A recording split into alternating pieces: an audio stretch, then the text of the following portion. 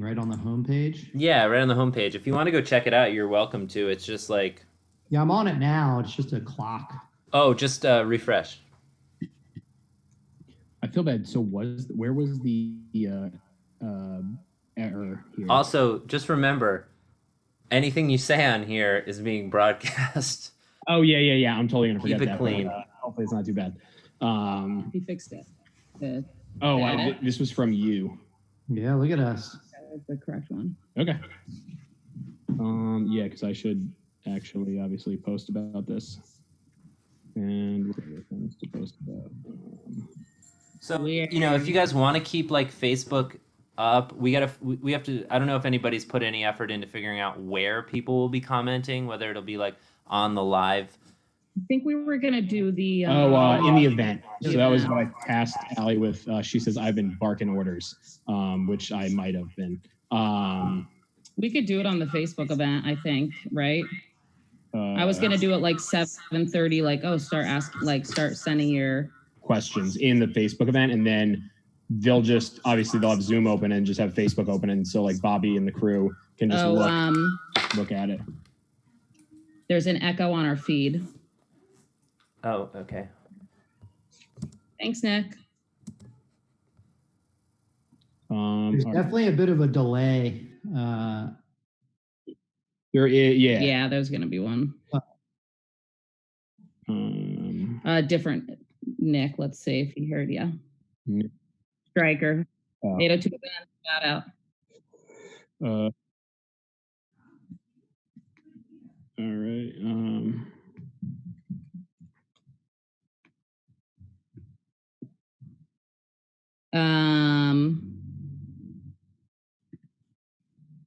My mom says I see you but can't hear you.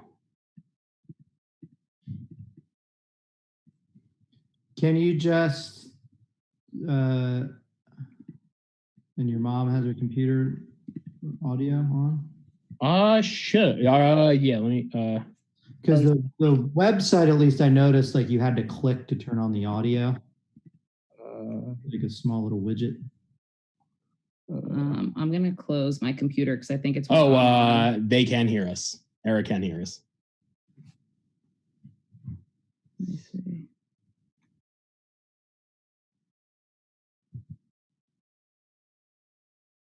I think it's when me and Brian are talking, so I'm gonna shut my computer. Oh, nice. So maybe that will help. Oh yeah, those are Pro DJ headphones. Those are no amateur DJ headphones here. Sweet, my mom can also hear us. Let me check.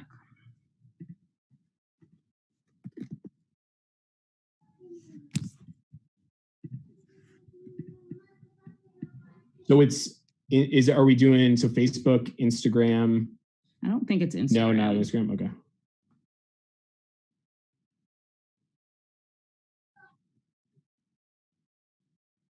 Thanks, Seth. Where'd you read that?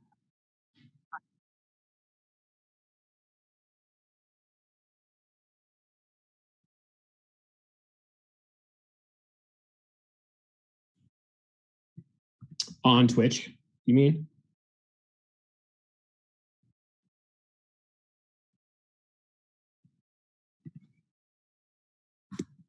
How do you get to the live?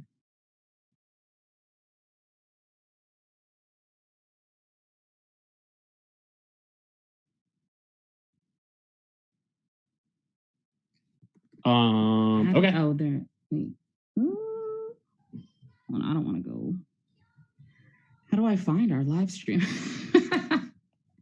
Oh, Patty. Okay. Live. Wait. Hold on, Patty. Talk for a sec. Keep talking for a sec. All right. Should know in a second. Yeah, you weren't able to be heard. But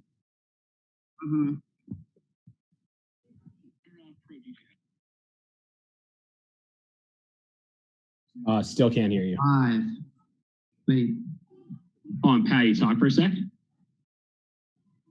Keep talking for a sec. All right. Good night.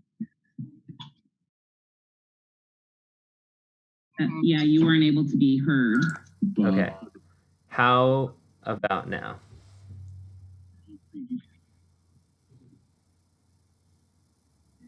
Still can't hear you. 5. Wait. Hold on, Patty, talk for a sec. Oh, it's weird. It's like on a loop. Keep talking for a sec. All right. Good night. Does one of you have it? You weren't able to be heard. Okay. How? So if of us, if you have a stream going, it should be muted. Okay. Yep. I'll do that. You have a million. Oh, yeah, I do have all the stream. Yep. I will pause that one. I will pause that one. Yeah. I had all three, or now they're all paused. All right. That's sweet. That's all right. We've got like the 2007 World Series streaming. Oh, got it. Gotta get your sports in somehow. All right. Bear with me just one sec, guys. Okay. All right, sweet. That was a good call because I would have not thought of turning off all of that stuff on my computer.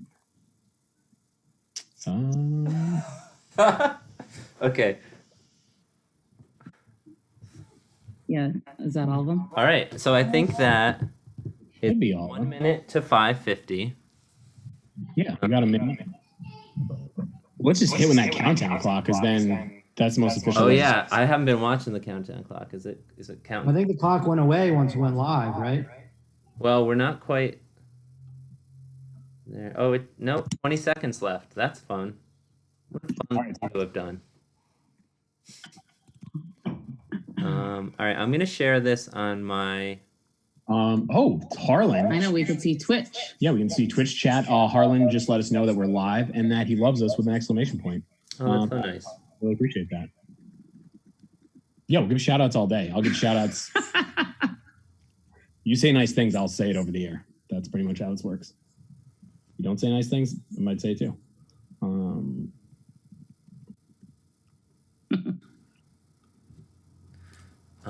Sorry, just give me 1 second, guys, and then we'll get running. That says old people in technology. True. We are. We're millennials. Yeah, so I guess we kind of know this. We're not like TikTok users, but which who knows after this Yet. might be. Right. Yeah, exactly. Yet. I almost registered a Disco Phantom and Waking Windows TikTok account. Okay, everybody. It's 5:50. This is Waking Windows. We do it. All right. I love it. It's live. Sean says he can hear us. Great. Love it. Old people technology. Love it. All these comments are great. Let's jump off. Let's tell us what we're doing here. All right. So hello, everybody. Welcome to the opening ceremonies. And welcome. Thanks for joining us this weekend. It's been really nice today, seeing a lot of the flashbacks people have been tagging, and obviously it's super weird that this isn't happening. Can't believe I'm not running around the Rotary right now, or Matt is putting bike rack everywhere. But obviously it would have been super weird to not do anything this weekend, and obviously this last month has been super crazy. And then a couple weeks ago, we kind of decided that we should do something. And then we all kind of brainstormed and figure out what that would be, especially being the 10 year. And obviously if this weekend kind of just came and went, would have felt pretty strange, especially being the 10 year. And obviously we work on this all year for this weekend just to pass. So we obviously decided to do kind of a digital music fest, which obviously we've never done before. So appreciate everyone tuning in, and kind of, there's definitely going to be some stuff that goes wrong, and it'll still be hopefully an enjoyable time. We are going to first start out with the two folks who obviously are, as I'm wearing the captain's hat, I would say they're the captains of the ship, with Nick and Patty. If they could just, reflecting back on a decade is kind of how this all started. And yeah, just to lead us to now. Yeah, sorry, I was doing Instagram. We just watched last night some of Peter Negroponte's dad's documentaries of the other Music Fest, which took place 11 years ago. And that was sort of the impetus of the festival. We thought it was very cool. Our very cool friend Eric started his own festival a few years before us in Peterborough, New Hampshire, called A Thing in the Spring. And Nick and I were like, well, why? Let's just do something here. Nick, are you muted by chance? Nope, you're there. Sorry. Cool. Yeah, so that was why it started. First, I was working at the Monkey. Nick was living above the Monkey. Is that right, Nick? Pretty much, yeah. Above our house, the old sneakers, I guess, back in the day. And then we did 12 Days of Music. Same week as Jazz Fest, which was a mistake because nobody really came to the festival, our new festival. And then next year, I think the next year was when Matt and Brian came on, and Allie was sort of in the mix at that point. But it really wasn't until year 3 that we were kind of coalesced as a team. And then, yeah, from year 4 was the first year with the stage outside, right? Alex Bleeker and the Freaks. Yeah. Yeah, and then I got involved by accident, I think, because I had a show with The Blow confirmed. Oh, that's right. Oh yeah. That was year 3, right? Yeah. So Yep. yeah. Brian blew out the back window of his car trying to close a subwoofer into it. had to get this up from the church. Yeah, smash the Saturn, the back window. So yeah, and then every year since then we've had, we've had King Tuff was our first like big outdoor stage headliner. I think Speedy Ortiz was that year too. Yeah, year 5 was we kind of it got pretty legit, I'd say. Yeah. So yeah, that's it. We just really love Winooski. We wanted to, it's like we wanted to bring all of our friends together to hang out and have a party, and turned out to be a festival. So we're really bummed that this year we can't do it, but obviously we know that it's the better option for all of us to stay home. So we wanted to sort of bust our ass and try and get something together last minute. It's pretty standard Waking Window style, do everything last minute. But yeah, we're just happy to be able to bring you something. It's going to be a little bit funny. We've got some videos that our friends have made. We've got some trivia tonight. So trivia is pretty straightforward, and it'll be about half an hour later. Then we have our friend Francesca Blanchard's she had a live stream already planned, so we're gonna have that restreamed here. And then we're gonna talk with our pals at Rough Francis, as though it's like a business. All the crew from Rough Francis is gonna come on. We're gonna listen through their new record that came out today. Buy it. Which rips. Yep. It is a really good record. But we're going to listen to it, and then we're going to talk to him about it. So, if you're watching right now and you want to comment, there's a bunch of different places that you can comment. But I think we're going to be running with the Facebook event, or the live stream on Facebook is kind of where we're going to be looking for questions and comments. And if stuff goes wrong or whatever, you can jump into the conversation there. Yeah, don't hesitate to be afraid to comment if something is not working, because if you tell us, that's ideal. Yeah, totally. In general, this is totally new to all of us. So we appreciate if you're spending your night with us, even if you're just checking in a little bit here and there. Yeah. What else? Anything else? Just with the decade, wanted to reflect on the crew's, just some standout moments. Just gonna go around the horn. I was just gonna go first. Speaking of U5, was when I was at the main stage hanging out with Allie and my buddy Max, and King Tuff was playing Some Medallion, one of my favorite songs.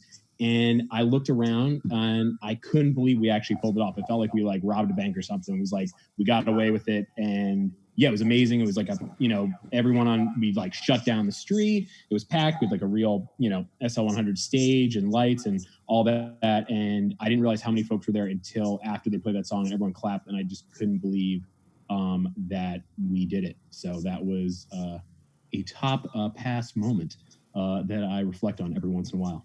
when things aren't going so well for the fest. I'm like, oh my God, we did this. So that's mine. Nick, would you like to share? One main memory that really pops out over the years is kind of jumping up, not on the main stage, but behind the main stage, and just looking while Rough Francis were playing. Maybe the first year they played the main stage, which is like our large 1,000 cap spot.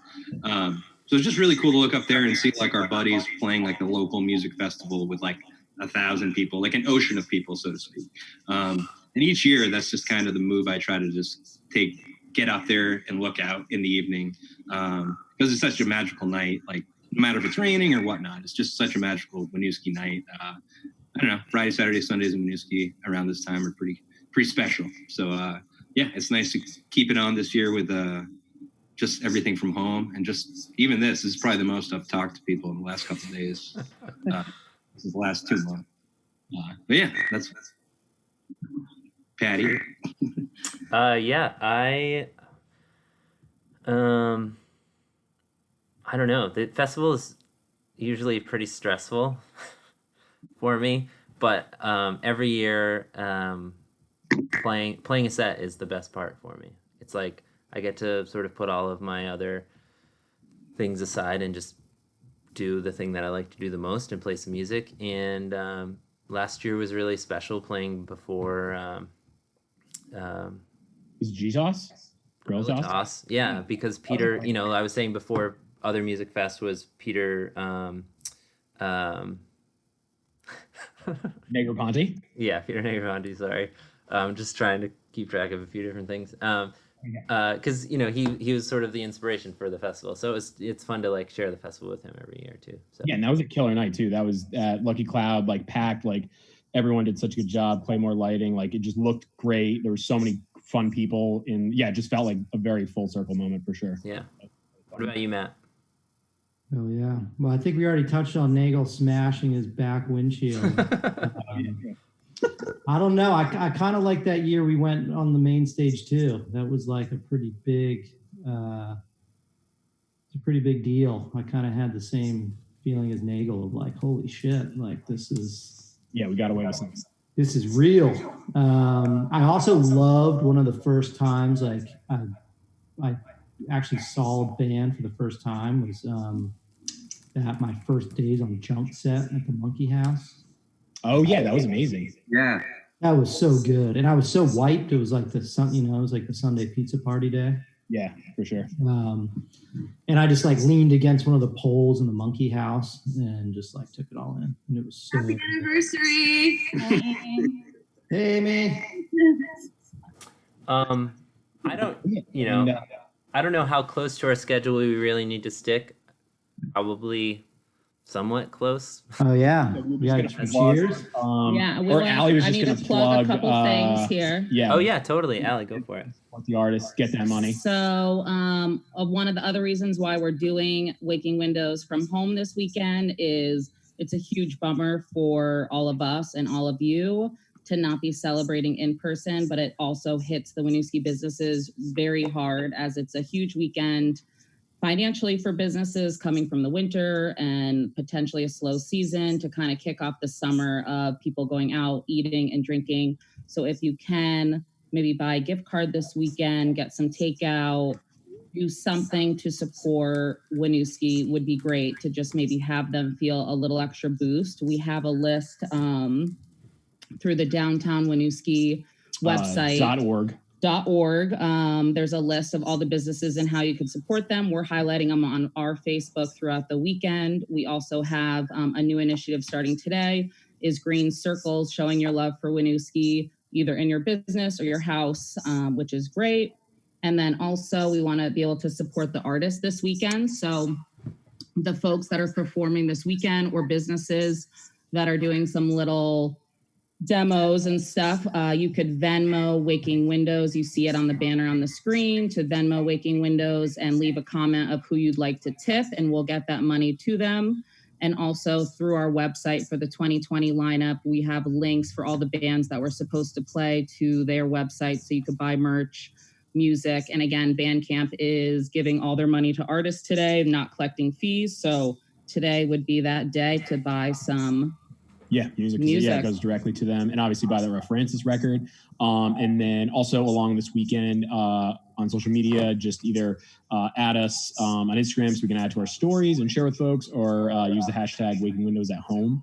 And yeah, we're just psyched. Everyone's tuned in. Stay safe and stay healthy. Yeah, and keep sharing your pictures. It's so fun and sad to look at, but it's so fun to see everyone. It's a happy cry. It's a happy cry. It's a happy cry. To see everyone's past moments is really exciting and makes us feel warm and fuzzy. Yeah, because it just isn't passing. It's it's happening. And then shout out to Milagro and Otter Creek and our sponsors and everyone who helps us honestly make this happen. It's amazing. And honestly, just hats off. Glad I'm wearing a hat. To Patty, who's our tech wizard and guru, honestly, that pulled this all together. So yeah, if you're wondering, Patty was going to talk about it later, but how to make this work. It's obviously the first time we're doing this. So we're going through everything, but Patty is the Y2K wizard that made this happen. So if anything goes wrong, definitely text or blame him. No, I'm just kidding. Y2K wizard. He is our Y2K wizard. But yeah, let's get the festivities a rolling. Yeah, and up first at a little after 6 is tips to make your virtual Waking Windows Fest feel like an actual outdoor festival. It's going to be a bit of comedy, and it's was brought to us by Brian Parmalee, dear friend of the fest, and Jenna Pacito, also dear friend of the fest. So yeah, here we go. It's officially starting. Cheers. Wash those hands, wear a mask, stay safe. And I have a question. We can cheer. I don't have to drink. I forgot to go on. Should we come back in between videos? I wanted to, we do have the nice note from the mayor that I was going to play before everything. Oh yeah, maybe. Oh yeah, I'm here. Just a minute long. Why don't I play that, and then we'll come back and we'll introduce Brian, or yeah, let's do that. Okay, great. All right, sounds good. All right, here it comes, everybody. Hi, I'm Christine Law, Mayor of the City of Winooski, and I'm happy to be a part of Waking Windows at Home. For 10 years, Waking Windows has been a cornerstone of Winooski's thriving downtown, kicking off the spring and summer. So it was especially disappointing not to be able to host the event this year. But I'm very excited at the move to an at-home event in lieu of the festival, so we can still celebrate this weekend. Thank you to the organizers and all of the artists for getting creative and finding a way to keep us connected during this time of physical distance. Watching members of our community find ways to continue to support each other reminds me that we are a resilient city of opportunity, and we can come together even when we can't do it in person. So I hope you're all healthy and well at home and about to enjoy some high quality music. And I look forward to Waking Windows in Winooski next year. Cheers.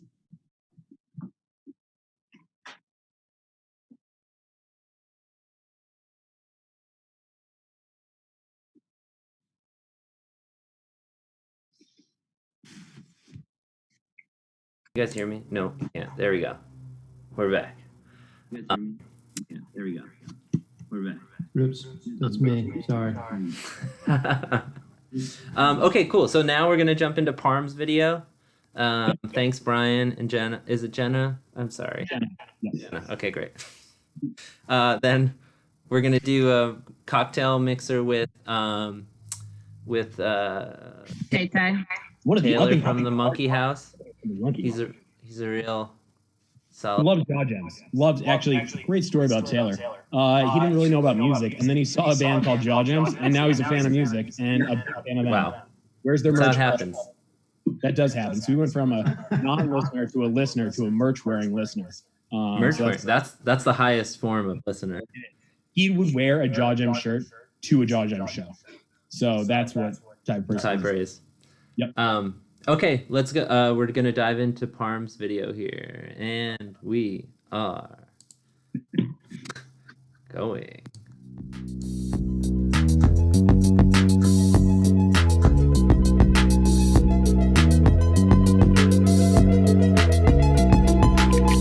For some of us, Waking Windows at Home is the first time we're experiencing a music festival through a screen. Well, other people have been preparing for that their whole lives. No matter where you land on that spectrum, here are a few practical steps you can take to make your Waking Windows at Home feel more like the real thing. carve out a circle in your house to recreate the experience of walking around the Rotary. Oh, you guys, happy Waking Windows. What's up, Waking Windows? Yeah. And keep an eye out for volunteers that are there to help you cross busy intersections. Whoop! Can you wait right there? There we go. Pro tip, mix maple syrup and water in a bucket and use that to mop your floors before you get started. That way you get that sticky bar floor experience that you're dreaming of. Gather some string, a hanger, and a flannel to recreate the effect of a tall person standing right in front of you.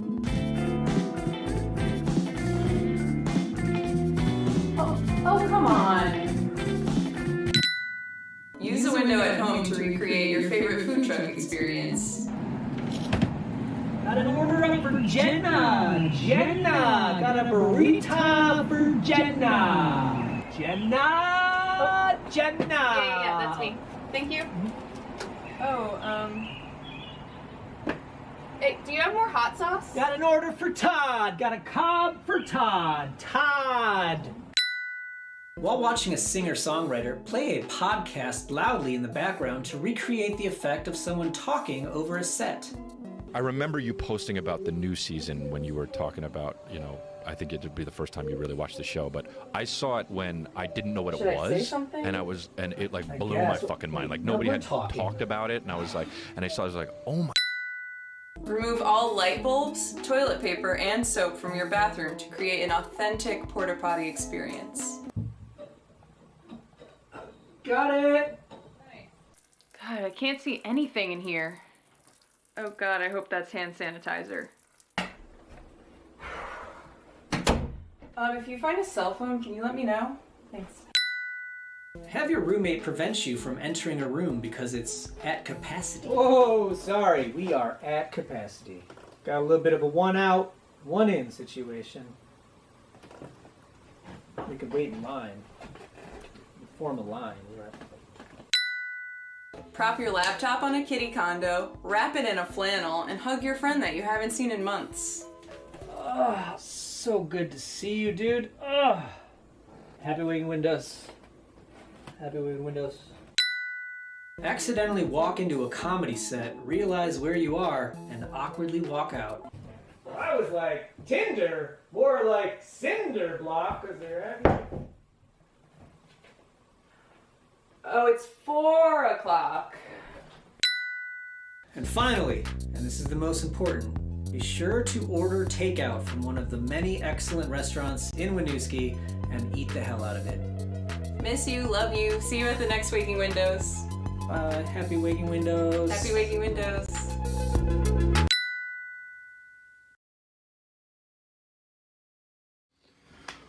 What up, y'all? Taylor from the Monkey House. Here, hanging out on my couch, hanging out at home, hanging out with my dog. As you can see, I haven't left the house in a while. I got this fucking terrible girl beard on going, and but making drinks time. Right around now should be us celebrating and thinking about Waking Windows. Since that's not going on, I'm here to make a few Milagro drinks for you guys. I'm gonna make one stirred, one shaken. I haven't named these. If you guys maybe want to pitch in and help me name these, maybe some quarantine names of some sort, we'll figure that out. First thing, I'm going to build a little bit of this stirred cocktail, since that one can hang out on the ice for a while. I'm going to do 2 parts Milagro, so I'm going to do 2 ounces of this. This is going to be like your kind of tequila Manhattan thing going on. A couple cool things here for y'all. 2 ounces of your Milagro. I kind of soaked this clear vermouth, a sweet vermouth, and coffee beans, coffee grounds, and I let this hang out for about 2 or 3 days. I recommend maybe a little longer, but it's still pretty good. I'm going to do a ½ ounce of this. Like I said, you can get coffee beans and just put a little vermouth in there. Just clear it out after when you're done. It's going to add a little sweetness, a little coffee flavor. I'm also going to use one of my favorites is Averna. It's a Sicilian Amaro. You can find this at your local store if you're into it. ½ ounce of that.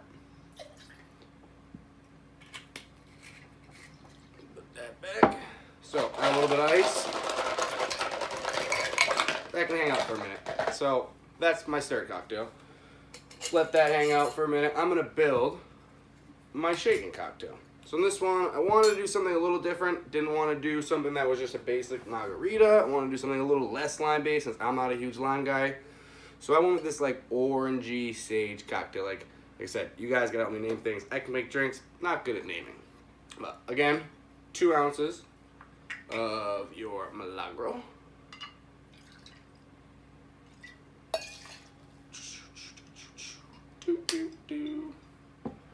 I'm gonna do 2 dashes, 2 or 3, depending on how spicy you want to be, 2 dashes of Tabasco.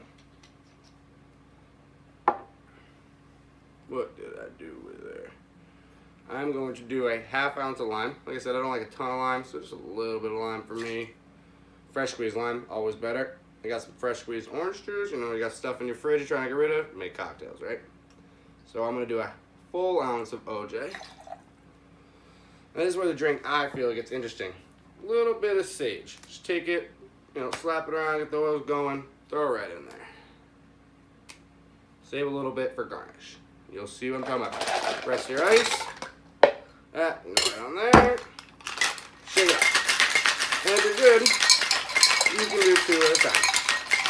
Right now, don't have the greatest spoon, but you know, it'll work. I like to shake this up a lot. Get the oils out of the sage, a lot of flavor in there.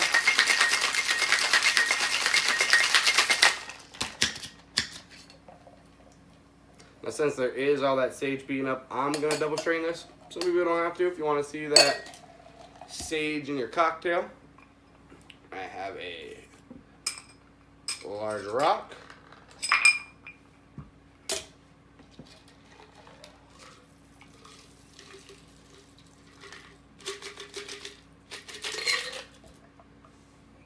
Back. And I'm cleaning because it's a different cocktail. Sandy water, you know, you gotta be safe right now. Quarantine time. Keep your tools clean. And almost like my Manhattan smoky cocktail.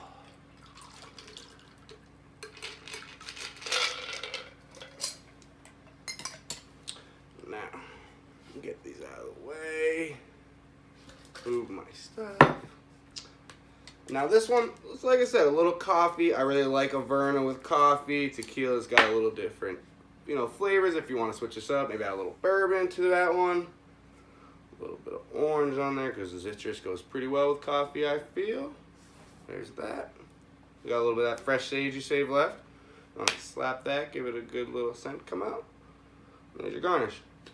Like I said, guys, if you want to help me name these cocktails, it'd be sweet. You know, Waking Windows next year are gonna come back big. You got Milagro, so don't forget to keep making yourself cocktails. And if you guys want other drinks, let me know. And also, I want to thank the people out there that are on the front lines fighting this virus. You know, and thanking people that are staying in and making sure we can get back to work. Like most of y'all, I want to get back to work. So, cheers, guys. By the way, 2 cocktails. Beautiful.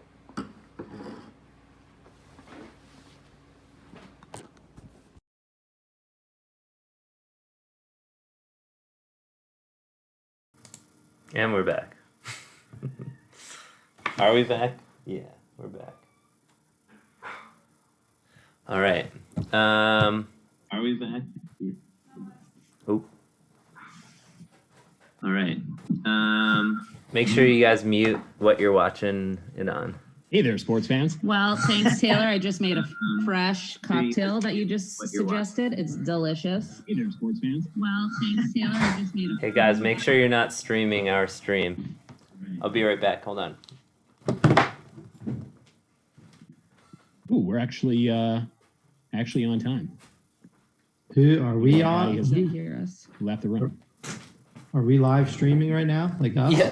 Yes, we're live streaming us right now. Okay. Thank you to folks that are just letting us know. I don't know if anyone can hear us. We can't hear anything, Patty. Can't hear anything?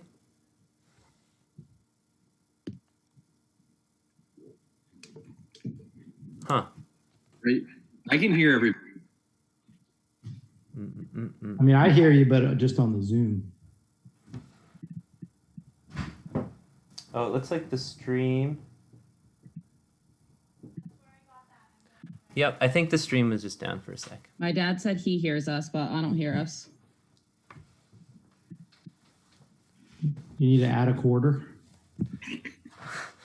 Well, that was very nice of both of those groups to send us videos. What we're gonna do now is we're gonna. All right, people do hear us, even though we cannot hear Allie, ourselves. Can you? While this is going on, so we don't have awkward silence. Up next, it is Catch the Mania with Shayna Skypack. It's going to be trivia for 30 to 35 minutes. And it's just a bunch of, I'd say it's a miscellaneous trivia. You can play at home. How do you play at home, Allie? You just grab a pen and a pencil before you start. And you just play trivia and maybe go on a Zoom or a FaceTime with some friends so you can pretend you're playing with them together and having a cocktail, or play by yourself, which is also super cool. Yeah. And there is some music questions sprinkled in, some, oh, I know why it isn't. Oh, because I had my keyboard muted. That would make complete sense. If you mute your computer, you can't hear yourself. That's what. Oh God! That's why I'm not our Y2K. That's why the Y2K wizard is Patty. Is Patty. That's great. Really, really good stuff. Okay, cool. I think, Bri, you did exactly what I was hoping that you would do. So actually what I'm going to do, I'm going to switch over to trivia right now. And they built in like 3 minutes of wait time ahead of it. So you, hey, Jenny. Hey, guys. if you if you want, I got distracted by that. So I'm gonna get it started, but we're gonna still chat until their countdown ends, and from there. Great. Just a heads up, I'm sitting next to our test freezer, so I'm gonna mute myself real quick.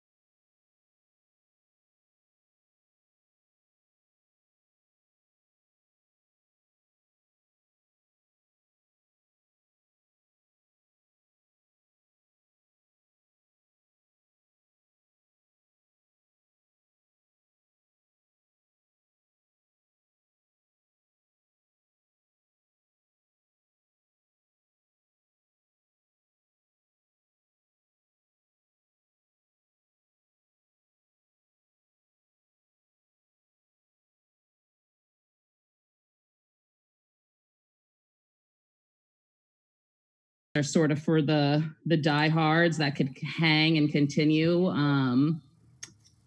or people that have worked all weekend and only can hang out on Sunday. So it ends up being super fun, and it is always my favorite time. And we usually end with maybe dancing on the bar at the Monkey, or that is having fun. a party after at our house. It's just a great time. Or we go to sleep right away. And on Sunday? Sometimes. Not if bandstand over, and that's usually happening. But anyways, I love Sundays. Sundays are the best. It is. And just seeing so many faces is really fun because you don't see them all winter, and it's sad, but yeah. Yacht was also really fun on the main stage because they're one of my personal favorite bands. Yeah. So that was awesome. Until they got cut off. They did, Yeah, that was and our the Winnie first. City Police are gems and wrote an apology and felt super bad about it. So that made it really kind of cool. It did. Oh, one thing wanted to plug real quick. So every year, obviously at the festival, we have a bunch of showcases. And last year was our first proper film showcase that we worked with VTIF on. And we're really psyched. I believe it's us, Foam Brewers, and then Speaking Volumes and Autumn Records. We are presenting. It's all weekend. You just go to vtif.org. And they are screening through their virtual cinema Other Music. Other Music was an amazing record store that closed down, I believe, 2 years ago. And it was in New York City, and a ton of bands that we love, like Animal Collective, Interpol, Yeah Yeah Yeahs, Neutral Milk Hotel, Sharon Van Etten, Yo La 5 Tengo. seconds. 5 seconds. Bunch of those bands got their start there. So And their hey to music Charlie there. Aldrin James if you're listening. You should check it out. Trivia starts very soon, or maybe right now. But that movie's gonna be on Starting the right now. Sorry. Now, All right. gotta go. Trivia, and I am honored to be your host for this evening's 30 and 30. Can't see my fingers. 30 and 30.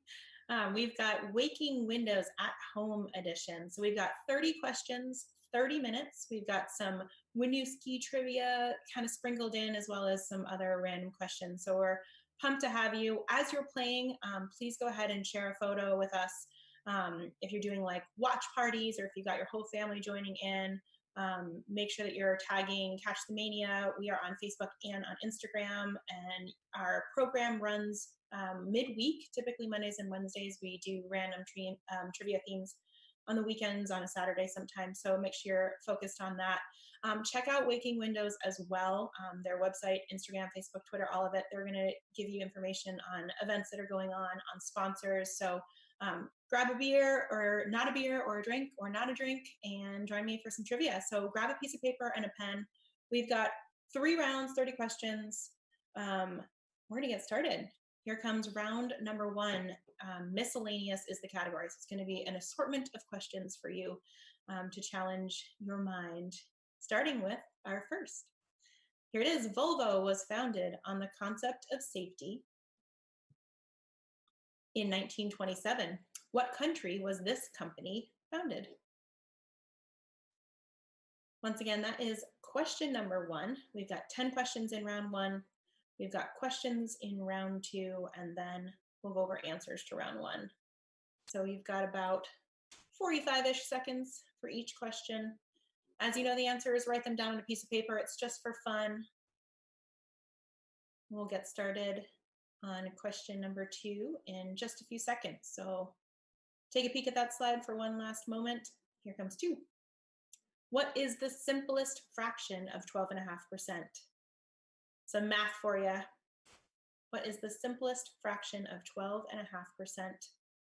That is round 1, question number 2 in our Waking Windows at Home edition of 30 and 30.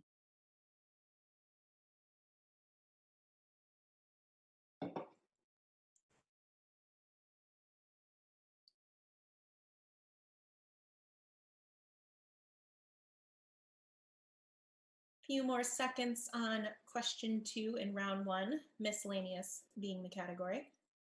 Here's question number 3. What year did Winooski town officials seriously consider building the Winooski Dome? Was it 1969, 1979, 1989, or 1999? What year did the Winooski town officials seriously consider building the Winooski Dome? 69, 79, 89, or 99? Write your answer down on that piece of paper.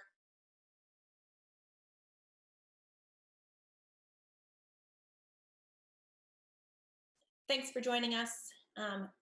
If you are a fan of Waking Windows, perhaps you've attended karaoke and maybe you recognize my face. I was the host a few years running, and I'm sad I'm not there, but we'll celebrate next year.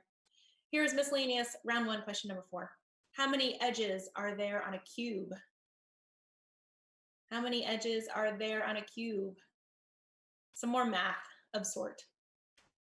Geometry? That's question 4.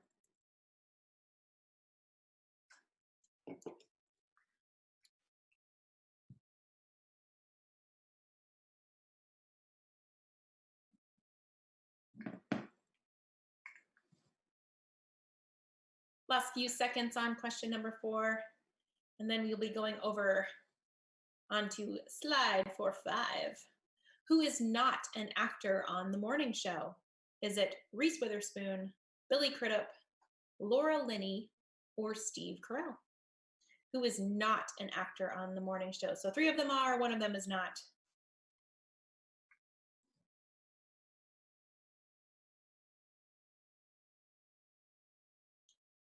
Thank you for joining us. If you've just joined us, grab a piece of paper and a pen, write down your answers to these questions.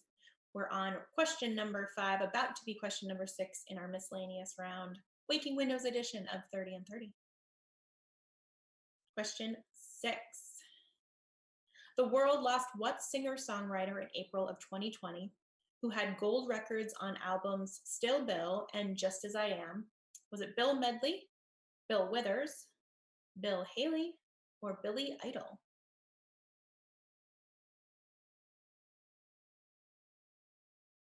That is question number 6. A little more than halfway through round 1.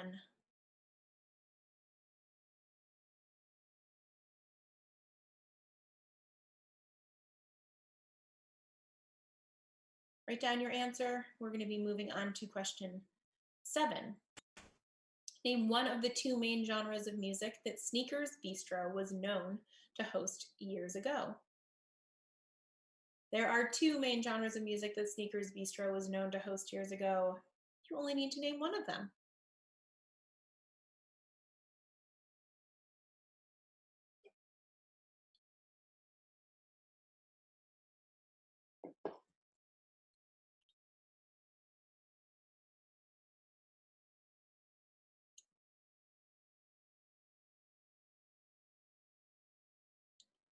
All right, last few seconds on that slide. Moving on to question 8 in round number 1.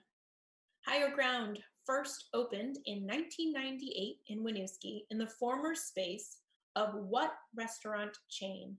Was it McDonald's, Applebee's, Denny's, or the Ground Round? Which former space? What restaurant? McDonald's, Applebee's, Denny's, or the Ground Round? Just a few more questions left in round 1, and then we'll get started with questions for round 2. But don't worry, we will go over answers shortly. Moving on to our 9th question in round 1. Described as, quote, one of the most divisive books in children's literature, end quote, what 1964 children's books controversy stems from whether the relationship between the main characters is positive or negative? Your options are Alice's Adventures in Wonderland, The Giving Tree, Charlotte's Web, or The Adventures of Huckleberry Finn.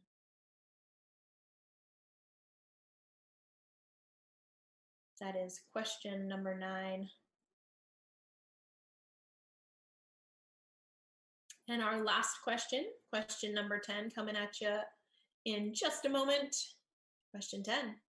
What color is the first capitalized letter G in the standard Google logo? What color is the G in the standard Google logo? And no Googling. That would be full-on cheating in every aspect of it. It's just for fun anyway, so thanks for playing. Don't forget, check out Waking Windows. Their website's going to share information. Check out what restaurants are doing specials. Lots of cool kind of takeout specials and food specials. So support local Winooski goods. And that is going to do it for round number 1. That is the end of round number 1. So you don't really submit your answers, but we're going to be going over answers to round number 2. To round number 1 in just a moment. So keep that piece of paper or a fresh one in front of you. Grab another pen or pencil, or use the same one, that works too. But we've got round number 2, music. That's the category. This one is slightly less assorted, not miscellaneous, but music focused. And here's question number 1. Who composed the music for the musical Cats? Who composed the music for the musical Cats? That's question number 1 in our second round. So I'm with Catch the Mania. We are doing currently Mondays and Wednesdays with a sporadic theme trivia on Saturdays. But it's all virtual. It's 30 minutes, 7 o'clock Eastern Standard Time. And it's super fun. It's just a nice way to spend 30 minutes with your family or with friends in a watch party. And check the schedule on Catch the Mania's Facebook. Like us on Facebook so you can follow the schedule as it changes if it does. Couple more seconds on that first question. And we'll move on to question number 2 in round number 2, our music round. Slow Hand is one of the nicknames of what rock musician? Slow Hand.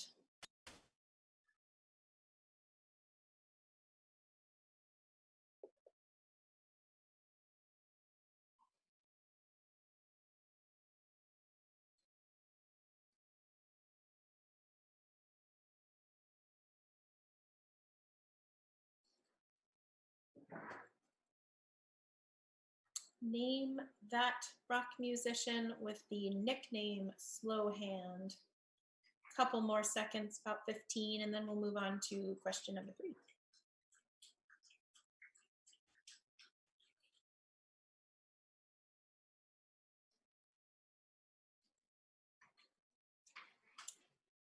And here comes question number 3 in our music round. What year did Waking Windows launch in Winooski?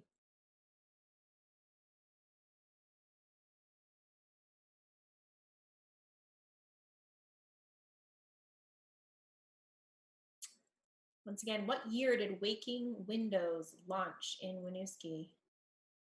How many of you can say you've attended all of them? I almost just said the number, which would have given it away.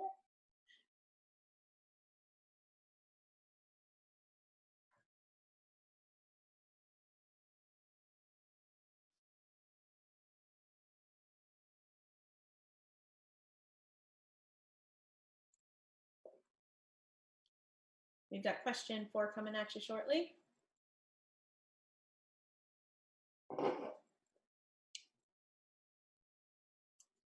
Music round 30 and 30, question number 4. Who wasn't part of the plane crash on February 3rd of 1959, the day the music died? Buddy Holly, Jerry Lee Lewis, J.P. Richardson, also known as the Big Bopper, or Richie Valens? Who wasn't part of the plane crash? So all but one were. You need to isolate the one that wasn't and write that down on your answer sheet.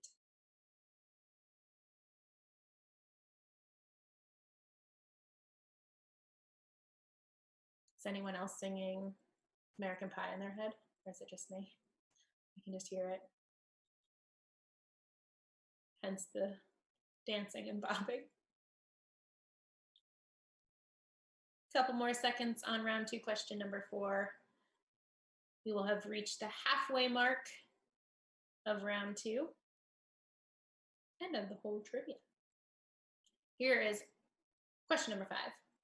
Who launched a YouTube channel in 2020 dedicated to Some Good News and hosted a virtual prom as the DJ with guests Billie Eilish, Chance the Rapper, The Office co-star Rainn Wilson, and the Jonas Brothers?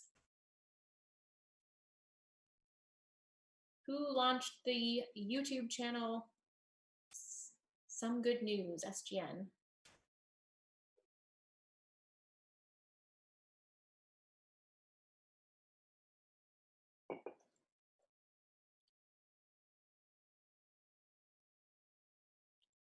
That's question number 5.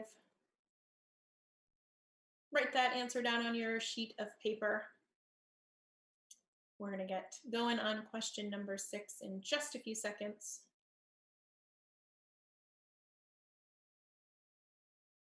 And here we go. Question number 6, round 2, music, the category. What Baltimore-based band played the first Waking Windows and were also slotted to play at the 2020 Waking Windows? Baltimore-based band played at the first Waking Windows and slotted to play at the 2020 Waking Windows. Write that down for answer number 6 in round number 2.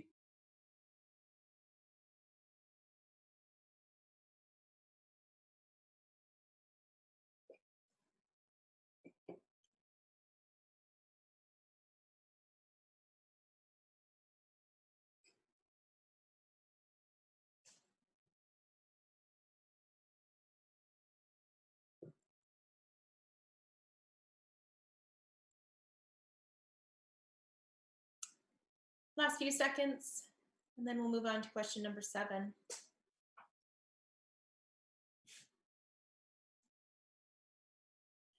Here it is, 7. In 2008, the Pulitzer Prize jury awarded what performer a special citation for what they called his profound impact on popular music and American culture, marked by lyrical composition of extraordinary poetic power.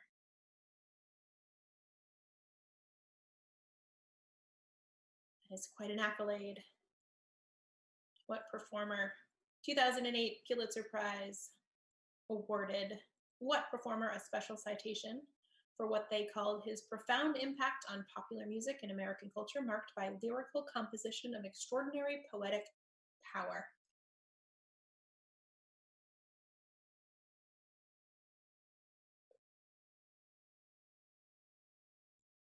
Just a few more seconds on that question, and then we've got question number 8. Here it comes. Question 8, round 2, music, the category. Tommy Lee was the drummer for what 1980s hair metal band?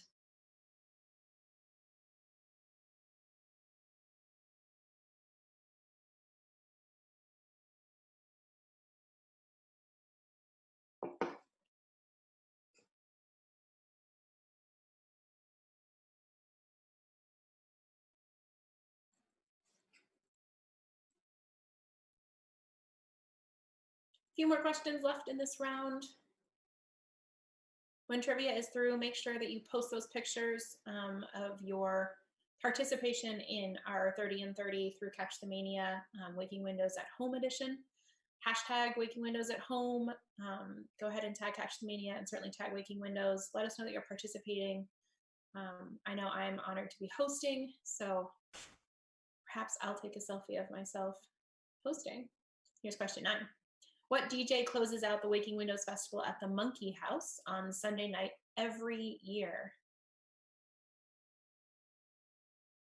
What DJ closes out the Waking Windows Festival at the Monkey House on Sunday night every year?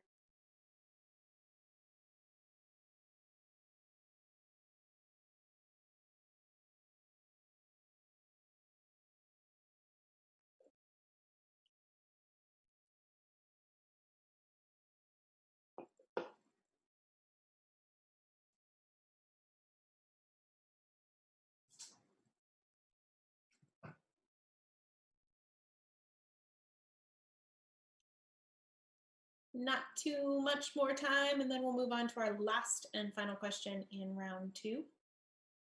That'll be question number 10. Here it comes. Question number 10 in round 2. Finish the last 2 missing words in these Hot Chip lyrics. I know it's nothing more than flutes, but something in my heart is loose. There's never been a blank blank. Finish those lyrics. I know it's nothing more than flutes, but something in my heart is loose. There's never been a blank blank.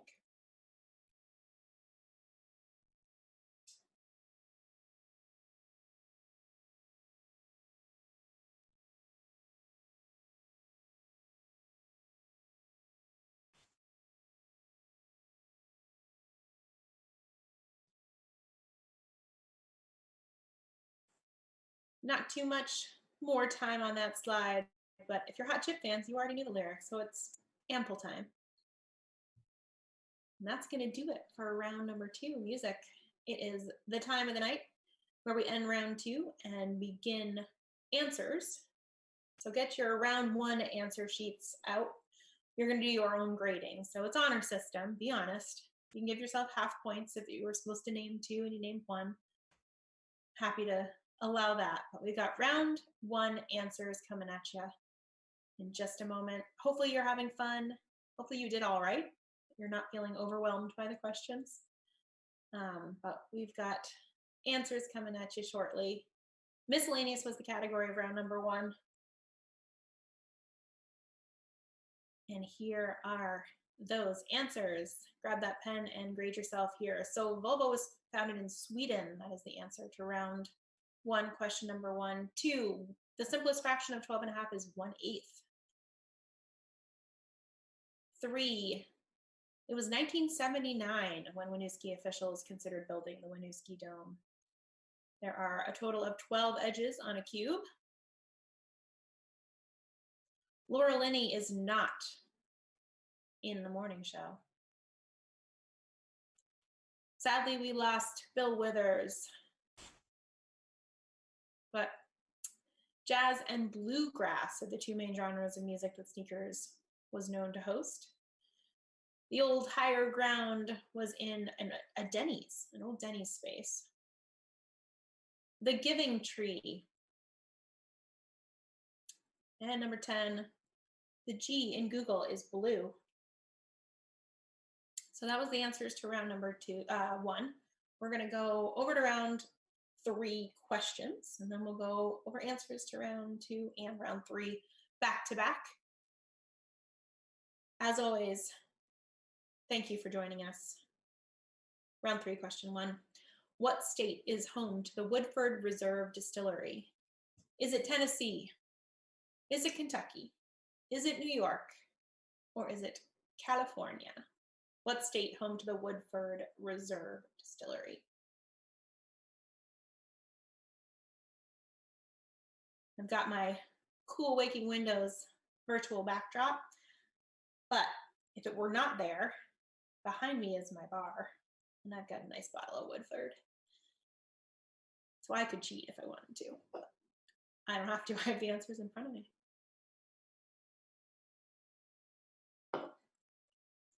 Here's 2. What country did Red Stripe start brewing beer? What country?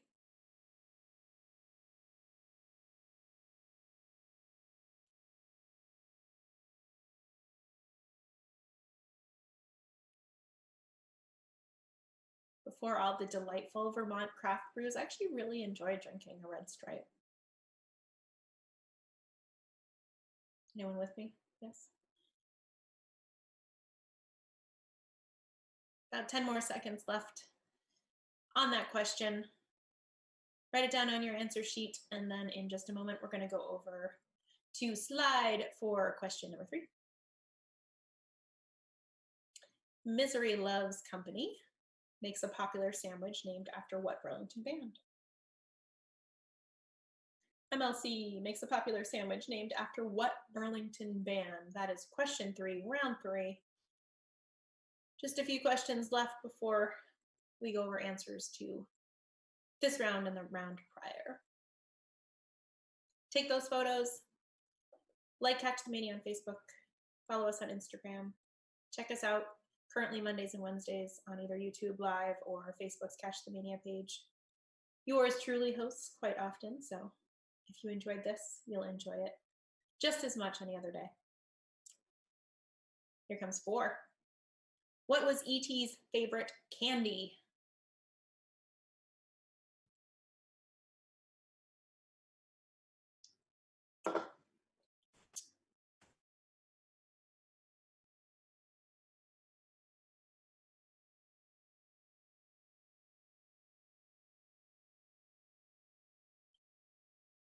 That is round 3, question 4.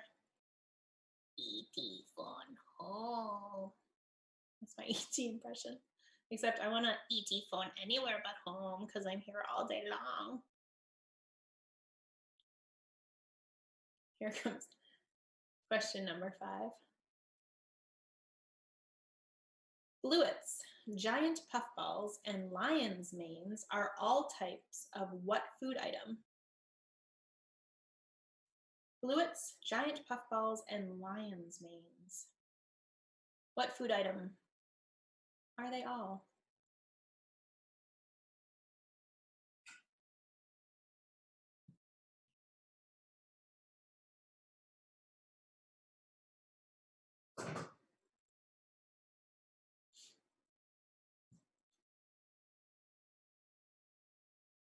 Few more seconds.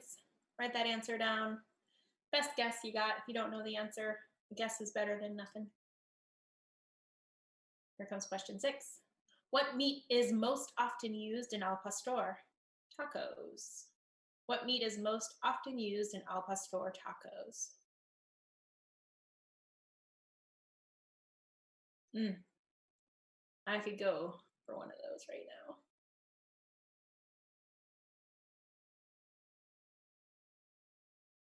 Speaking of food, I mentioned it earlier, but make sure you're going on to Waking Windows website. They are going to be shouting out all the restaurants and their cool specials during this time frame for to go and curbside and all of that goodness. So if you've got a hankering for something local in Winooski, perhaps you can get that craving fixed. All right, here's round 3, question 7. What common nickname has been given to the city of Winooski?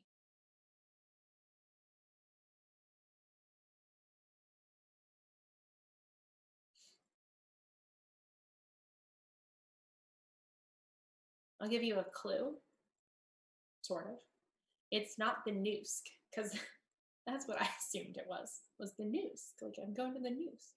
But something else. So I've eliminated one option for you. You're welcome. Feeling generous.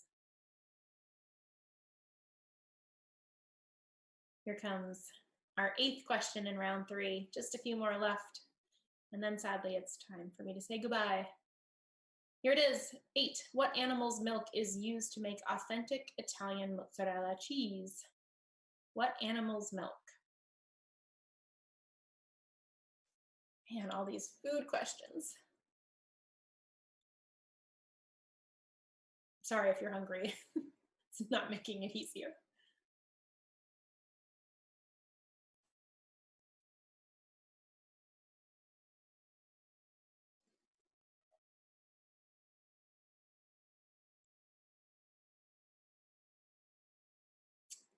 It's always the saddest sip, the last one. Here comes question number 9 in our food and drink category. After you swirl wine, look for the rivulets that slide down the inside of the glass. They're called tears, or what other word, which usually means the wine is full-bodied. It's question number 9. After you swirl the wine, look for the rivulets that slide down the inside of the glass. They're called tears, or what other word, which usually means the wine is full-bodied. Second to last question. Thank you for joining us. If you enjoyed this program, 30 minutes, 30 questions, 30 in 30, make sure you're following Catch the Mania. I'm one of their hosts, and I hope that you will join me again and all the other hosts. Find a night that works for you, midweek, Monday, Wednesday, sometimes Saturday. What vitamin is most commonly added to milk because it is not found in milk naturally? That's question 10, round 3. The last question of the evening. We've got answers still. What vitamin is most commonly added to milk because it is not found in milk naturally?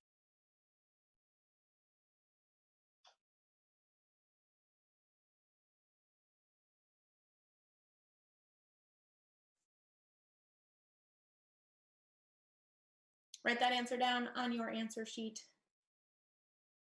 Grab answers to rounds 2 and 3, because we're going to go over those answers now. But that was the end of the round.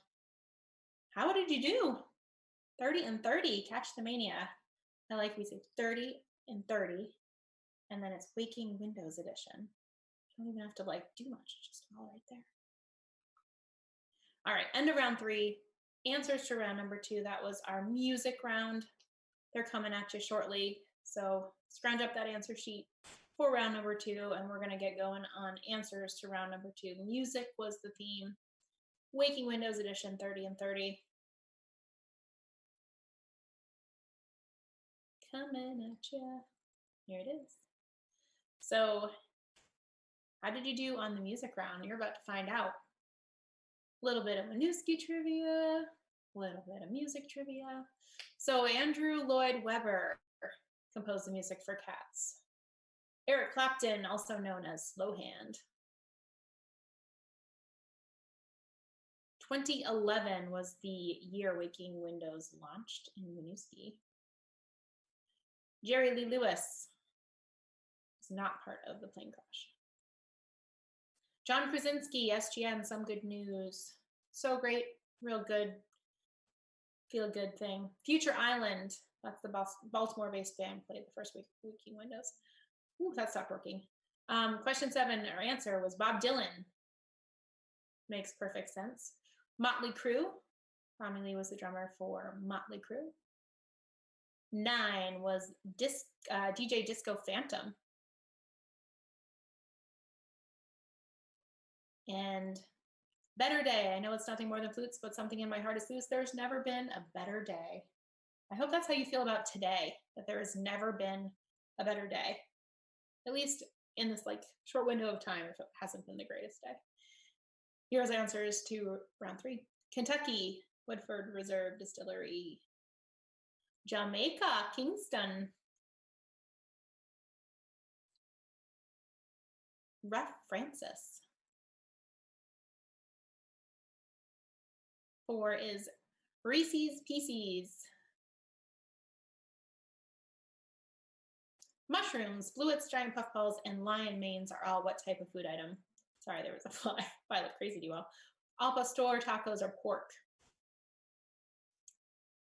7 is the Onion City, or the Noosk. I think that's the more common nickname. Water buffalo is the animal's milk used to make mozzarella. Legs. And finally, vitamin D. That was our programming. That was 30 and 30. How did y'all do? Are you psyched about your score, or so glad that no one else saw it and you get to just throw the piece of paper away? Either way, I am psyched you joined. Hashtag Waking Windows at Home. Photos, pictures, Cash the Mania 30 and 30 Waking Windows edition. Again, my name is Shayna. Thank you all so much for tuning in and for letting me be your host for this evening. Stay safe, wash your hands. Thank y'all.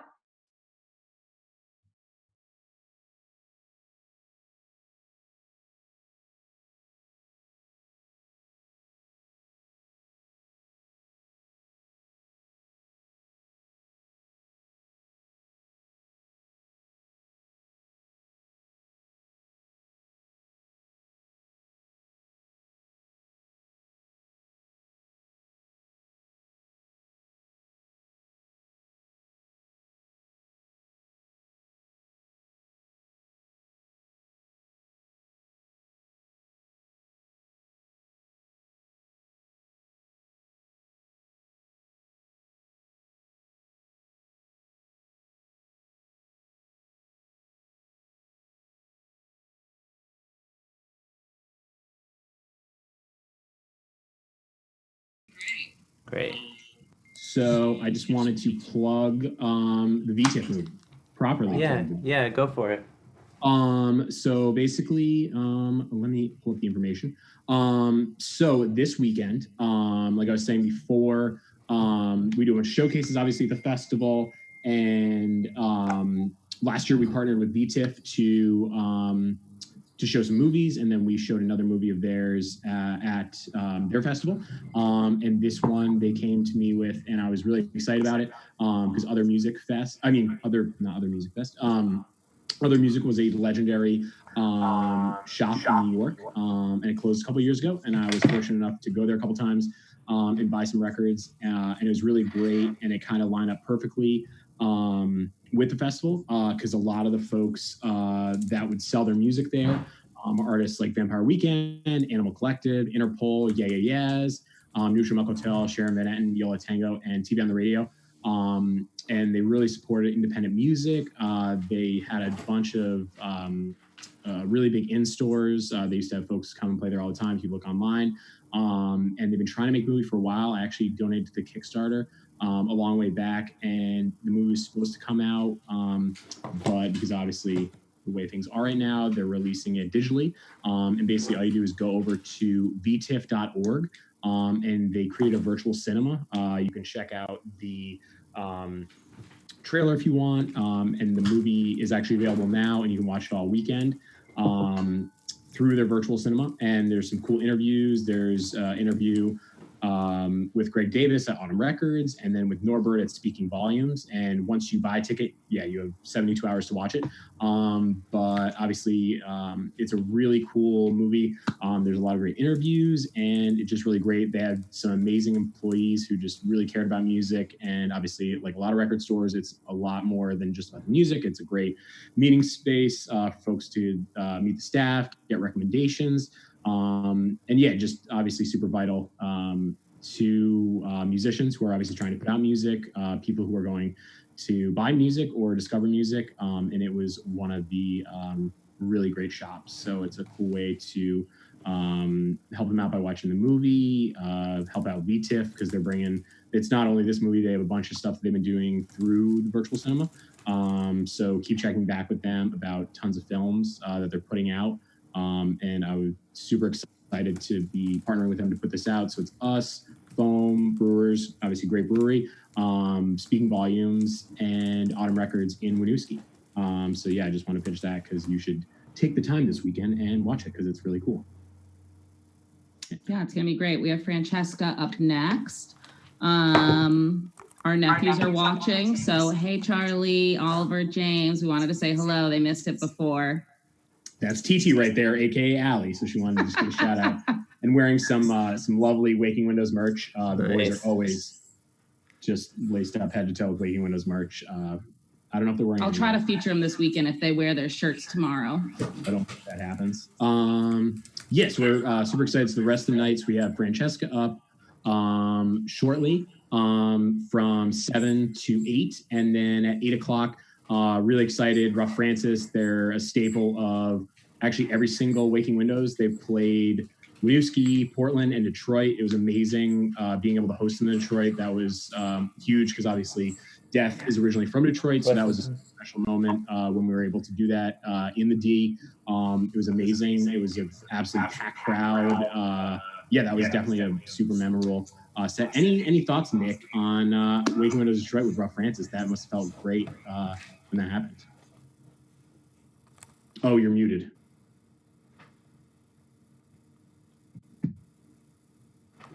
Yeah, they played with Lokat Connie, I think. Was that right, Brian? It was direct support. Yeah, it was fun. It was super fun to have those two bands.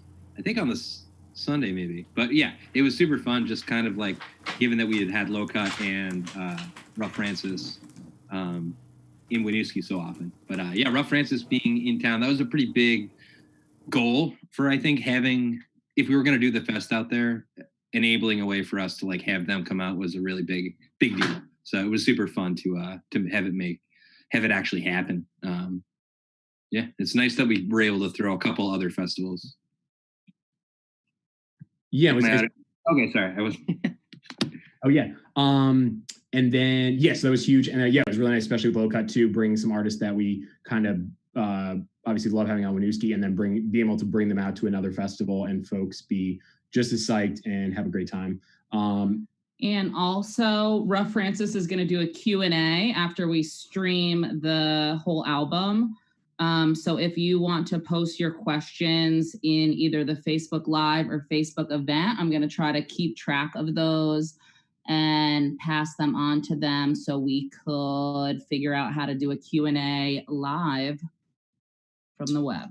Yeah, so as if you've ever had a burning question that you've always wanted to ask the crew, or as you're listening to the album and something strikes a note, I'm going to do so many cheesy puns this weekend, that you should, in the Facebook event, to question, and they are going to be joining us live on Zoom to answer all your questions, talk about the album, I don't know, maybe say some jokes, just be all around swell fellas, because they are the best and they've been part of the fest for a very long time, and obviously would have been playing this year. Then after that, from 9 to 10:30, live from Chicago, is Arguments and Grievances with Annie Russell, who's been a huge part of the festival. She curates all the comedy for the festival, and she's now living in Chicago, but she's helped us out with Waking Windows Portland, Waking Windows Winooski, and actually one of the headliners that was going to be on the festival this year. Shane Torres, he's actually been to the Vermont Comedy Club. He's going to be in it, and Carmen Lagala, who's also from Vermont originally, now in Brooklyn. So a bunch of good folks are on that. And then up next to close out the night is Bug In, Bug Out Essentials, part DJ set, part Absurdist Survival, set by one of the biggest members of our community is Lee Anderson from the Radio Bean, Duino Duende, Light Club Lamp Shop. Duino is open right now for takeout, even though it's not Winooski. You should definitely still support. They're a great spot that supports so many folks on so many different levels. I feel like I'm on a BPR pledge drive right now, but it feels pretty good at the same time. It's not the worst. But yeah. And we will announce the Saturday schedule. I'll post that actually on now, because we're going to kick off with Ian from Vivid Coffee on how to up your coffee game at home at 11 a.m. is when the festivities start tomorrow. So I'll post that shortly. Yep, which Allie has done recently. She's on cold brew, and never seen her so excited and so jacked up. Honestly, makes me nervous sometimes. She's at 2 cups a day. I wish she only did 1. But that's a whole nother conversation we can have. But yeah, so great night tonight. We got a ton of stuff tomorrow and then on Sunday. And also shout out to Ted Olson, who does all of our design work and made everything look good, like the schedules and pretty much everything else we do. And also Winooski resident. So just want to give Ted a quick shout out. And don't forget to @Waking Windows, hashtag Waking Windows at home, all that stuff. And thanks to everyone who's watching on Facebook, on Twitch, commenting, all this stuff. On the website. I don't even know all the places on the internet that are streaming. It's great. It's really nice. So we really appreciate it.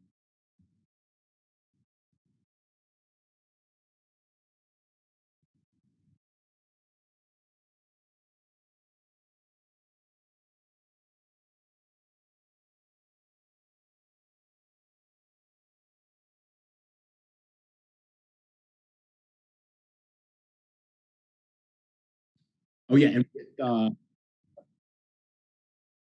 okay. Oh, and I just want to say these are the Bathtub Sessions. She's doing them every Friday to promote her new record that's coming out in June. That's great. She's already put a couple singles off that are all really good.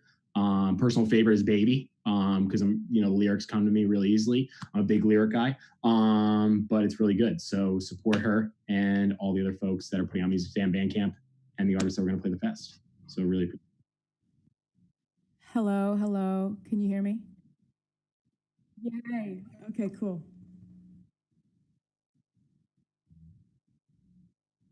Yep.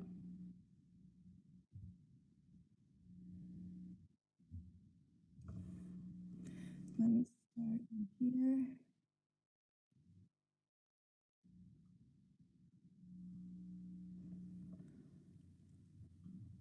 We're good to go.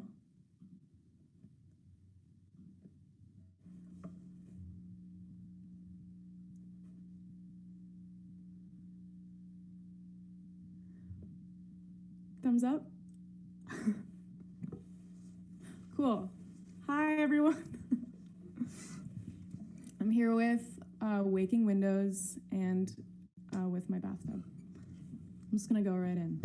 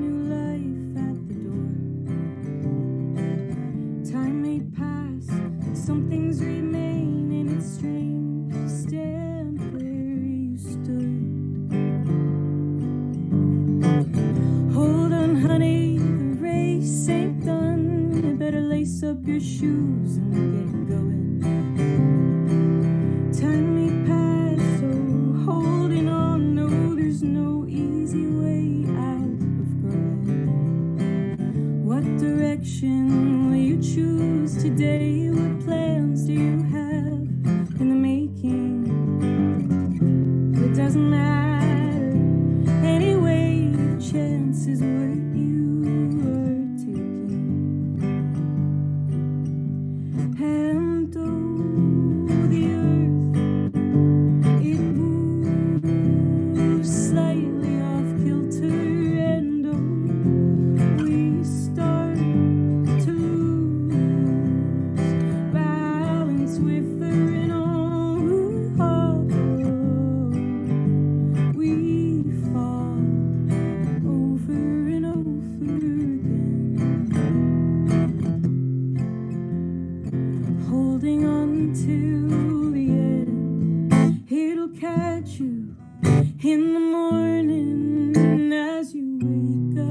to the sound of your head screaming, reminding you that overnight the world has kept turning.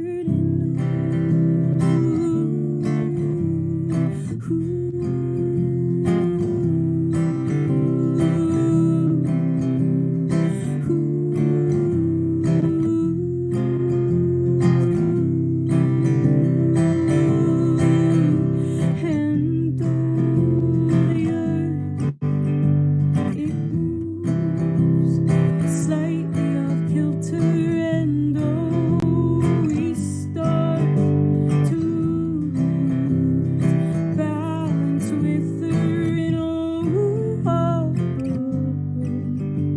we fall over and over again, oh, holding on till the end.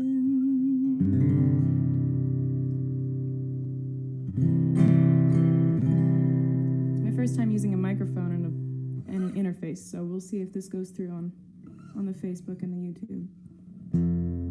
Hi, I put some flowers in my bath to celebrate May 1st and celebrate Waking Windows, which is my favorite weekend of spring.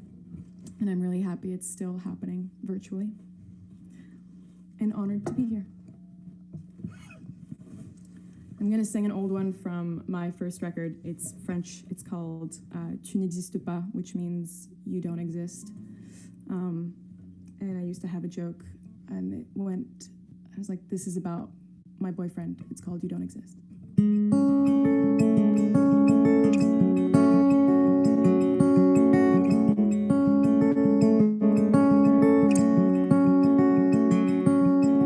Parmi le réveil et les petits matins,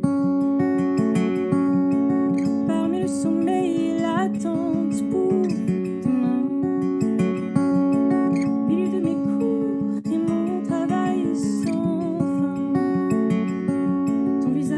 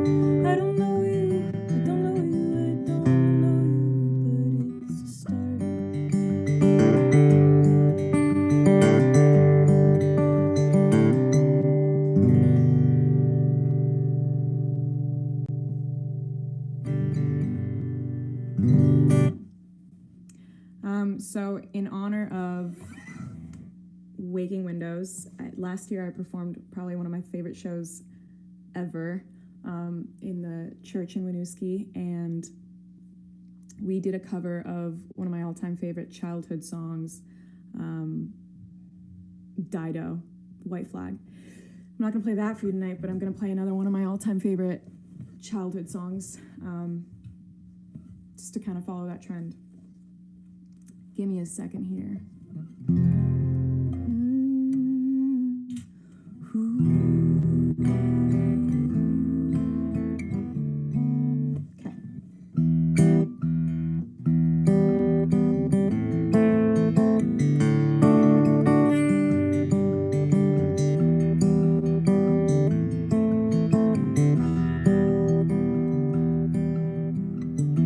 I heard he sang a good song. I heard he had a style. And so I came to see him and listen for a while.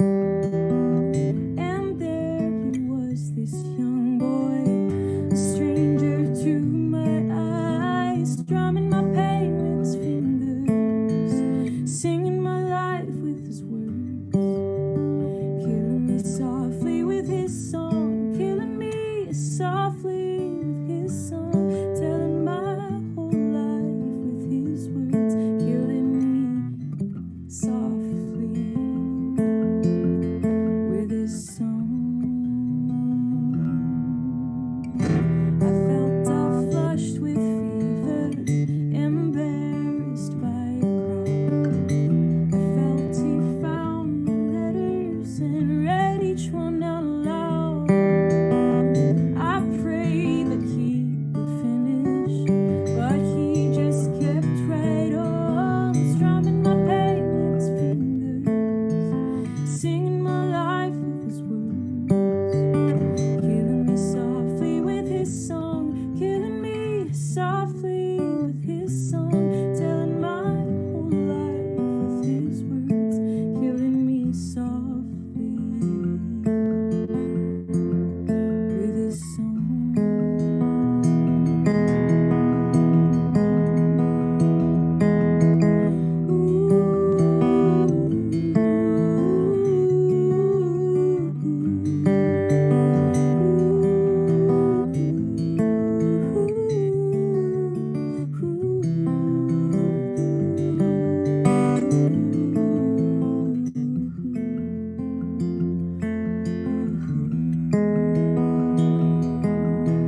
Strumming my pain with his fingers, oh, he was singing my life with his words, killing me softly with his song, killing me softly with his song, telling my whole life with his words, killing me softly with his song.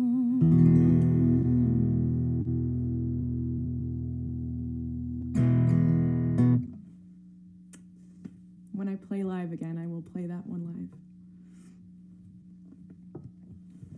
I'm going to do a couple more covers.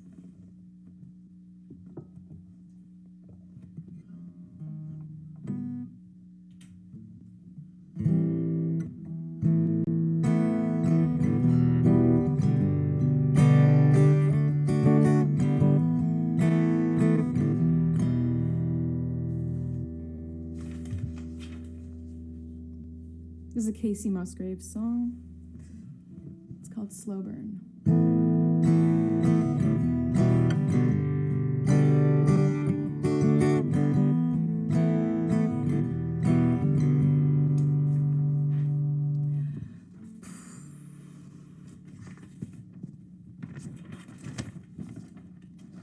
Okay, bathtubs are not places to keep lyrics.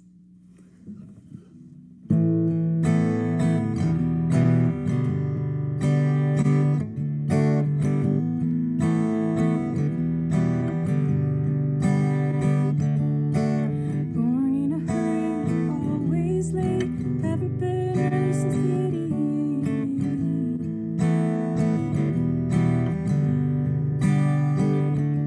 Texas, his heart, I can be cold, grandma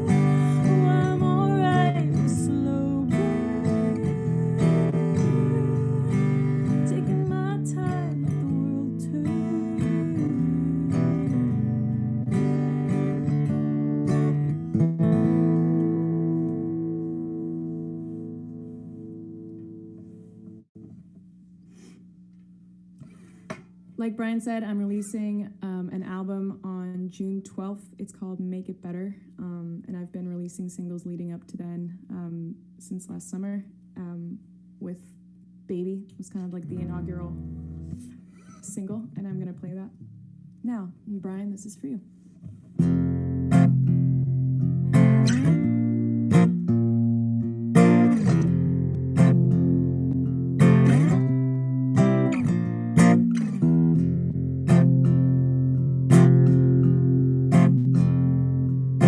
Baby's on my mind all the time. He hasn't sent no letter to make it any better. Baby, what are you doing? I ain't been myself since our loving spree. Now baby's on the whole other game. Yeah, he's only 22. He's got his own point of view. Baby, what are you doing? Since our little loving spree.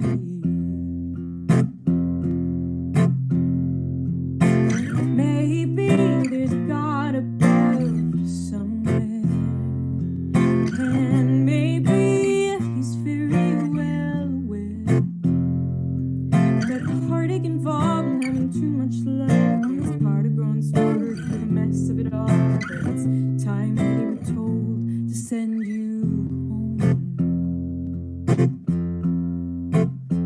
Now, lately I've been running around, trying to find love in this godforsaken town. Oh, baby, what have you done to me?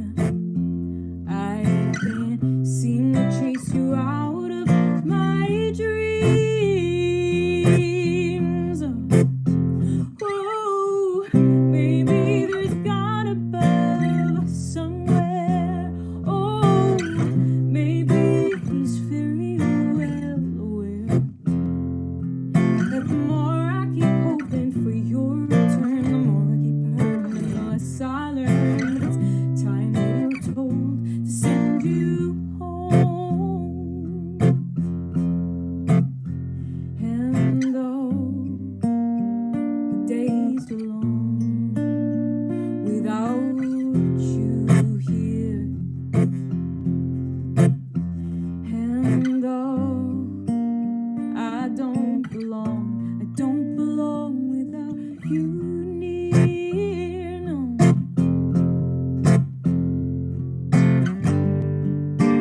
Why do I keep hoping the things I know I can't have in the end? Whoa, my friend.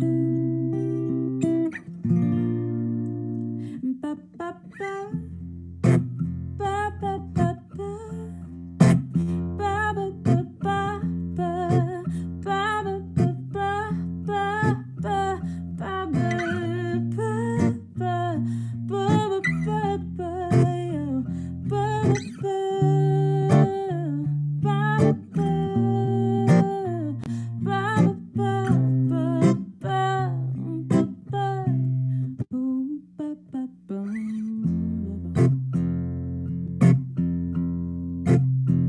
Now maybe I should lighten the load, stop with the crying, carry on with the show.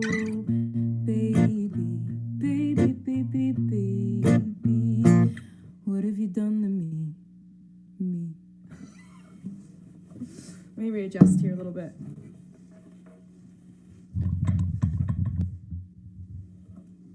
I've been squeezing into my bath every Friday, well, since last Friday, and transforming the bath into a different thing every time. So this does look like toilet paper. It's not. I picked the streamers that looked the most like toilet paper subconsciously, I guess. But these are streamers. Okay, up next.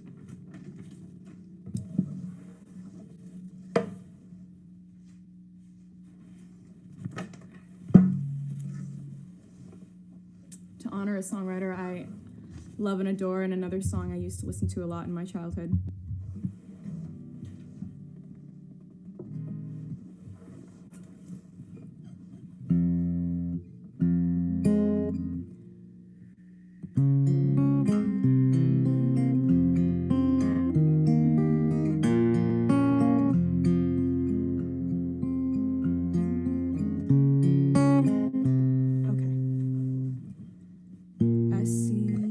I see the crystal wave. I see the crystal raindrops fall, and the beauty of it all when the sun comes shining through to make the rainbows in my mind. When I think of you sometimes, and I want to spend some time with you, just the two of us. We can make it if we try, just the two of us, just the two of us, oh, just the two of us, building castles in the sky, just the two of us, you and I. We look for love, no time for tears, wasted water's all that is, and they don't make no flowers grow. Good things might come to those who wait, not to those who wait too late. And we gotta go for all we know, just the two of us. We can make it if we try, just the two of us, just the two of us, oh, just the two of us, building castles in the sky, just the two of us.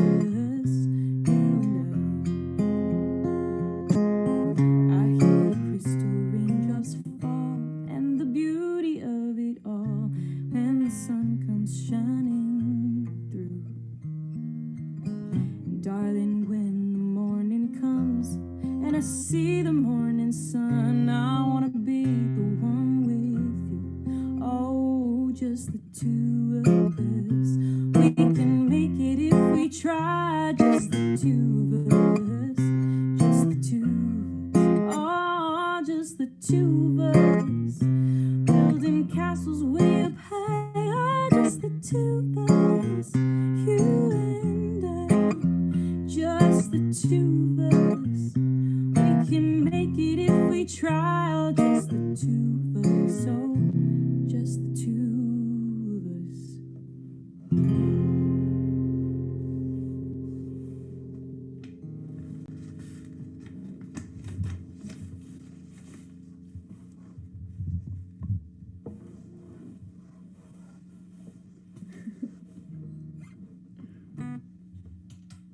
This is another single I released recently.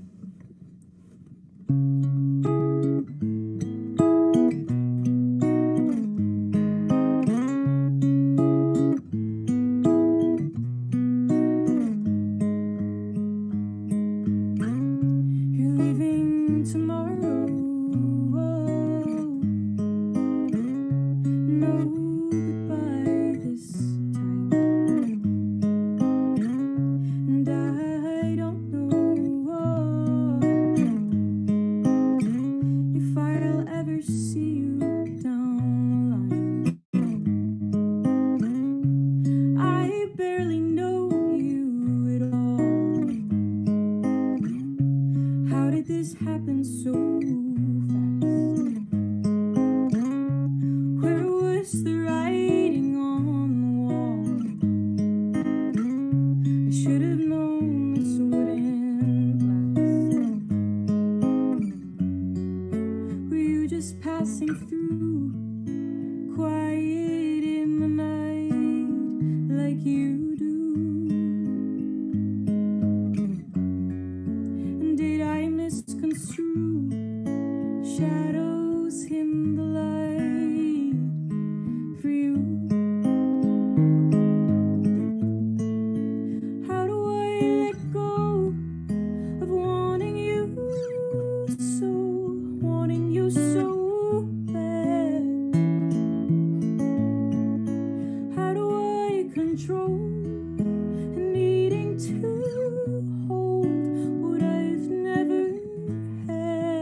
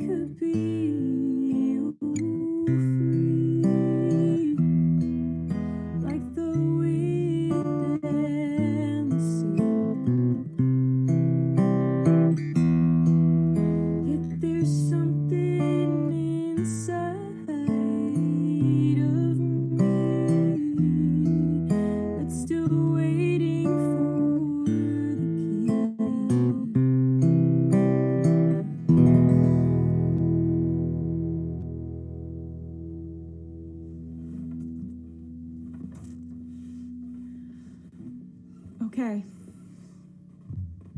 I have one more song for you. I just want to say I love Waking Windows so very much. And I think I fell in love at Waking Windows. So I think that's probably why it'll be so forever ingrained in here. I fell in love and then I wrote this really heartbreaking, sad love song. All thanks to you, Waking Windows.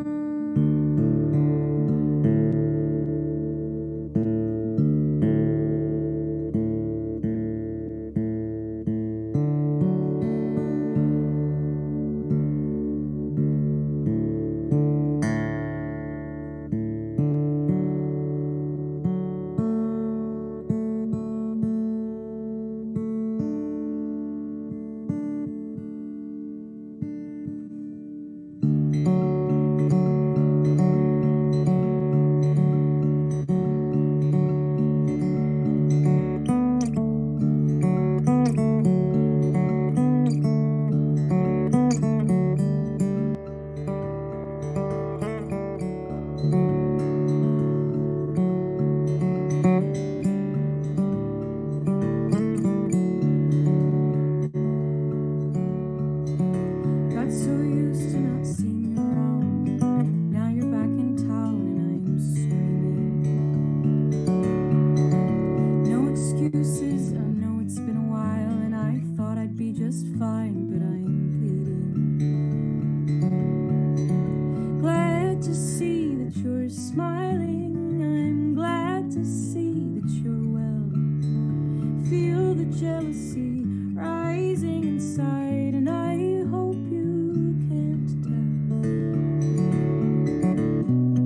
I could call you out, cause a scene. I could scream and shout, break a glass and leave. Curse your name, spread the shame. You know I want to, but I'll just be happy for you.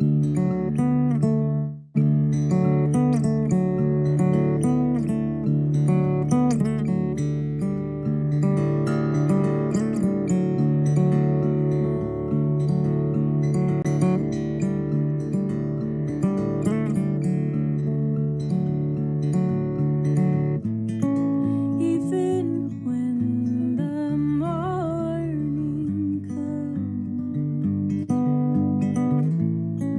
I'll be waking up empty and drunk. You're my bottle, my prescription drug. And what do I do when I run out of you? Facing myself is so hard to do. And I'm watching you do it, fighting right through it like you never needed me at all. And oh, here I go, my self-defense, blaming you for my codependence. And I wish I could curse your name, play that game. Oh, but what would that do? I'll just be happy.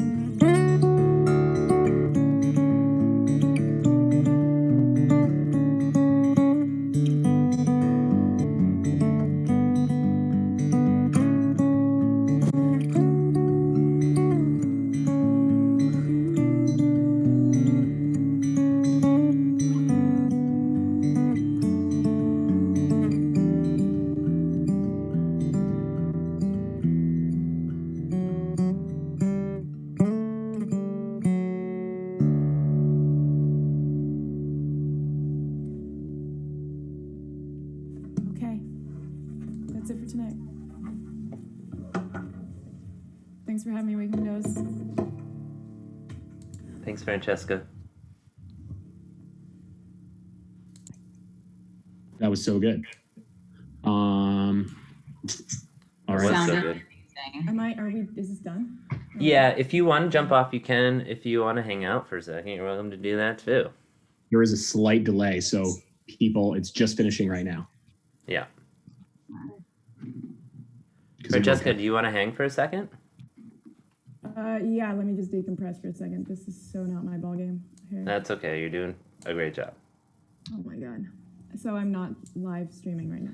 You're live streaming on Waking Windows, but you're not. I don't know what else is not with the here. group. Yeah. You can totally sign up too. If anyone has questions for Francesca, she's here. Yeah.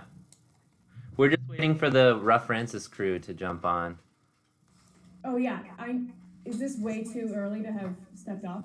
No, you're perfect. Okay. We were just gonna sit here and blab amongst ourselves. Yeah, what's next? What's next on the agenda here? Oh, you're at higher ground.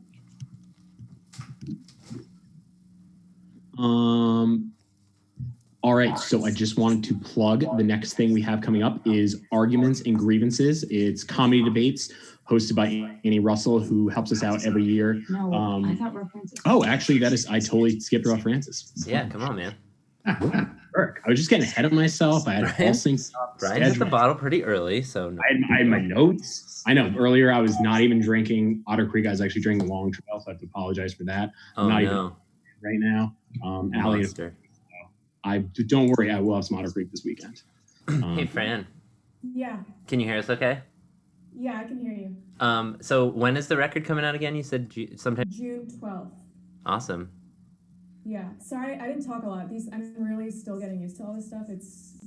No, that was great. And also, I got a bunch of comments that the sound was really great, which was totally not anything I did, and I think you dialed it in well on your end. So nice work. Okay, cool. Yeah, June 12th is the record. It's called Make It Better.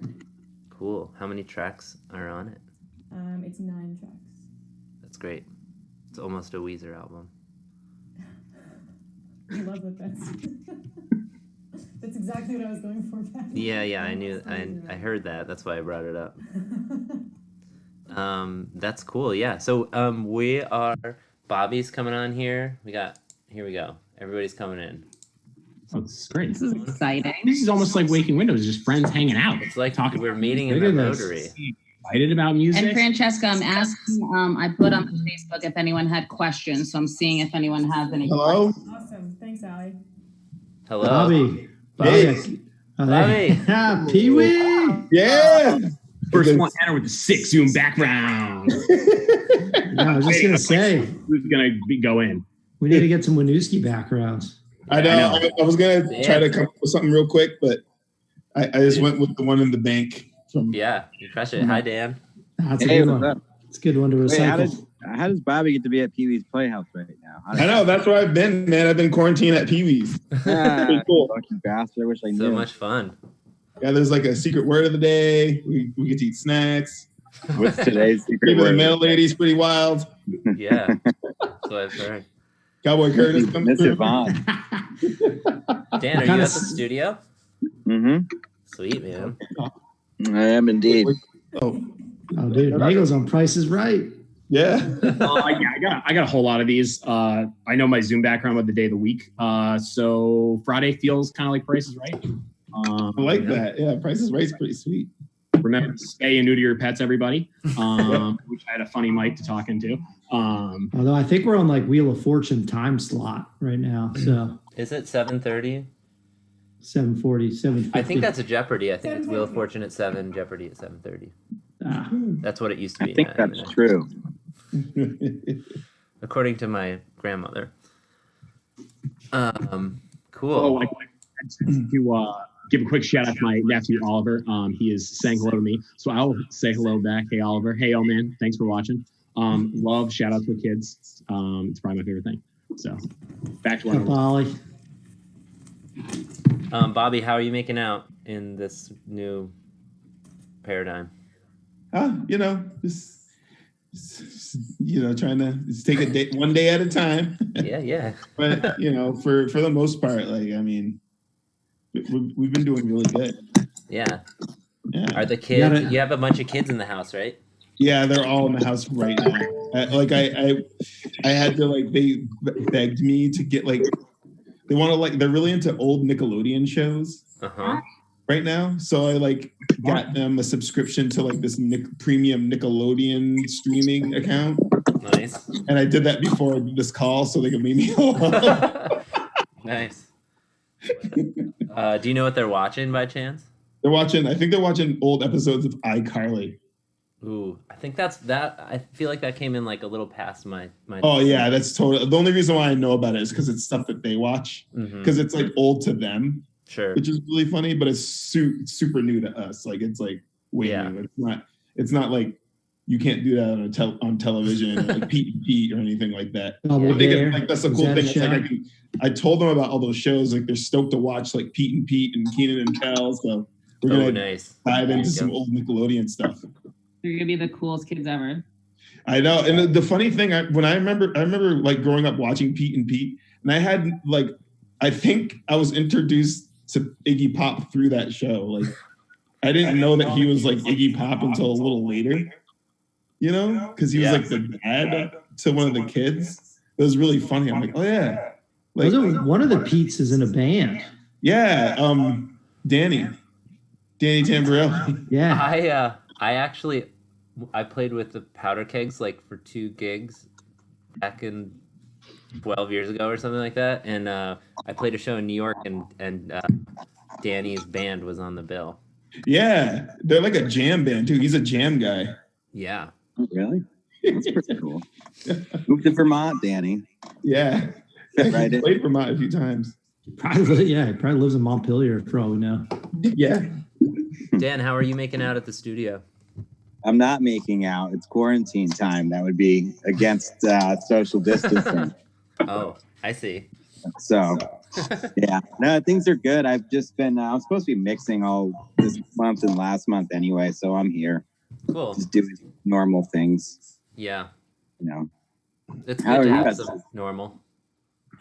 Yeah. How's quarantine been treating everybody? Maddening? Yeah. I luckily have been able to leave the house most days to go to work. So I'm feeling better. That's nice. Yeah. I'm distributing masks at UVM to other UVM employees. Awesome. Yeah. So it's been good. Great. I get to hang out with my 3 coworkers. Yeah.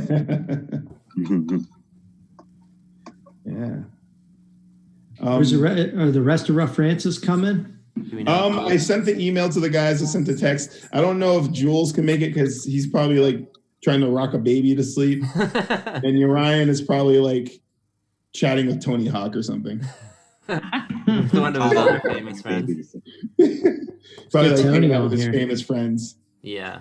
Yeah, we moved Tony in. I know Ryan's content is he's taken advantage of this. Has been Garrett's obviously also being an uncle, but also the Tony Hawk thing was amazing. Yeah, we're stoked. I mean, he's been like a huge supporter of the band for a while, and we always joke about him. It's like, yeah, man, Tony Hawk. Like yeah, man, when Tony finds out, woo. But yeah, like I don't know. He's just been keeping in touch, and he's really into Urian and what he does. So it's awesome. Well, it's awesome because his son plays in a band too, right? Yeah. Okay. Yeah, that's right. Yeah, his sons play music, and they're all really good skaters. They can like land all these crazy tricks, of course, because they're Tony Hawk's kids. So Don't they have that ginormous half pipe in their compound? yeah, it's like this huge warehouse, and like I was on Instagram, and he was like hanging out with like I forget that all of his good friends are like legendary skateboarders like Steve Caballero and Lance Mountain. They're just all hanging out trying to kickflip. I'm just like, wow, it's so weird seeing these guys like that I grew up watching when I was a kid, like just hanging out and not landing kickflips. Yeah, it's very similar to my skateboard experience of just falling down for days. Yeah, on end. they do it too because it's funny because they're vert guys, so they're really good at like vert ramps. But when you put them on like a flat surface and tell them to do a kickflip, they're like, hilarious. I mean, okay, bye, Francesca. Bye. Nice listening to you. I was listening Yeah. to you trying to figure this stuff out. Nice work. It was amazing. Thank you. Yeah, thanks. So much. Mwah. Bye, guys. Bye. Yeah. There we go. Yeah. This is so funny. Yeah, this is funny. So how are people going to hear the record? How is that going to work? So that's a great. Mr. Y2K over there. Y2K wizard. So it's not going to be like the greatest quality, but my thought was I'll just mute the mics and stuff and then play the record through the streaming service that we have. And then, but also, you know, if anybody's watching right now, which I know that there are people watching because I'm seeing it. So of all the 51 people watching right now, if you want to just, you know, pause or mute the stream and listen to the record when we start listening to it, that's cool too. But you will be able to hear it through. Oh yeah, Bobby. Where all can folks listen right now? Okay, so yeah, it's in a few places. So it's on Spotify, it's on Apple Music. You can get it on Bandcamp, and it's really cool because today Bandcamp's doing this thing where they're all the proceeds, all the money from the downloads go directly to the artists, which is really, really cool and really nice. And it's kind of awesome that our release date coincided with that because we didn't really plan for that, but it's really awesome. A lot of people. That was really awesome timing. Also, Yeah. Windows, you know. It's huge. It's huge for musicians because like all of us musicians are kind of, you know, up a creek right now, and any little bit helps, and it's really nice to just like, you know, see people coming in and you know, supporting us. It's been really awesome. I've been blown away actually by like the response today alone of all the people who've been supporting and downloading the record. It's really awesome. Yeah, because even a few people on this thread downloaded the album. So hell yeah, thank you. Because appreciate it. So one thing before we listen to the stream, put your questions for Rough Francis in the Facebook event, and then we can, Facebook Live or in the actual Waking Windows Facebook event, so we can ask them those questions when we get back from streaming the album. But I just had a quick question before, because artists feel obviously all different about it, whether they're pushing albums back or they're releasing them now. But personally, as a music listener, I find it super interesting to have folks putting out albums because you actually finally have this time to sit with an album and listen to it. And obviously during this, what's going on, it will be an album you look back on, obviously you actually really listen to and spend some time with, but also during this time in your life, wherever you are, that helps you get through this. So I was wondering, as someone who's putting out a record, what was the decision that you got? Was there ever a decision that you were definitely going to put out, or was you going to hold, or just to put it out today? So I was curious about that, just in general. Yeah, and Dan, feel free to chime in too, man. I don't know a lot about this topic, to be honest with you. So I'll let you. Yeah. Well, I feel like for the most part, you know, once this pandemic kind of hit us, we had the album was done. The album was all set. Oh, Juki and Urian are here. Got off the phone with Tony. Nice. Oh, both of us. You get the band. But we were just like, you know, we just thought it'd be a perfect time to just release some music because, like what you said, a lot of people are just like, you know, like looking for new things to listen to. They're home. They have like a lot of people seem to have the headspace to like, you know, take on like a new record to listen to, or, you know, people need an escape or some kind of thing to you know, just like distract them from what's going on. And you know, there's also just all this attention online right now. Like everybody's going online to communicate with people. They're like, you know, doing work online. It's just like one of those things where it just seemed natural for us to release the record around this time. Plus, your brother just did like no, it definitely makes sense because I was reading, Quarantine. or I got into it just because Fiona Apple like fought to have her album. Hey, Jules. What's up, Hey, Jules? Jules. What's up, everybody? Congrats, new dad. A little dark back here, but Yeah, oh, Hey, That's all right. congrats, You look buddy. great. thanks. And I've been your dinners. Your cooking has been great. Oh, thanks. I see you trying to cover up your quarantine haircut. I know. I went a little too short. I on the sides. I was trying to get myself a fade, and thought I was slick because I had the clippers of the house. And no, I was not slick with that at all. Yeah, I tried to give myself a line up here, and seems like it's. We don't need to go into that. It's looking like Mount Mansfield up here. Bobby, your background's amazing, by the way. Oh, thanks. Yeah, this is what our house looks like now. We got bored. So we designed the house to look like Pee Wee's Playhouse. Nice. Yeah, I love the cherry in the back, you know? I know, we have that cherry.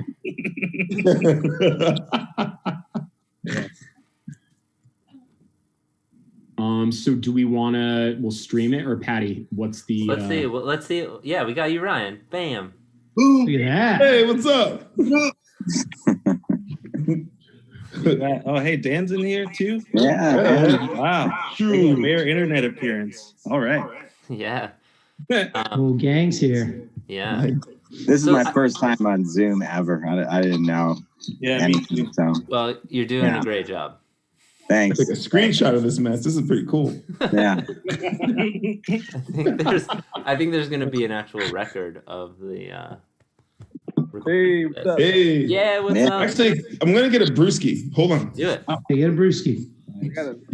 Hopefully Otter Creek. Creek.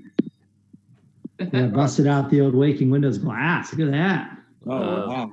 Ooh. We're turning our light on right now. You guys want to see what I got going on? Yeah. Ooh. What is that? What is it? I got a projector set up. I'm gonna watch the. I've been watching the R. Kelly documentary. Wow, that's deep. That guy fucking sucks, man. Fuck R. I know I've been watching the R. Kelly sex You tape. might be watching the that's a stream. coincidence. Dude, it's not good, man. Careful, he might be watching. Who, R. Kelly? Yeah. Yeah, if he's watching, hey, R. Kelly, if you're watching out there, you know what? Just because you did that Space Jam song doesn't mean you have the right to do what you did. Fuck you, R. Kelly. You heard it here first. Hashtag Waking Windows at Home. Hashtag fuck you, R. Kelly. Real topics. It only took to 8 o'clock for us to start talking about it. I knew it. The real deal, yeah. Yeah, so the plan is, unless anybody got anything else they want to talk about before we dive into the record? What's that?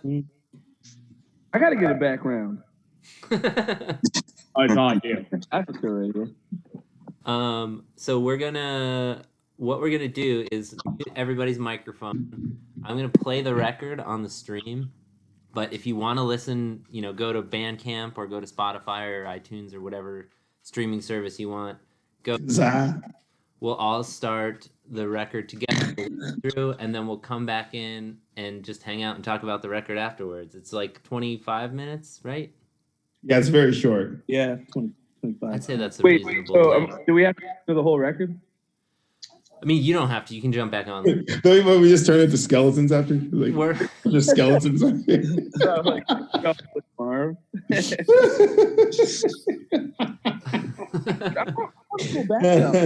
Like tunes or Taylor, somewhere cool.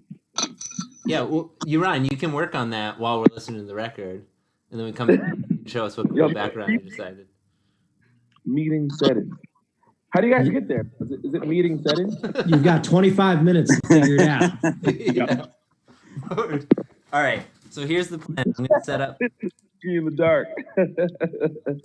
This is one element of the fest that I have not tested yet. So this is a real shot in the dark, everybody. Everybody ready to listen? Is that cool?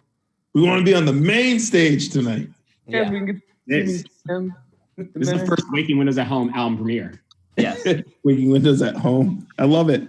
So cool. All right. Yeah, thanks for doing this, guys. It's pretty. Yeah, pretty cool. you got it. Okay. I'm gonna give it a shot. I'm gonna mute all of you. So we'll see you in like 25 minutes.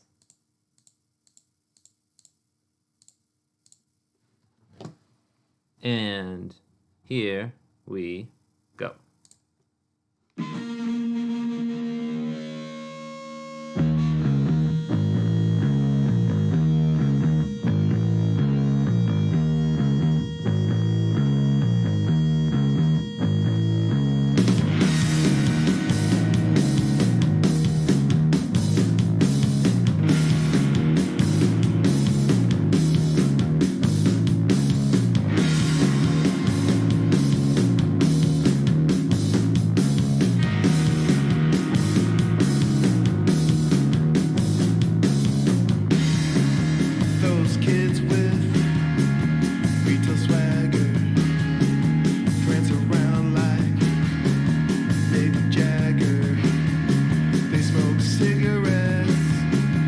see the silhouette from behind a wall inside a shopping mall. They bought soul and the rock and roll. They swore up culture like human vultures. Yeah, don't look back now. They're in your town now. Teen zombies won't back down. Don't look back now.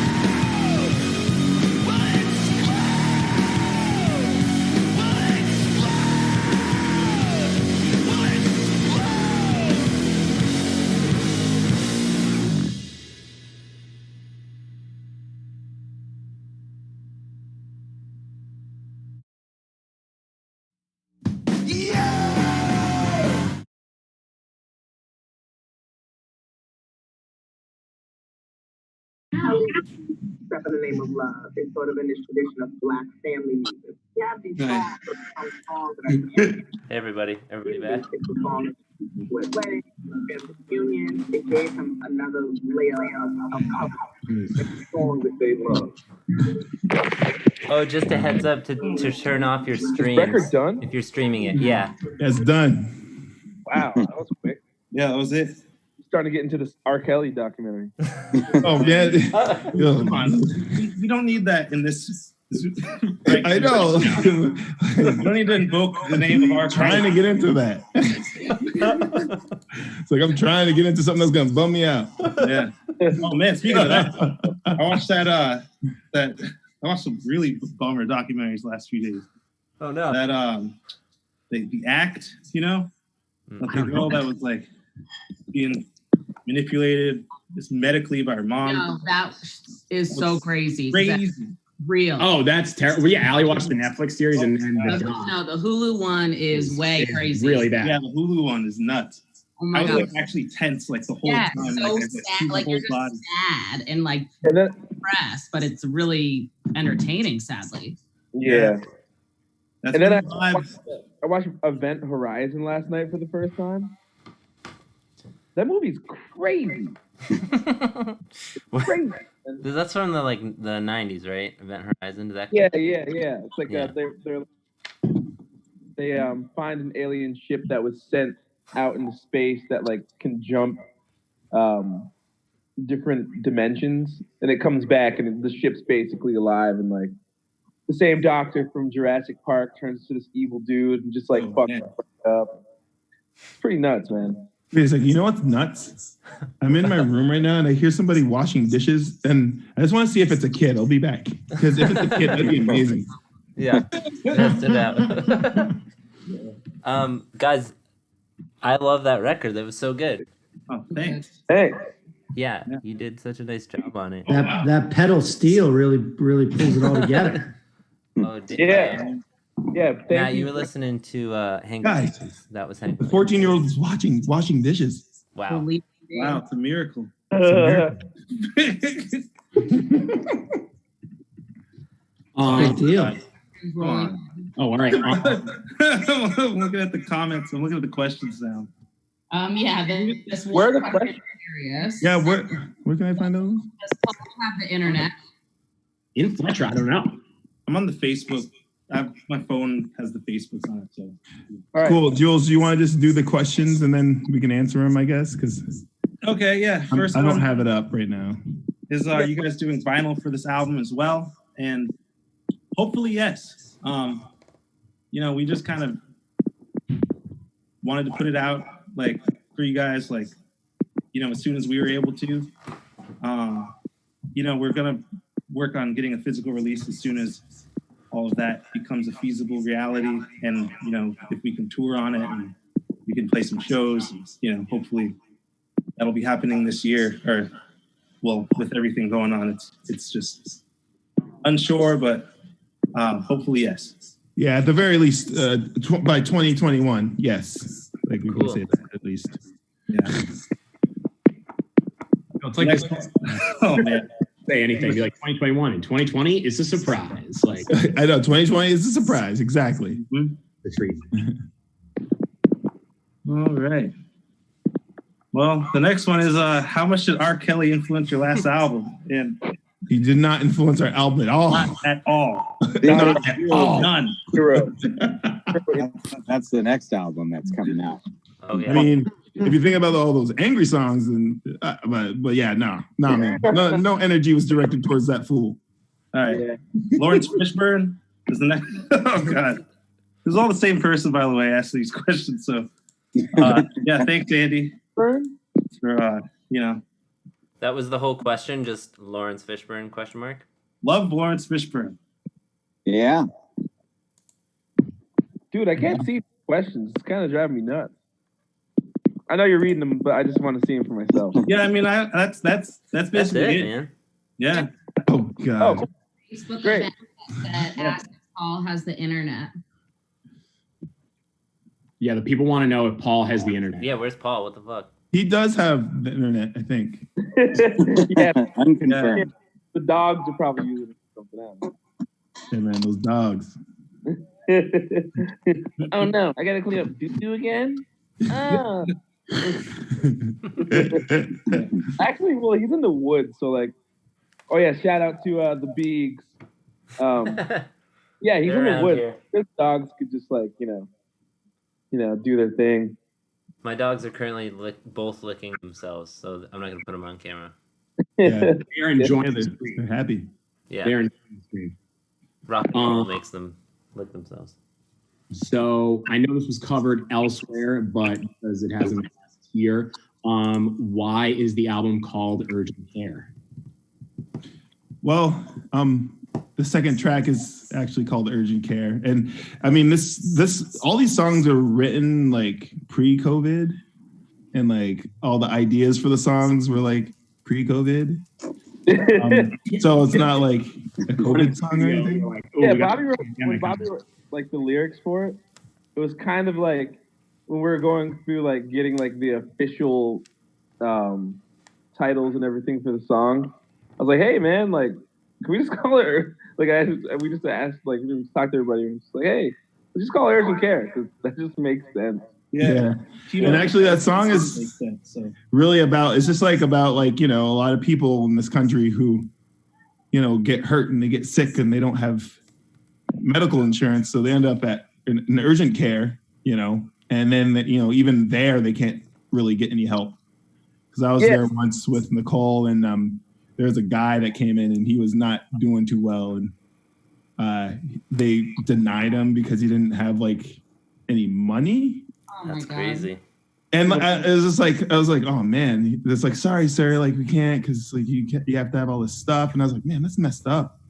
So like urgent care is just pretty much about that, you know, just sitting around. Like I was actually sitting in the waiting room and like just observing all the other people who are there for help. And it was it's pretty grim. Yeah. Yeah. You just have to listen to your somewhat neighbor, Bernie Sanders, Medicare for All, if you know. Yeah. Did we line up Bernie for an interview this weekend? I can't remember. Yeah, he should be on. Someone was working on it. Ryan, can you do a Bernie impression for us? It's in the ether. I'm waiting for it. I think that the American people need to listen to Rough Francis. They play music that appeals to the working class. $7. $7 back in the day could get you Cracker Jacks, a seat at the movie theater, and dinner for the night. He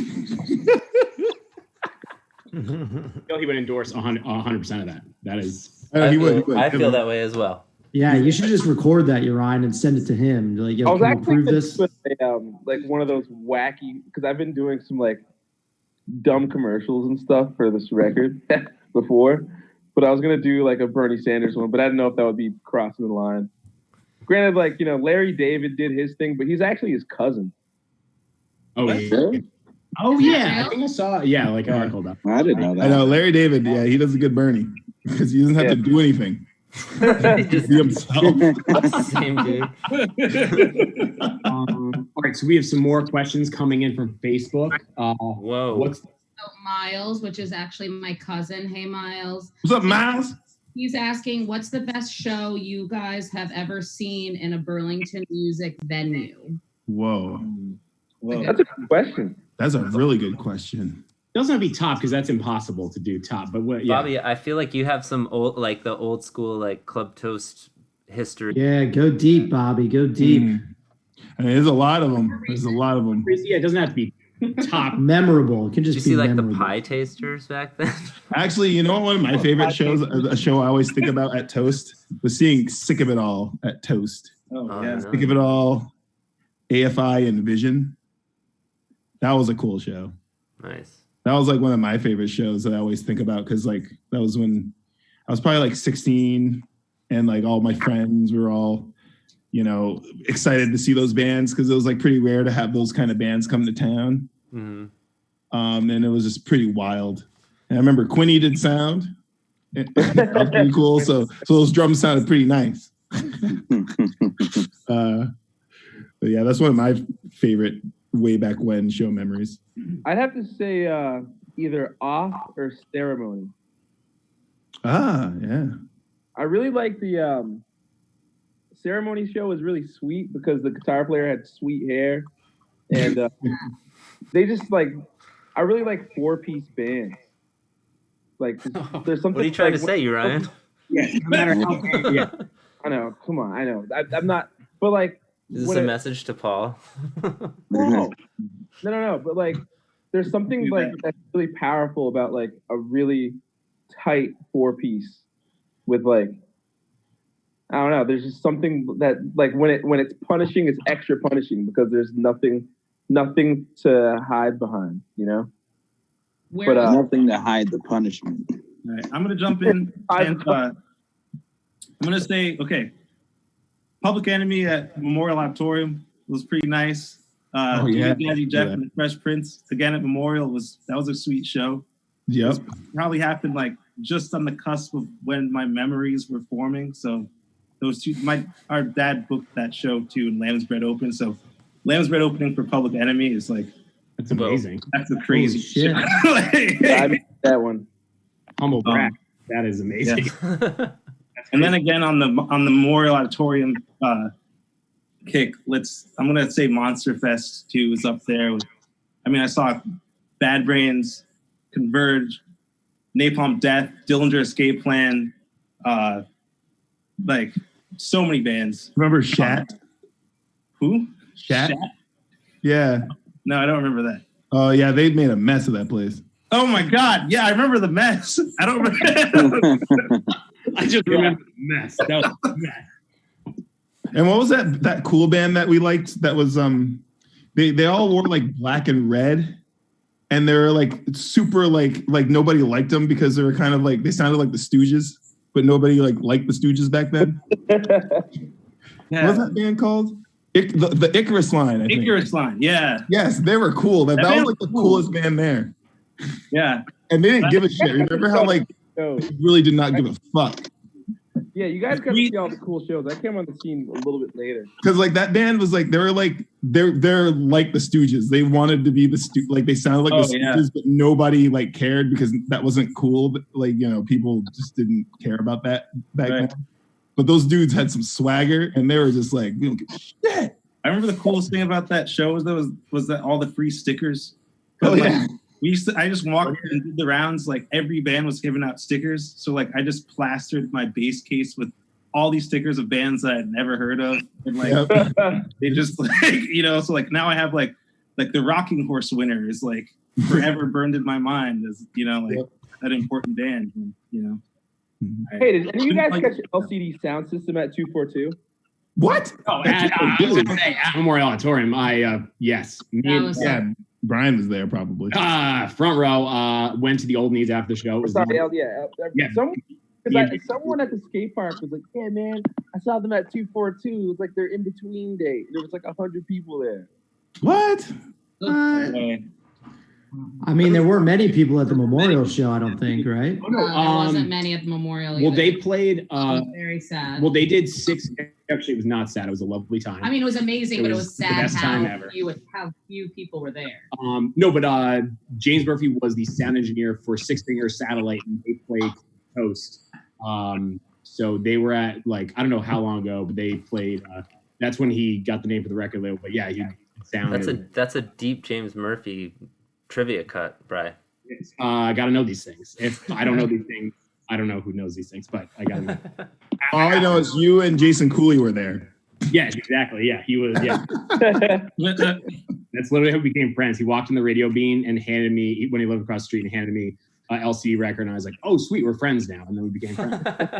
Yeah, so that's. I missed it sucked because I remember seeing posters for that. I just didn't know who they were at the time, and Jason Cooley was the one that got me into him because he remember when he did that tribute night, the funeral, and he asked me to play drums. Oh yeah. For the band. Oh yeah, we did. That's how I that's how I got into LCD Sound System is by learning their songs. It was Eloise, Cooley. Was that at the Monkey? It was at the Monkey. I think you put it together, Matt. Yeah, I remember that. That was incredible. Or yeah, you and Matt put it together. You and Brian. Or something. It was like the funeral party. Yeah, and then they came back and ruined it. But yeah, that was my introduction to LCD sound system, actually. No, I literally grabbed posters from Nick at Higher Ground and just put them around my show. I just had to get the word out.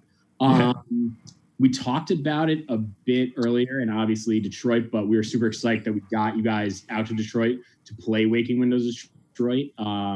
If you wanted to speak on that, or was that the first time playing Detroit, or you guys played with Death once before? We right? played with Death there once before. Okay. Yeah, and we actually played there twice before.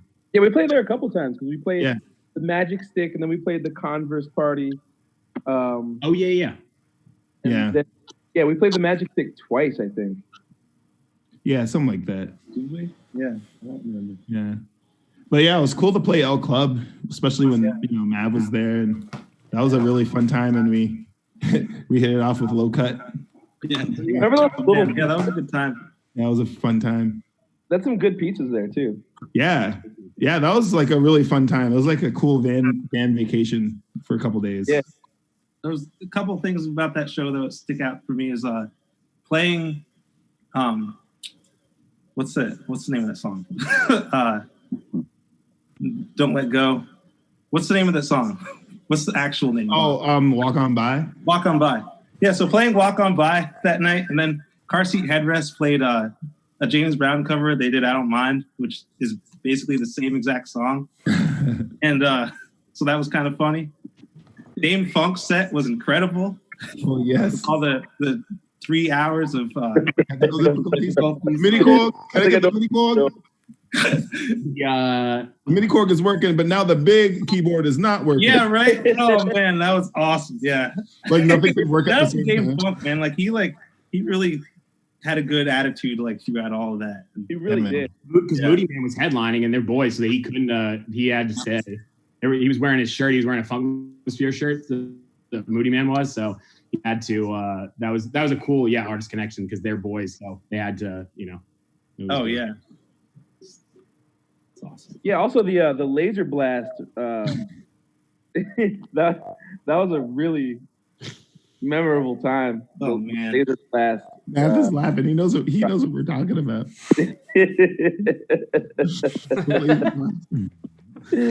Yeah, that was awesome.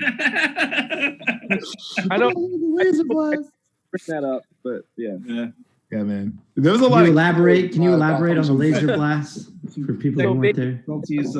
Like, I don't know. There was a Roland Juno that was rented. I don't know if the power supply was like cutting short or like something was going on, but Junos are funny because like. For the listeners out there, they're analog synths. So when they like get the power cut on them or whatever, like it makes like the weird like synthy like sounds like a laser blast sound.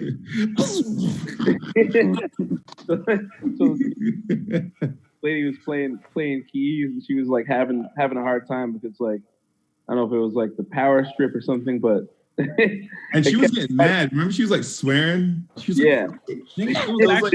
It turned out to be the same issue that Dame was having during his set because, like, I think that a whole side of the stage like wasn't getting power. Yeah, the power like kept going out.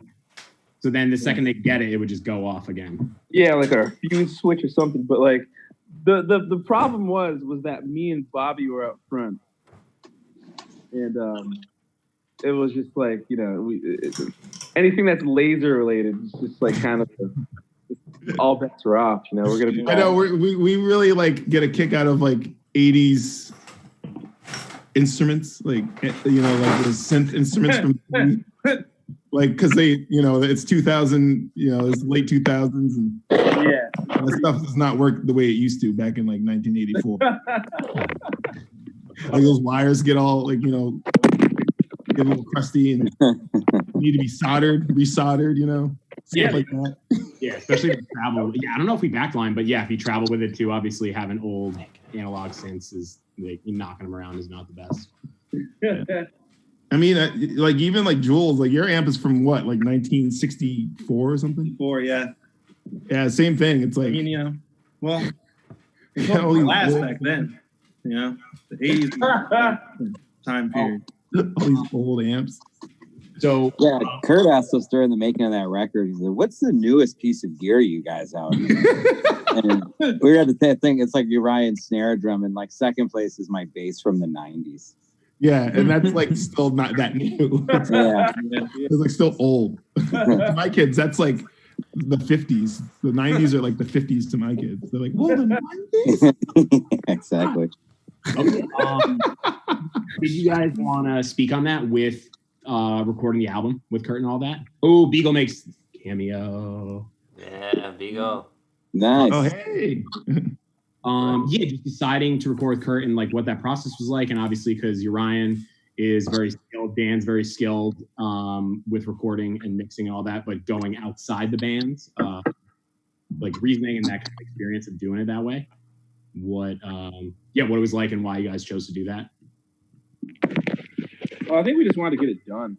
I mean, I have like, I personally, when I'm left to my devices with recording, like the first MSP3 was like kind of like my guinea pig, because like me and Steve did that, but like it was like the first Rough Francis recording that I had experience recording with, and it was also like when I was getting my bearings with recording in general. So it took way too long. I was just like trying to mix like at 3 a.m, like trying to do all this like lofty stuff that I read online or whatever, just like basically just like figuring out my process of that. And then like, you know, just after doing that once, just like being kind of like, you know, kind of fed up with myself with that. Like I just realized that when it comes to like being in Rough Francis, I really just want to be a drummer. Like granted, like, you know, I'm an engineer, Dan's an engineer too, but like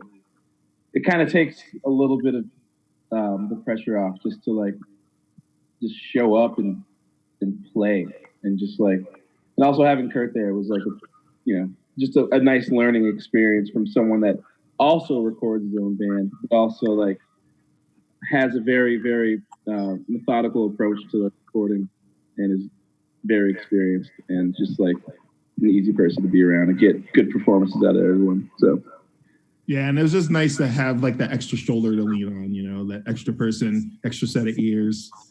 It's really went a long way. Didn't you guys bust it out in like a weekend too? Yeah. Yeah, I think it was 2 days, and then it was mixed in a day. And That's awesome. That was it. Yeah. It's nuts. Yeah, that was the first time we've done something like that too. Like I think that was the first time like we've like just busted out a record in a weekend, and all of us were there for everything, and it wasn't like piecemealed together. It was just like all of us together from start to finish, which was really cool. Yeah, we ended up doing like for just to maximize the time that we had with Kurt. We took the first day to just do drums and bass. So we did like, me and Dan did drum and bass together for all the tracks with no click. I mean, I think there was one track that we did click I think with? there was just one track with click, and then the rest of you guys. How is that group, and what's that relationship like between Uriah, you and Dan? How interlocked are you two? Wait, say it again? No, I'm just kidding. I said, how interlocked are you two with the drums and the bass, the rhythm section of Rough Francis? I think some of the grooves on this record are really cool and just sort of like left of what your expectations might be on it too. Like Ryan, you said that, was it Tony Allen that was like kind of a influence on Tito's? All right. Yeah, the Tito thing was like, that was definitely more of like a Fela like type rhythm kind of thing going on. I got really into like the Tony Allen stuff and like the Tony Williams Lifetime stuff as well. And yeah, I mean, that was, you know, with Dan, I feel like we can explore like a rhythm that we haven't really been, it hasn't felt, I don't want to say not possible to explore, but it's like, you know, there's just like a certain thing that happens when you jam with. I'm getting lost in my words right now. Well, I think what's cool is like it gives you guys an opportunity to you and Dan to do something a little bit different, but then like Jules and Paul's parts feel like sort of like they have to stretch a little bit to do something different, but it all like works as a reference song. Yeah. It's definitely like that song in particular is definitely like, it's drum and bass driven, but like giving room for the guitars to explore bass. And then, I don't know, it's just I'm not really good at articulating like No, that's cool. Yeah. Well, a lot of that stuff too, Ryan and I would just kind of get together and just jam and see what happens. So a lot of the foundational stuff, and I think you can hear it on certain songs versus others where like, if you listen like where the sort of composition started and, so songs like Urgent Care and Tito's, they kind of started with Ryan and I, exploring some different grooves, whereas like Deathwire is, something I think Jules might have brought that in terms of a guitar thing at first. But just by the sheer nature of Ryan and I getting together with just the two of us, a lot of stuff came about just from, foundationally there that was built upon. So then by nature, they tend to be more like bass and drum driven songs. Yeah, it's pretty cool. Awesome. For me, the cool thing is like hearing because I feel like our band, it's still like 20% or 25% regardless of who writes the songs. But I can like, there's like a discernible difference of who's like Deathwire that's a Jules track. That is like 100% like right, yeah.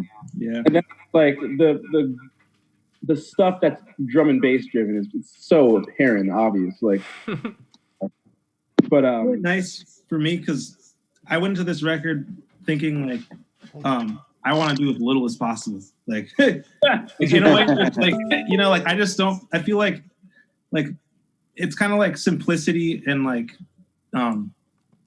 I feel like salt and pepper are like the best seasonings when it comes to cooking, and I feel like and a lot of times it's like when you're writing and recording and tracking and layering, and going back to what Ryan was saying about trying to get it done in the most economical way possible, like not having a lot of time to like overdub things. Like we kind of knew that when we were writing that was going to be the process. So like just like, okay, like what can we do there? It's like I want to just lay down my tracks and have it just be like one track for most songs, like no overdubs and solos, and like have it work with the composition of the song, Yeah. So yeah, I feel like another this record too, like there was like because of how simple it was, we were able to like work. I feel like when we have boundaries and like we have limitations, it's much easier for us to like see a vision through. Whereas like with the last record, we kind of like we're like, oh yeah, this song is like this and this song is like that, and then we have like all these different variables that we're working with, and then when it comes time to recording, it's like we're pulling out all these different things that like kind of like take us away from the song and more like start focusing more on other things that aren't the song or like the structure. Right. And this was just like the cohesiveness with it was just that we were like, we set a goal of like, all right, this is what we're all gonna do. We're gonna practice it, and we were really well rehearsed too. Like I feel like this is the first time like we actually knew what we were gonna do going into the studio. Because there's other times we've recorded, we still weren't sure about what we were actually doing for the songs, or like sometimes like there was like a little bit of gray area for each song. But for this album, we practiced a lot and we worked out all the stuff with the actual compositions of the songs before we recorded, and that helped out a lot. Yeah, sure. And a lot of it too, like I'm still, I'm the younger dude in the band too. So like the earlier stuff, I was like, I wouldn't say distracted, but I wasn't as invested because of like, I had other bands. Like I was playing double bass in a metal band and shit. Like, and then like going to record. Rough Francis stuff. So like, it was just like there's definitely I don't feel like I was like mature musically at that point as I am now. So yeah, like able to play with everyone and like to have a more of a deeper understanding of the music that we're playing is, helpful. So yeah, absolutely. Oh, we just had a question on Twitch. Bobby from Thrasher, 802-603. Have you ever tossed anyone off stage during a mosh? I don't think I've ever tossed anyone off stage. We tossed the person off stage? No, yeah, throw them off like a dummy. Dude, we never had to do have that. to make a dummy to throw off stage. Yeah, we'll get dummies. That's our 2021 New Year's resolution, is we will have dummies. Yes, we will have moshing dummies. Dude, with all the shops closing, we could definitely get a dummy or two. Yeah, we got to make sure they're soft, like they're made out of foam, so they don't hurt anybody. But that'd be Yeah, you don't want to be throwing mannequins around venues, you know. Thing you don't want. We got a couple more on Facebook. Did you intentionally pick International Workers' Day for the release of the album today, May Day? Was there any thought behind that of releasing it on International Workers' Day? It was just a happy coincidence. Yeah. Every day is like 17 things now. There's like Dog Day, National Hot Dog with Relish Day. Yeah, we And, gotta if you actually Google that, it's pretty crazy how many things happen every day. Yeah. And So, another one, this is for you, Bobby, I'm sorry again, is what's the story behind the cover? Barry Lichtenstein, I dig. I was also going to ask about this because obviously I like your design work and it's great. So a little bit about the album artwork. Oh my gosh, yeah, like I've been really into like 60s style pop art, and Lichtenstein is like one of my favorite artists as well. So yeah, it was like a mix between Lichtenstein and Gregory Douglas. He's like the artist for the Black Panthers. So like his artwork is similar, like a lot of Ben-Day dots, very bold, very like kind of cartoony. So yeah, like I just been like really into that lately, and I thought it'd be cool to do a Francis album cover in that style. No, it looks so good. It's awesome. Yeah, thank you. It's really will there be another Rough Francis derivative band a la Aspero Psychos? Which was amazing. Awesome. I mean, who knows? It's possible. Yeah. It could. We'll see. I guess only time will tell. Hey guys, so I got to I have to get ready for the next section of the festival, which is the live arguments and grievances. So I got to jump on that call. So that means I have to shut us down. But thank you so much for thanks for having us. Thank you. Thanks for for being a part of this. It's so cool. Yeah, this was fun. Yeah, it was a good hang. Yeah, it was a really sweet hang. Oh yeah, let me plug the album. You should buy it on Apple Music or listen to it on Spotify. Buy it on Bandcamp.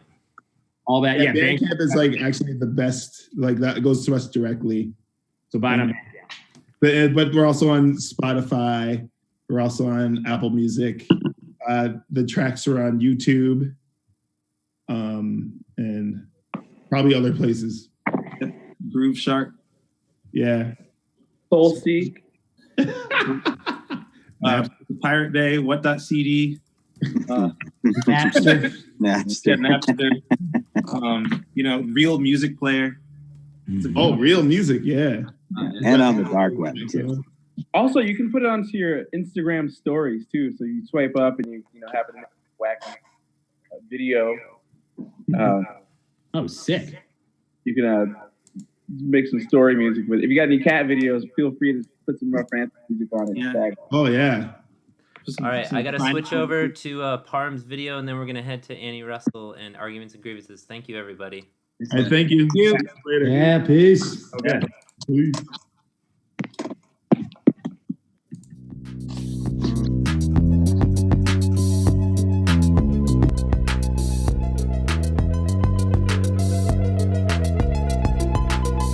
For some of us, Waking Windows at Home is the first time we're experiencing a music festival through a screen. Well, other people have been preparing for that their whole lives. No matter where you land on that spectrum, here are a few practical steps you can take to make your Waking Windows at Home feel more like the real thing. Carve out a circle in your house to recreate the experience of walking around the Rotary. Oh, you guys, happy Waking Windows. What's up, Waking Windows? Yeah. And keep an eye out for volunteers that are there to help you cross busy intersections. Whoop! Just gonna need you to wait right there. Whip. There we go. Pro tip, mix maple syrup and water in a bucket and use that to mop your floors before you get started.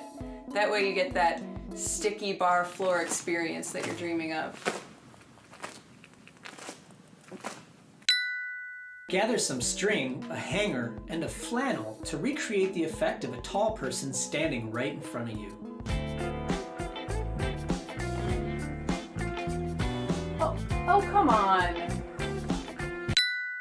Use a window at home to recreate your favorite food truck experience. Got an order up for Jenna. Jenna, got a burrito for Jenna. Jenna, Jenna. Yeah, that's me. Thank you.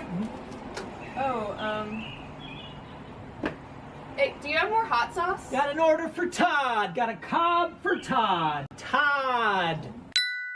While watching a singer-songwriter, play a podcast loudly in the background to recreate the effect of someone talking over a set. I remember you posting about the new season when you were talking about, I think it'd be the first time you really watched the show, but I saw it when I didn't know what Should it I say was, something? and it like I blew my guess. fucking mind. Like No, nobody we're had talking. talked about it, and I was like, oh my.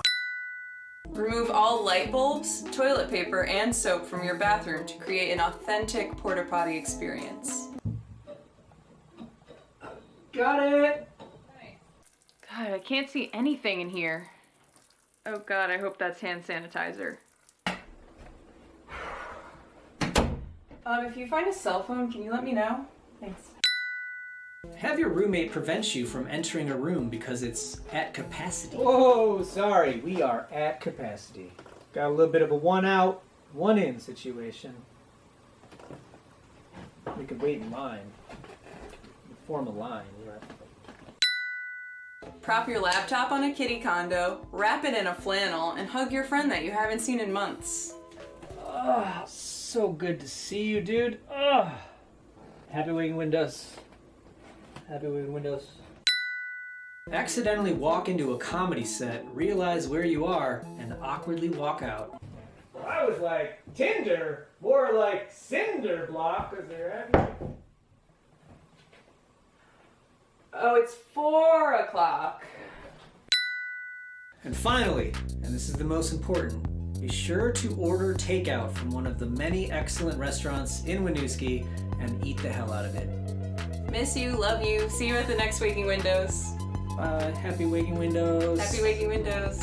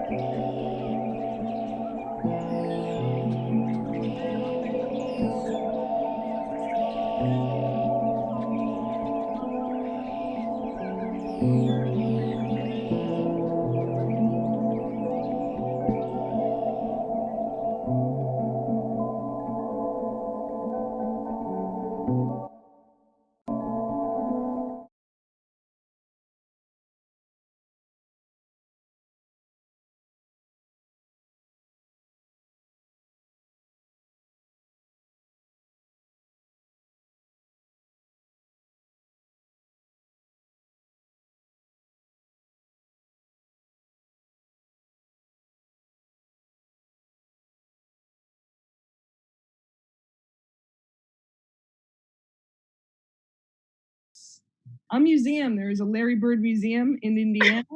He has an NBA Lifetime Achievement Award. He has led the WNBA, probably the WNBA, but also the NBA in free throw percentages. And he was in 2 movies. Birds, on the other hand, actual birds, none of those things.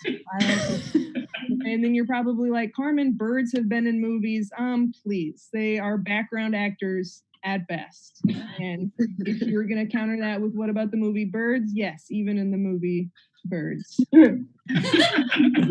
How about a Broadway musical? Uh-oh, does Larry have one of those? You bet he does. Check out these clips, baby. Look at this. Huh? Friends Here had we to come go. out of the locker room and so he was not, he's long. And that made me so. Oh my God. Great acting.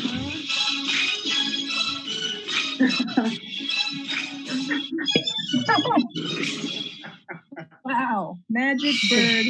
That was on Broadway for a scintillating month. Birds did not make it on Broadway.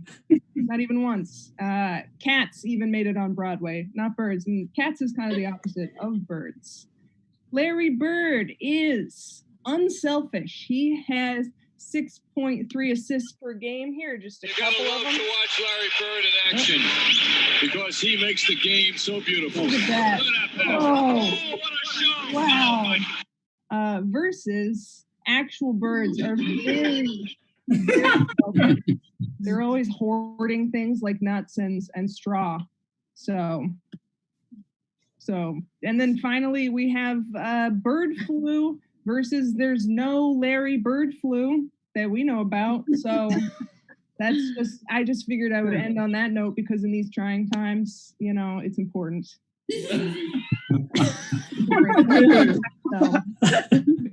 That's round one, baby. Thank you, Carmen. What an amazing month that musical had. I wish I would have been there for that. All right, let's hear arguing for actual birds. Give it up for Tim Barnes. Okay. First off, I want to say I'm happy to be back at Arguments and Grievances. Last time I did the show, I won, but I feel like I shouldn't have because when I did the show, this was years ago. This was back when it was, the world didn't know the horrors of Bill Cosby, and so I was in Arguments and Grievances debate of Bill Cosby versus Richard Pryor. I was a team of Bill Cosby, and I won. Maybe I hope I don't win today. Let's find out. All right, let's talk about it. Dinosaurs are real, and guess what? They're birds. That's right, folks. This very moment, we are living in Jurassic Park, and we take them for granted. We make fun of old people feeding them in the park, tossing seeds to birds. But for all we know, if it wasn't for those old people feeding those birds seeds, those birds would be eating us because they're dinosaurs. There are over 10,000 different kinds of birds, so I'm not going to be able to go through all of them. But okay, let's start with crows. Did you know that crows never forget a face? Most of us here forget faces all the time. And we're on something called Facebook. Doesn't stop there. Not only can crows never forget a face, they can also pass on the memory of those faces to their offspring. Yeah, crows, which are birds, are like an iPhone with an unlimited data plan. Okay, now let's see. I'm going to look up Larry Bird, see what his deal is. Looking at his Wikipedia real quick. It says his nickname is the Hick from French Lick. I think I speak for all of us when I say, ew. It also says that Larry Bird started as a small forward and a power forward. All right, guys, I'm going to admit that I know nothing about basketball, but I don't see what sexual positions like small forward and power forward have to do with the right now. Now, what's Larry Bird famous for? Anyway, he played a game. He put a ball into a hoop. Okay, why do I care about that? Okay, let me look up basketball. It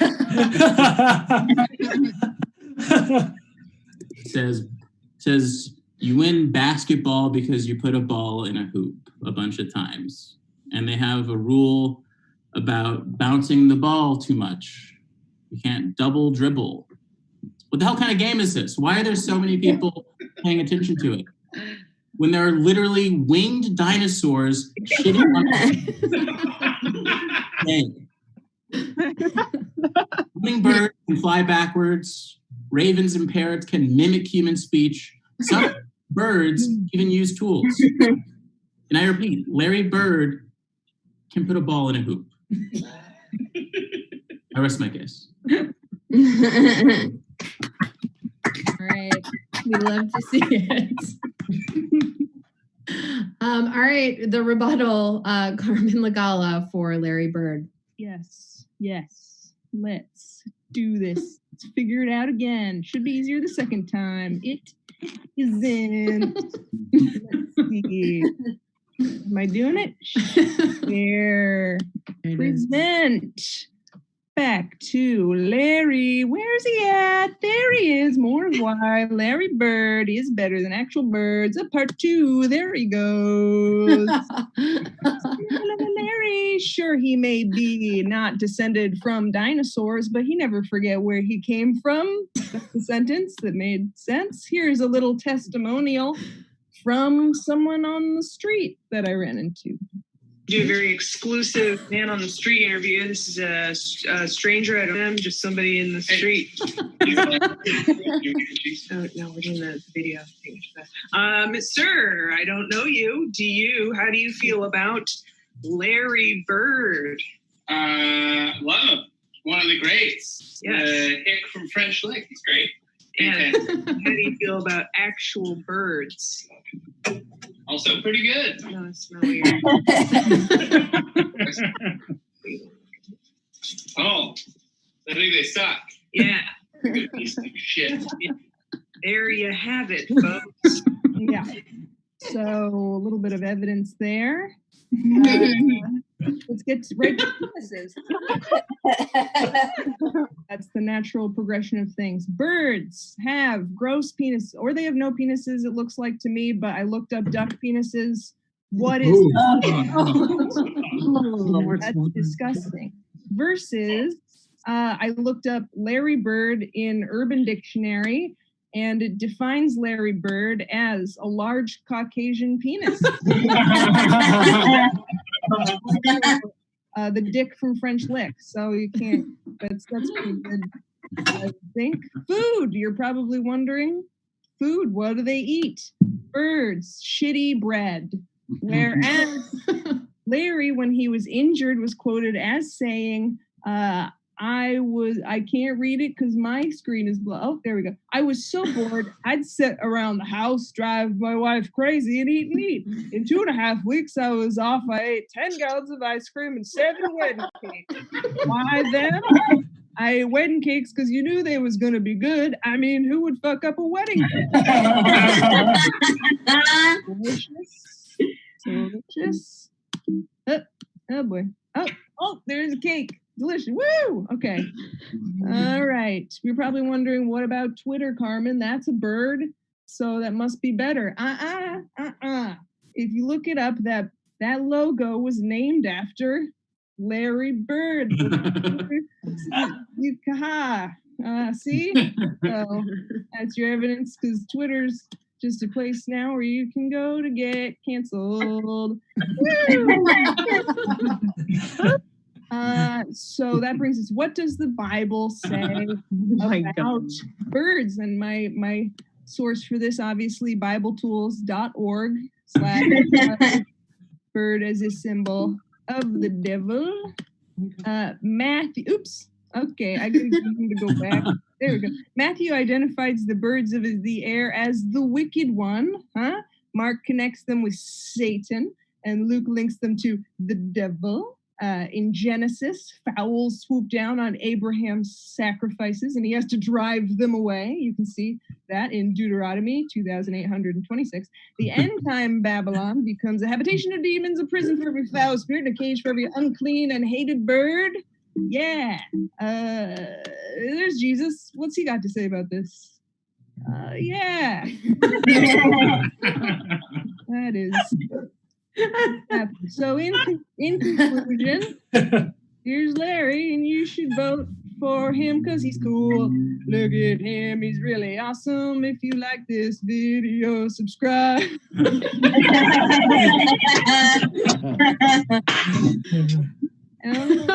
Larry Bird. And the final argument for actual birds, let's go to Tim Barnes. All right. Okay. Admittedly, Larry Bird, after further looking him up on Wikipedia, has an interesting backstory. A lot of childhood trauma that led to a fierce dedication to a sport. But I just like to remind you that there is no better origin story than being a dinosaur. Let's run a list of my own, okay? Birds help control pests. Larry Bird played basketball. Birds help pollinate plants and disperse seeds. Larry Bird played basketball. Birds clean up after the mass death of the annual Pacific salmon runs. Larry Bird played basketball. Now let's set the record straight. Birds existed before Larry Bird ever did. In fact, birds are the reason Larry Bird's last name is Bird. Or Birds, his last name is like, I don't know, Salad. Carmen could have been defending a guy named Larry Salad tonight, but she isn't. And that's thanks to birds. If it wasn't for birds, Charlie Parker would never have Bird as his nickname. The rapper Birdman would just be Man Man. And Nelly Furtado's song I'm Like a Bird would literally be entirely comprised of her describing to everyone what a bird might be. Kareem Abdul-Jabbar has said that Larry Bird was the best player he ever played against, but has Kareem Abdul-Jabbar ever played against a real bird? There's more to birds than meets the eye. Just like our founding fathers, they're technically reptiles. And I'd like to end by talking about the only thing that popped up when I typed in Larry Bird controversy onto Google. And this is a pretty crazy story. A woman painted a mural of Larry Bird on her house. And in the mural, it's a really cool mural. Take a look at that. Can you all see this? No. All right, type in Larry Bird controversy. Larry Bird mural controversy. And she painted a cool mural of him, and he had face tattoos in the mural. And then it started to get popular on the internet, and Larry Bird saw it, and he didn't like it.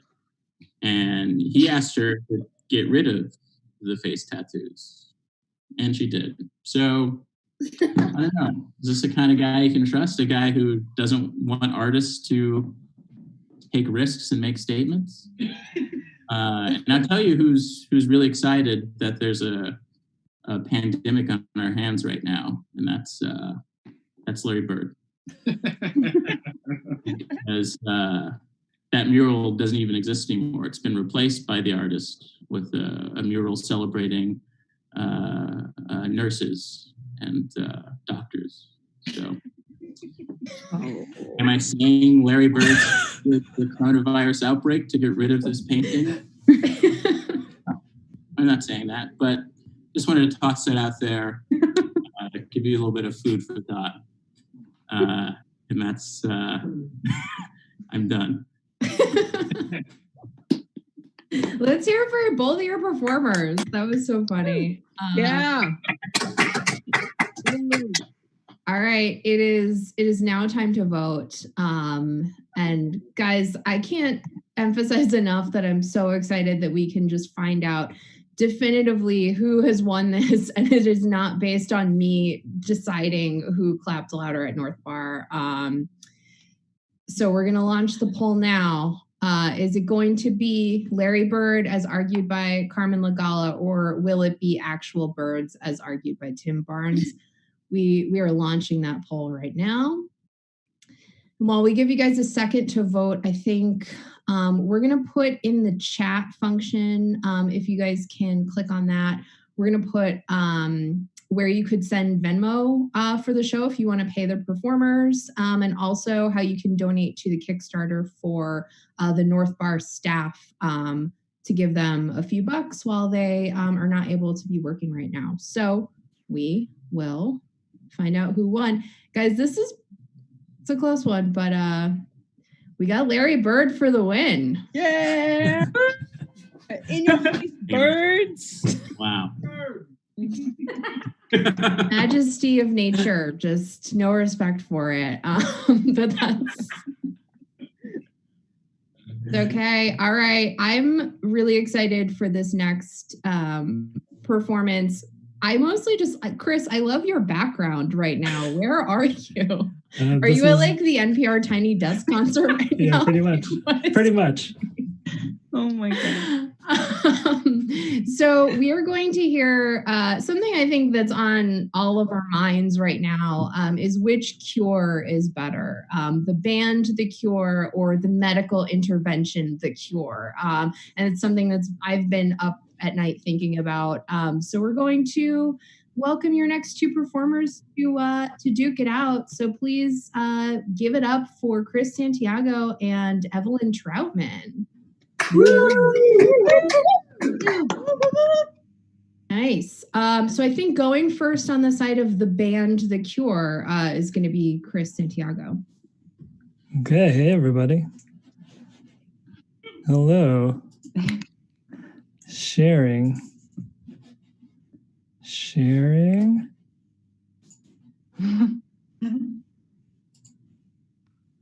Okay. Did you get it? Oh, we got it. Yeah, we can see it. Perfect. And is it changing? I can't see it. Sorry, hold on. What have I done? I should have done the tech run. You guys can see the presentation regular? Yeah. You may want to put it in slideshow view. Oh, I thought I did. Let's see. Uh-oh. Oops. Oh. I'm worried Wrong about one. the amount of slides. That Okay. I'm seeing No, right now. don't I be just worried. want- Don't be worried. This is going to go so fast. You'll see. All right. So I'm not going to try to argue that the band The Cure is actually better than The Cure for what's happening right now, because that would be insane, and I'm not really edgy enough to be able to pull that off.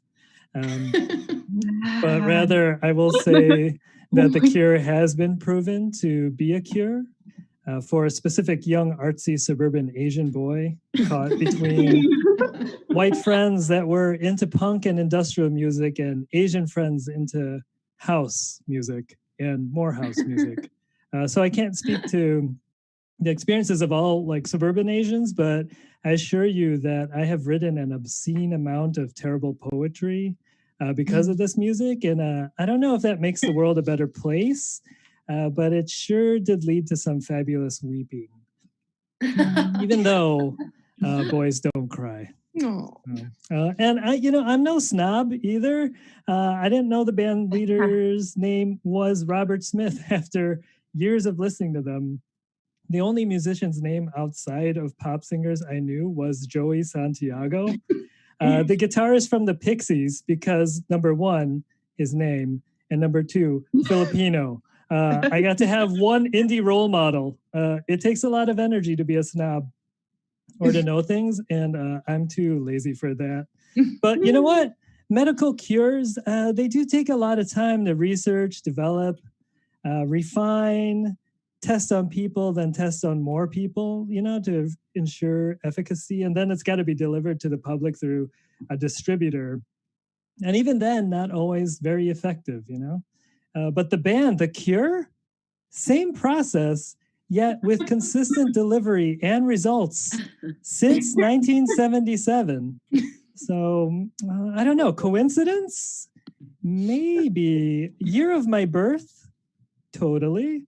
Or you could say maybe that I was born again in 1989 at the age of 12 when I first heard them, But hey, do most people under 30 even care about this band anymore? Probably not.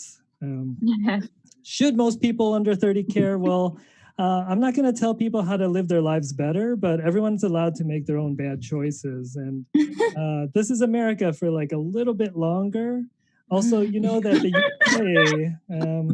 the UK probably wouldn't even have existed without this band. So Brits weren't seen as cool or interesting before this band. Am I wrong? Prove it. I don't do research, and I'm fully conscious of the fact that this is a weird segue. What I'm trying to tell you as an early Cure convert is that as a child, I stared at these very blue blinds in my bedroom, which I would close and then pop in the album Disintegration into my tape player. Graphics. And I would dream of picking up this phone book, looking up this girl I really liked. Then I'd put that book down, pick up the phone and talk to my guy friends instead because I was scared of girls. But you know what? The Cure never judged, only supported. And there were other days where I'd close those blinds, pop in, kiss me, kiss me, kiss me, and stare at the ceiling while lying on my bed, bathed in the blue light on a Saturday afternoon, thinking, I'm so alone. And with this music in the background, that felt great. But just a quick sidebar, cell phones and the internet hadn't been gifted to the general population yet. So I was actually very alone. And I can't express how alone I was. I can't, but you guessed it, The Cure can. Especially with songs like Pictures of You and lyrics like, you were always so lost in the dark, remembering you, how you used to be. I didn't know what that meant, but that's basically a verbal tear rolling down an infinite face, as far as I'm concerned. Now, The Cure is definitely music for people of a certain 1 minute. age. Oh, now I would say all ages, but I'm a realist, so this band could hypothetically play a part in saving all our lives. How about this? There's a 40-something-year-old researcher out there in an isolated lab with an original iPod from 2001 and a dock, because people my age take care of their things and don't know how to throw tech away. And on that iPod is a playlist that's been there for the first day that iPod was purchased, in the day that person figured out how to turn a CD into an MP3 player on an early rendition of iTunes, and up until then was one of the greatest moments of her life, even greater than getting her first PhD. And in that playlist that's keeping that intrepid scientist motivated and comforted during this time of chaos, loneliness, and desperation, track 10 of those 40-odd songs is a Cure tune, Friday I'm in Love, giving her the necessary mental fortitude she needs as she says to herself, I don't care if Monday's blue, or if Tuesday is gray, or if Wednesday heart attack. When she gets to Friday, she never hesitates. She's in love. You know what she's in love with? She's in love with humanity and the process of finding a cure. And she, like me, is so glad she found the cure. Thanks. All right, let's hear it for Chris. All right, arguing for the other kind of cure, please welcome Evelyn Troutman. Cool. I still see Chris's screen. Yeah, Is stop that sharing your screen, Chris? Oh gosh.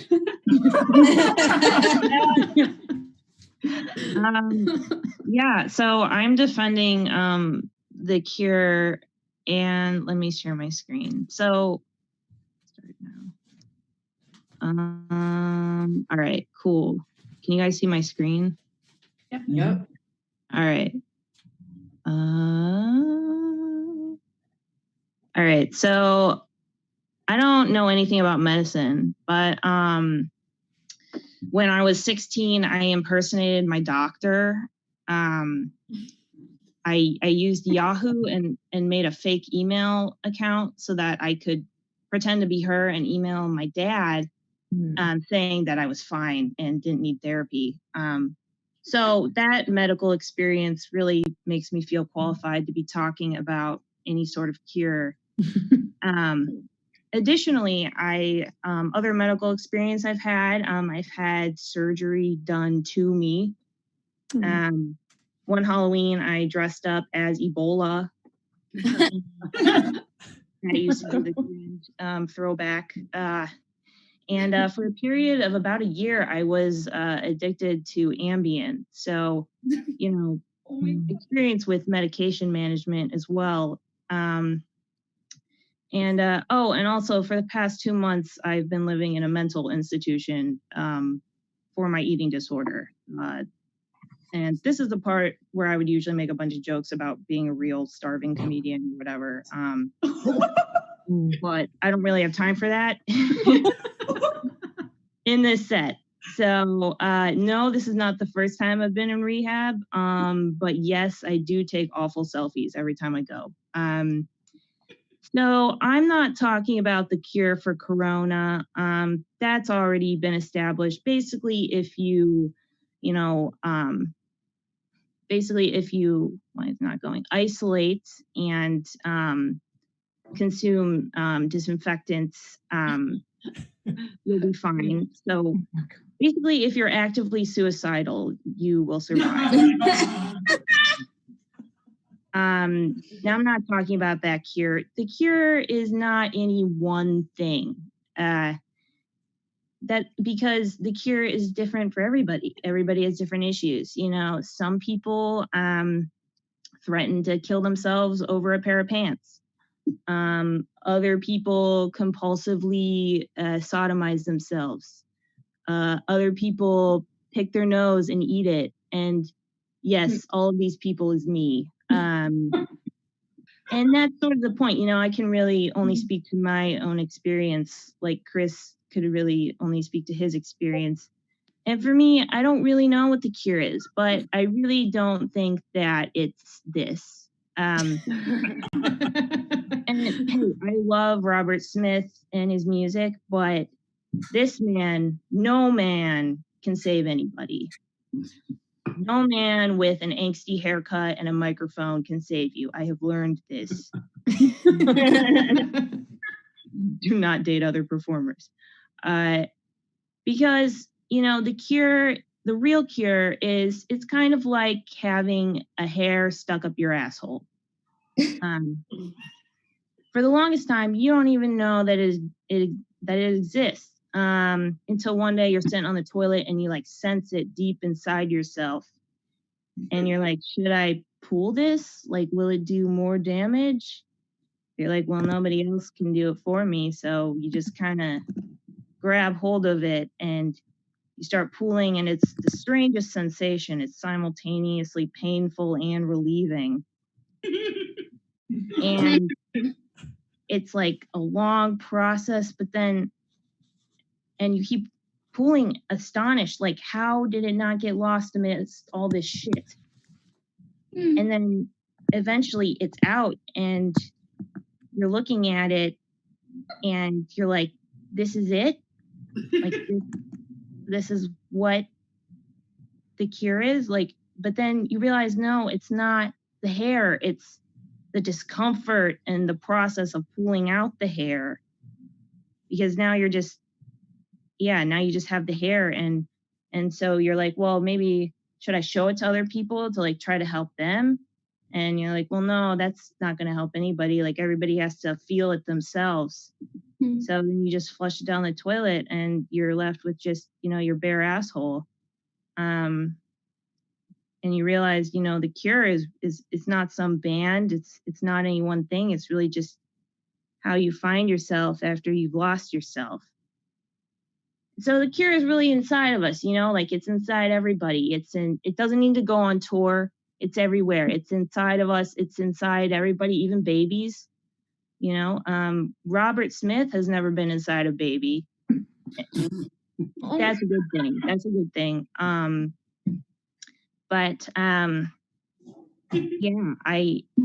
I feel like I should have ended it after the finding yourself thing.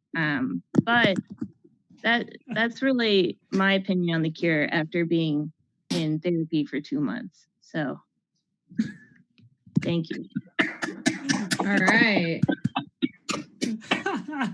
The rebuttal for the band The Cure. You have a lot to respond to. Really Santiago. I believe the hair is in us. That hair does need to be pulled out. And I do believe that hair sometimes needs to stay in. And I think that's music. I think music, we need to shove that right back in.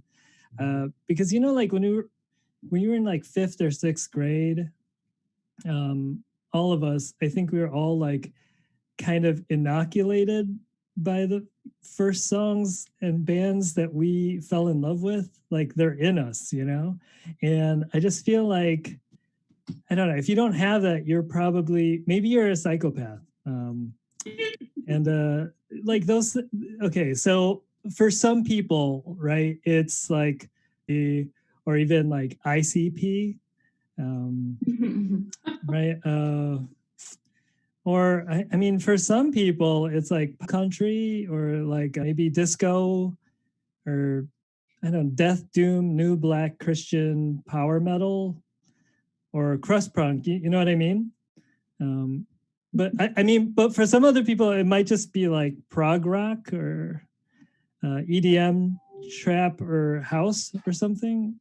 Do you know what I mean?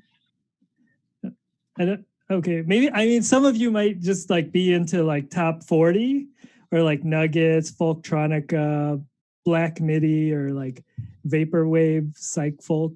And, like that's in us, you know? Like I relate to what Evelyn is saying. You get it. Like, I mean, but like some of you just, you're like into jazz punk or like marching band, ska, reggae, musicals, or like Gregorian chants.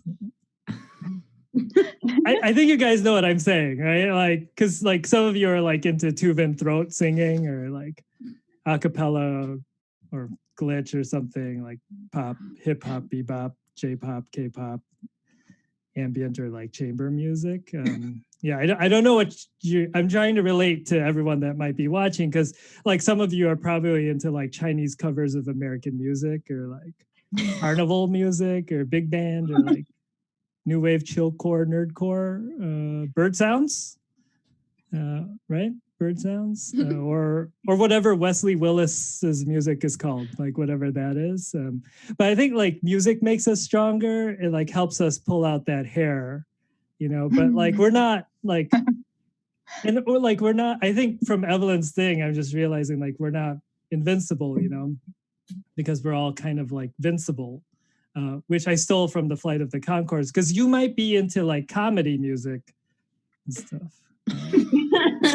So, yeah, I like, okay, here's the thing about The Cure. Like I don't know if it's ever been calculated how many people were actually conceived because of The Cure. You know, like I think they're kind of saving the world, because I'm willing to bet like a few million over the last few decades, maybe, like were conceived at least within like earshot of the song "Let's Go to Bed" or "Just Like Heaven," something. But I don't like me personally though. I don't really get why people listen to music while like making love and stuff, because it's very distracting and you can't hear your partner telling you what to get at the groceries for the next day. But like that's everyone's different. But what I'm telling you is that The Cure has led to like the creation of actual life and sustaining life, you know? And so like for me, The Cure is like the ultimate soundtrack to my sadness. Not just me, like hold on. I think it's like the soundtrack to our collective sadness. And that misery, it like never sounded so good, you know? I don't know what kind of music you guys are into. That's my rebuttal. Keep it going for Chris Santiago. With the rebuttal, if she's set up and ready to go. Yeah, mostly. Evelyn Troutman on behalf of the Medical Cure. Okay, can you see? Okay, cool. So I decided for my rebuttal, I wanted to do an impersonation of The Cure. If the Cure was the cure for me. So this is a song I wrote. It's called "Friday, I'm Locked Up."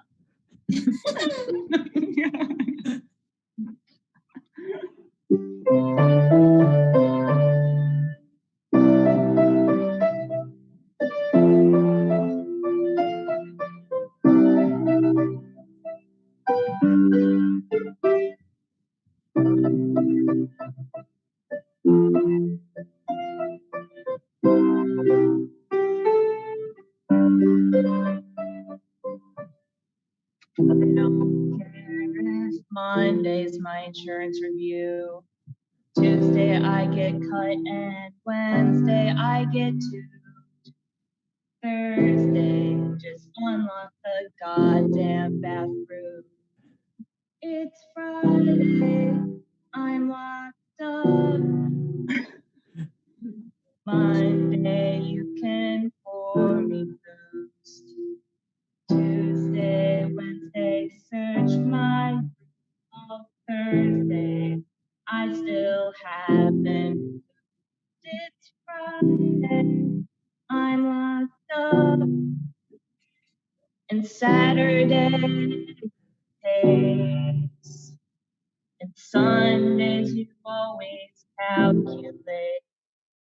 But Friday still cleaned your plate. I don't care if Monday's challenge snack. Tuesday, Wednesday, I feel so fat. Oh, Thursday, I told you I'm never taking Prozac. I'm locked up,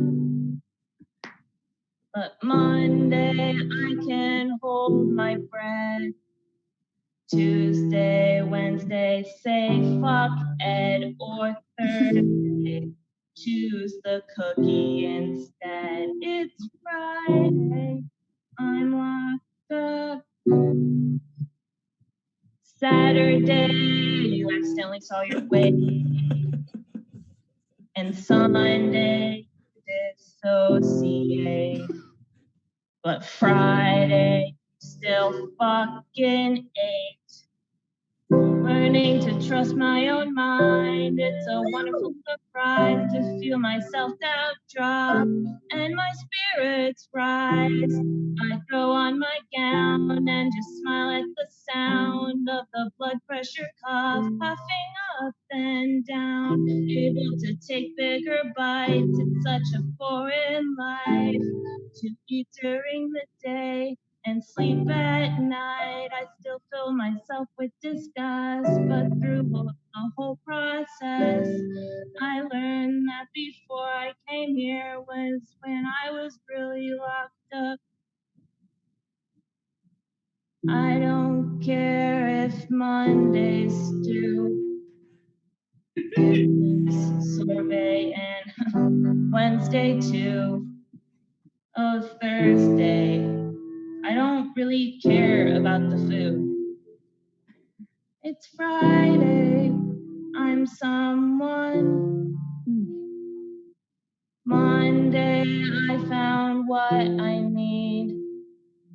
Tuesday, Wednesday, it's not what I weigh or what I eat.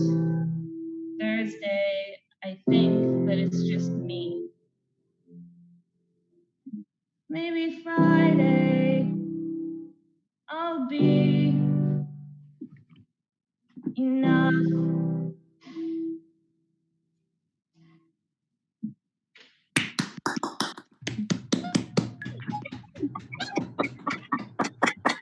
Let's hear it for Evelyn and for Chris. It is time to vote. Apologies to Chris Santiago in advance. You didn't write a song, so I don't know what to tell you.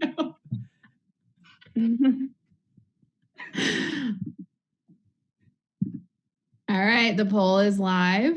Everyone can vote.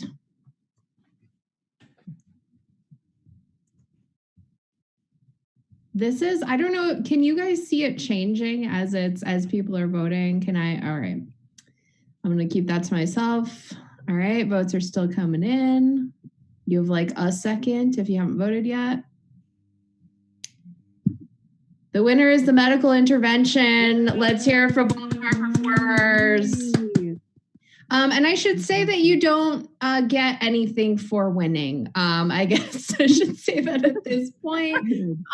It's just really just a warm fuzzy and I salute you. That's kind of what it is. But if you think about it, that's the real cure, right? Okay, we're gonna keep the show rolling right along. I am very excited for this next debate because I haven't done either one of these things for a couple days now.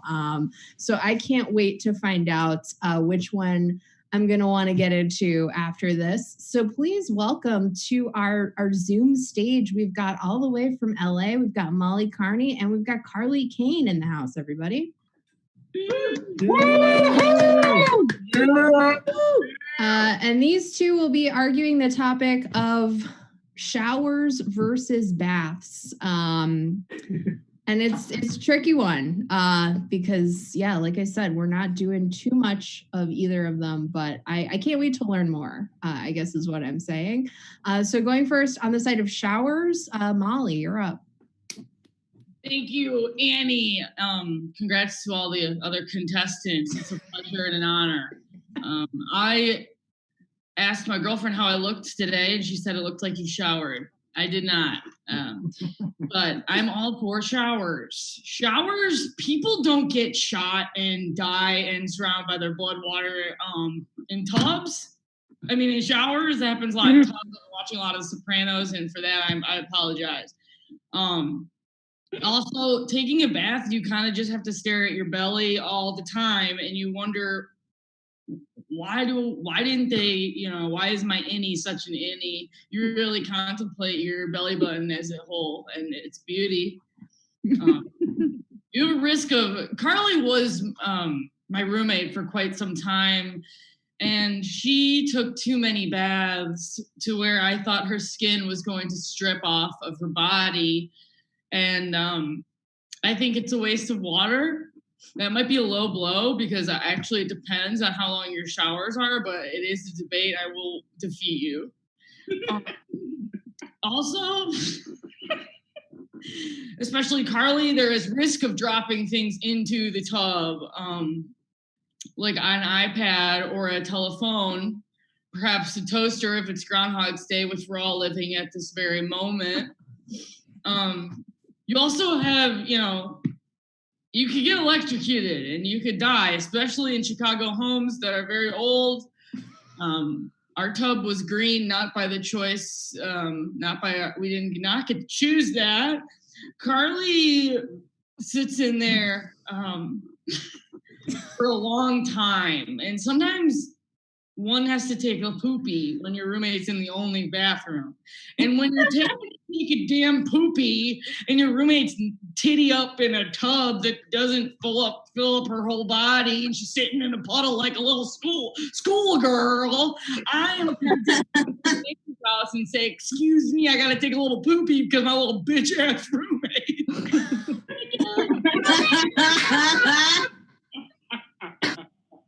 And you know what? God created rain, so therefore God created showers. You can't have, well, I'll tell you this.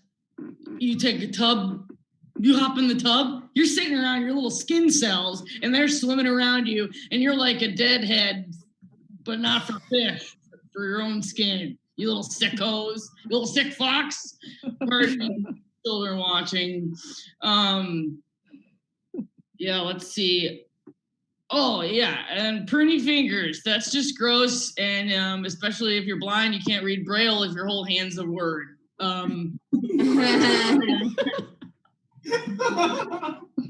for that, I'm going to toss it over to you, Chuck. Thank you, Molly. With the argument for baths, let's hear it for Carly Kane. Thank you, Annie. I don't know what the fuck that just was, but we're gonna get down. Okay. Honestly, Carly, I'm surprised you're not in the tub now. Well, I will. Oh, how do I do? You. Here we go. Nope. There you go. Okay. So let me start with baths. Yes, you guys know me and Molly are roommates. I will say during quarantine, Molly did move out a little while ago. During quarantine, I did come back. I was home with my parents for about a month, and then I came back to Chicago, walked into my apartment, and the entire bathroom was ripped up completely. He took out the floors and the walls without telling me, as a good landlord does. But I did get a brand new bathtub.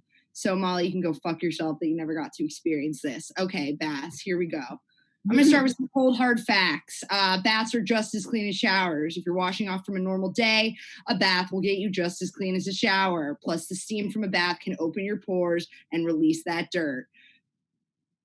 So that is confirmation from Google, Wikipedia, and Ask Jeeves. It's on all three. Showers.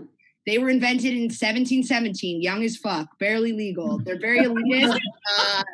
They're the America of bathing. Gross, 1770s. It's just based in colonialism. It's disgusting. Anytime you're behind a curtain, it is creepy. This guy up to no good. Jesus, we love to make Molly.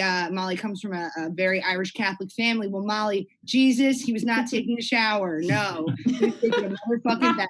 So Listen, I don't know. I will say I did find a Reddit page of just doodles of wizards in baths. I don't know. I think that's pretty fucking cool. I don't think there's a Reddit page for wizards taking a shower. I don't even think wizards have genitals. I think they're just sort of wise and enlightened and they need a bath. Molly, I can see you tensing up. You're nervous. This was also one of the first showers that was invented. What the fuck is this? It was actually in the video that Trump released about UFOs. I don't know if you saw it. It looks like you pull one of those little strings. Like, I don't know. I feel like breast milk is going to fall out of it. It's terrifying. And I don't trust it. It looks like it could attack you. Bathtubs, they've always been consistent. You know, this is Victorian era. I don't know the year. I'm not into history, but this is a long, long time ago. Baths, they're consistent and reliable. Let's get into some bath activities. You know, you're gorgeous. You're wearing makeup. You're having wine. Your hair's done. Because guess what? Showers, they're a lie. You don't need to wash your hair every day. You shouldn't be. Don't be a fool.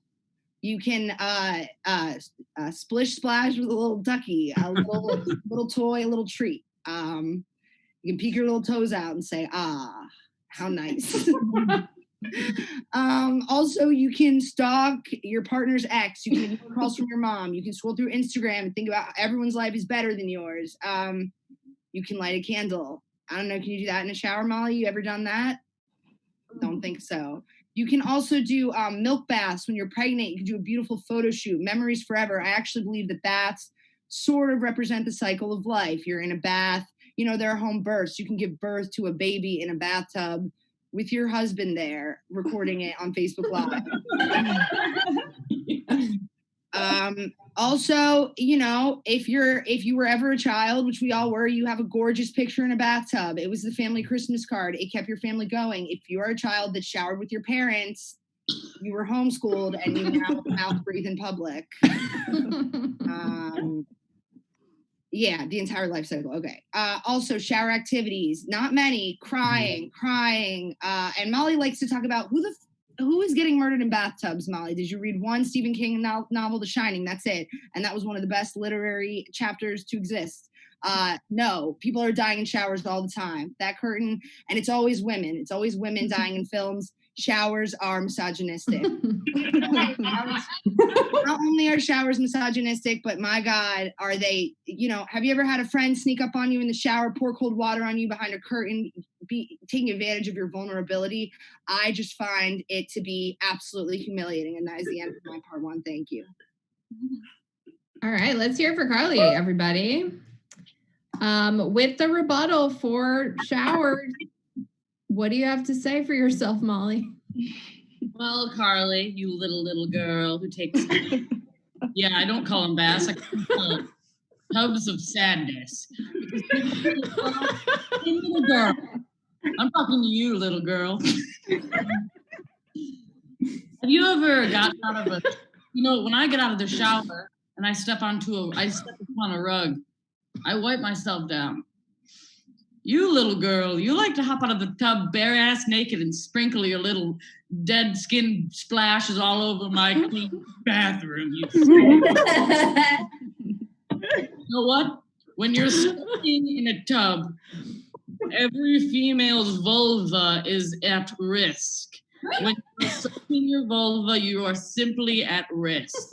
So, as a roommate, I preferably would not like to put my vulva where your vulva was laid upon. Okay? Again, shower sex, delicious. Tub sex, unforgivable.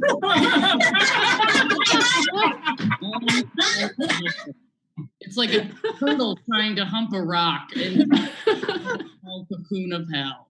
It's sad. I just want everyone to close your eyes with me. Everyone close your eyes and imagine having sex in a fucking tub, you sick fuck. Dirty nasties. Unless you're one of those twins that are attached to each other physically. Shouldn't be in the tub together, do you understand? I'm not really into birth in the tubs because babies, they need air, just like its mama. And when a baby's underwater, that's scary. I think I'm going a little off track. Carly, on my closing remarks, Carly said that you shouldn't wash your hair every day. Absolutely. I agree. You see this, you think this is a mistake? This is pure beauty. Ever heard of a shower cap? That's what my nana used when it rained. Shower. Always do what your nana tells you to do, little girl. And when Carly washes her hair in the tub, it looks like the girl from The Ring. She's attempted drowning trying to wash her hair in a tub. I love you, Chuck. Be careful in the tub. Thank you, Molly.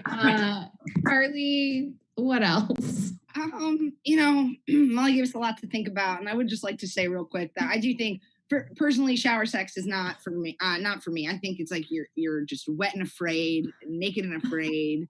You're like a shivering stray dog, just waiting. And listen, you might be right, Molly. Maybe sex in a bathtub is like a turtle humping a rock. That was good, and maybe so. But I will tell you this: when I was 11 years old, my Aunt Michelle took me into her bathroom. She pointed at the tiny tub pillow that she had ordered off the internet, and she said, "This saved my goddamn marriage." She says, "Yes, that's right. Me and your Uncle Billy, we have sex in this tub, and it's saved." I've never forgotten that. And I do have one closing thing I'd like to show you guys real quick. Yes, showers are humiliating. But Molly, she's not who she says she is. She's a liar and she's a fraud. Let's do a little survey real quick. Oh. Did Molly Carney tweet about baths over Quar? True or false? I don't know. Give me a little thumbs up if you think it's true, a little thumbs down if you think it's false. I don't even remember. Oh, let's see here. True. What did she tweet on March 31st? Considering sleeping in my tub tonight for a little vacation. March 31st. 249. The most likes she's ever gotten on Twitter. Is a fact, sadly. She's been on Comedy Central and she has not hit 300 likes on Twitter. I'll also tell you this. Oh, Molly loves to hate on a bathtub because we're here and she's trying to please you guys. But when we were roommates, sometimes Molly would like to black out. She would black out many nights. And sure, I loved a bath. I would often go for a bath, sometimes at all hours of the night.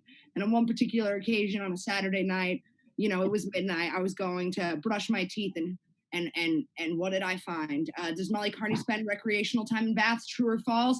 That is true. This is her black. When we lived together, she was fast a fucking sleep, and then I poked her, and she woke up like the goddamn devil. Look at her eyes. So I rest my case. Finish shower. Thank you. Woo! Oh. Good stuff.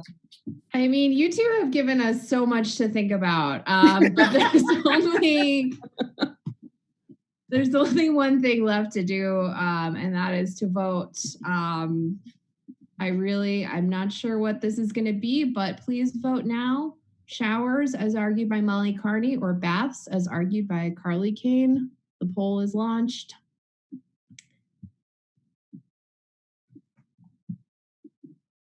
I don't think I'm going to be able to eat dinner tonight. I'm still fucking knocked, you guys. I've been nervous all week for this shit. Oh, man. All right. All right. If you're going to vote, you got like a second to do so. Whew. I did not see this one coming, but it is baths by a little bit. Congratulations to both performers. Thank you. Love to see it. Feelings mutual, Molly. We're excited to have you here. Maybe some of us will wash our hair soon. It's hard to say. We do have one more debate for you tonight, but I just want to put in another plug for going to the Venmo. It's in the chat, Venmo Mary. If you do that, we're going to distribute it among the performers. And I know that a bunch of folks are watching us on Waking Windows live stream right now. So if you are watching us there, please Venmo Waking Windows, and they will also be distributing money to the performers. So please do that. There's also a link in the chat of the Zoom to the GoFundMe for the North Bar staff. That's where we would have been doing this show tonight if we were able to be in person in Chicago. And so please throw them a couple bucks if you can. So with that being said, let's go to our final debate. Are you guys ready? Woo! All right, that's good enough. I'll take it. We're gonna do it.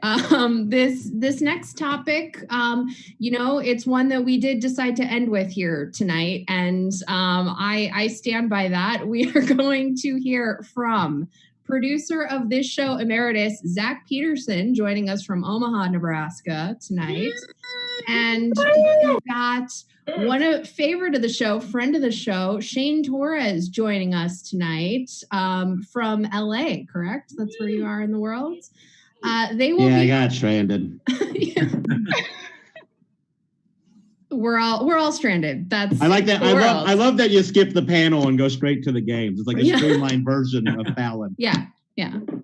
It's right, because that's really Fallon is really what we want to aspire to in terms of Sam, aren't you writing on this? Only he is. Yeah.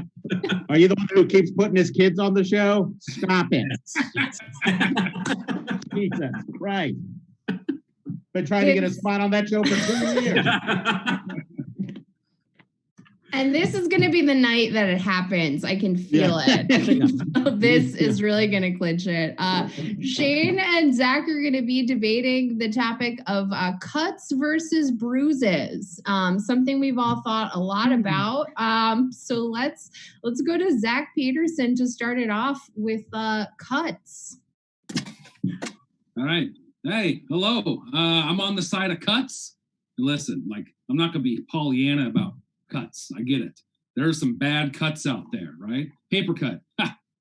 Don't like that cut. But there are some good cuts. A haircut? Oh, it's good. Tie and tie. We like that, right? You get a good haircut, you feel good about yourself. You go to the movie theater, got kicked out of for laying down, So that's good. We like that. Another bad cut. Here's another bad cut. The Donnie Darko director's cut. Huh? That's good. We don't like that, right? Here's another good cut that we like. We like good cuts. Cutting in line. Huh? You ever done that? Like, oh, what is that, a roller coaster? I hate being near the end. Why am I not near the front? You know what you can do? You can cut. Problem solved. All right, we like that cut.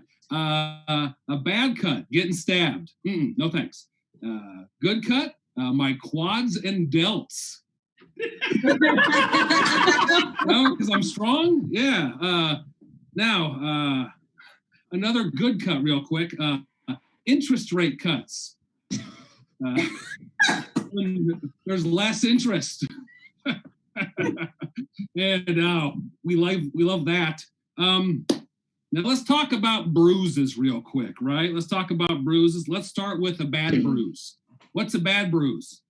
All of them. Yeah. Every single bruise. Can someone name a good bruise? Oh, yeah. Nothing. You can't. There's two types of bruises. That's people bruises, which is the worst bruise in my opinion. And there's fruit bruises. You ever had a bruised fruit? You ever had a bruised apple? You ever bite into it? It's like, oh, someone's already eaten this apple and put it back on the apple.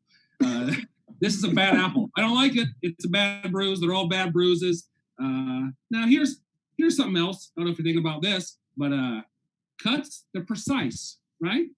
They're on purpose. They're purposeful. You have to have something like a sword or a knife, something that cool people collect. You gotta have one of those, to cut. And then bruises, oh, they're brackish, right? Sloppy. We don't like that. You just have to have something to run into, like a dresser.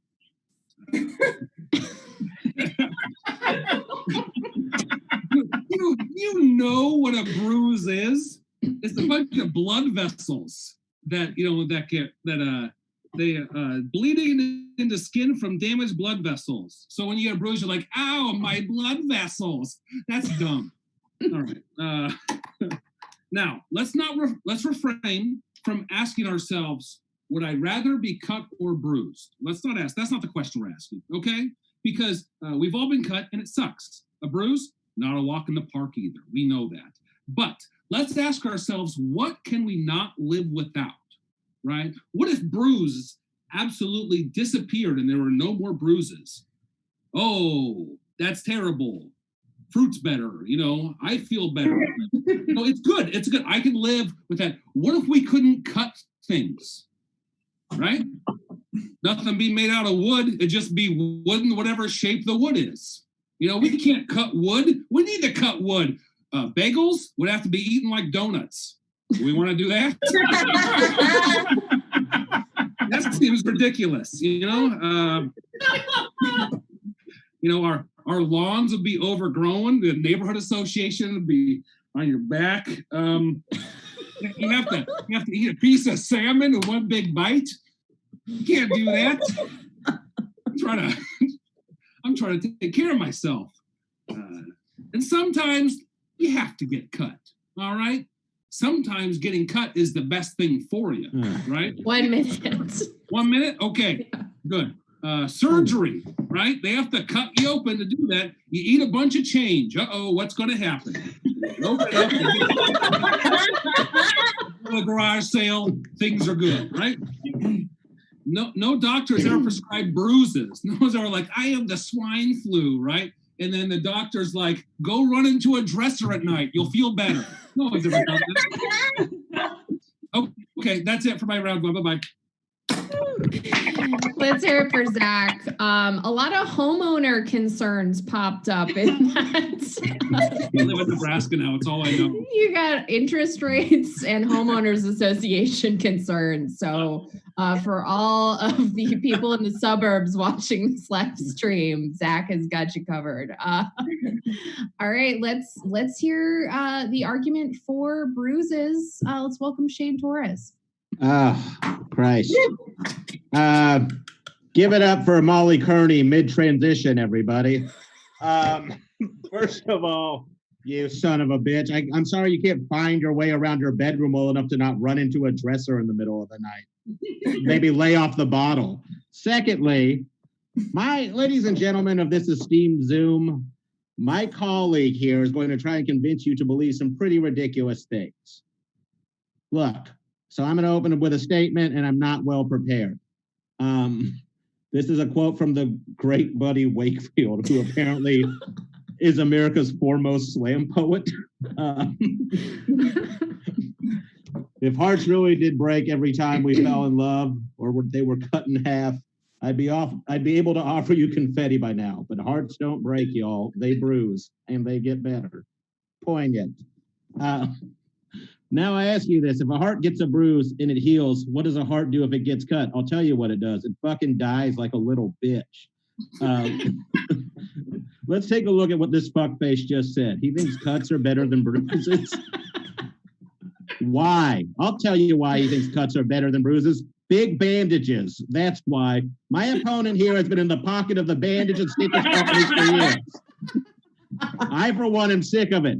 Here's a little bit of tea that my opponent forgot to spill, but I got plenty left. My pot is so and my pot, so take your teapot covers off because it's about to get hot in here. This son of a bitch worked at Band-Aid, the Coca-Cola of the bandage industry. The architecture that turned millions and millions of young emo fans into cutters. This man took our children's trust to be a moody, sad teenager who was a little lost and had them scar their arms. You want some more tea? It's about to look like the Boston Harbor up in here. I don't have to remind you of this, but maybe I do. We all know that tobacco companies have long targeted children with ads of cartoons like Joe Camel and the like. We know that fast food corporations like McDonald's entice children with toys from movie franchises so they buy kids' meals. But here's something you may not have thought of thinking back to when you were a child. Remember when you were playing ball out in the lot? Just you and Skip before the war. Maybe a slid into home a little too hard and bruised your ankle. Maybe even skinned your knee. Or you nicked your hand climbing a tree with Skip because he didn't want to go home because his mother was drinking again. What did you do? You went inside to your mommy? Yes, mommy. She'd patch you up, put a Band-Aid on your boo-boo, and off you went. You ever think about what was on those children's Band-Aids? A little Ninja Turtle, baseball, football. And what are those saying to you? You don't have to be careful. Go out there, get another cut. It's fine. Everybody will be safe. We'll be here to patch you up. That's how these fat cats like Zach have become rich. They've lined their pockets with your children's blood.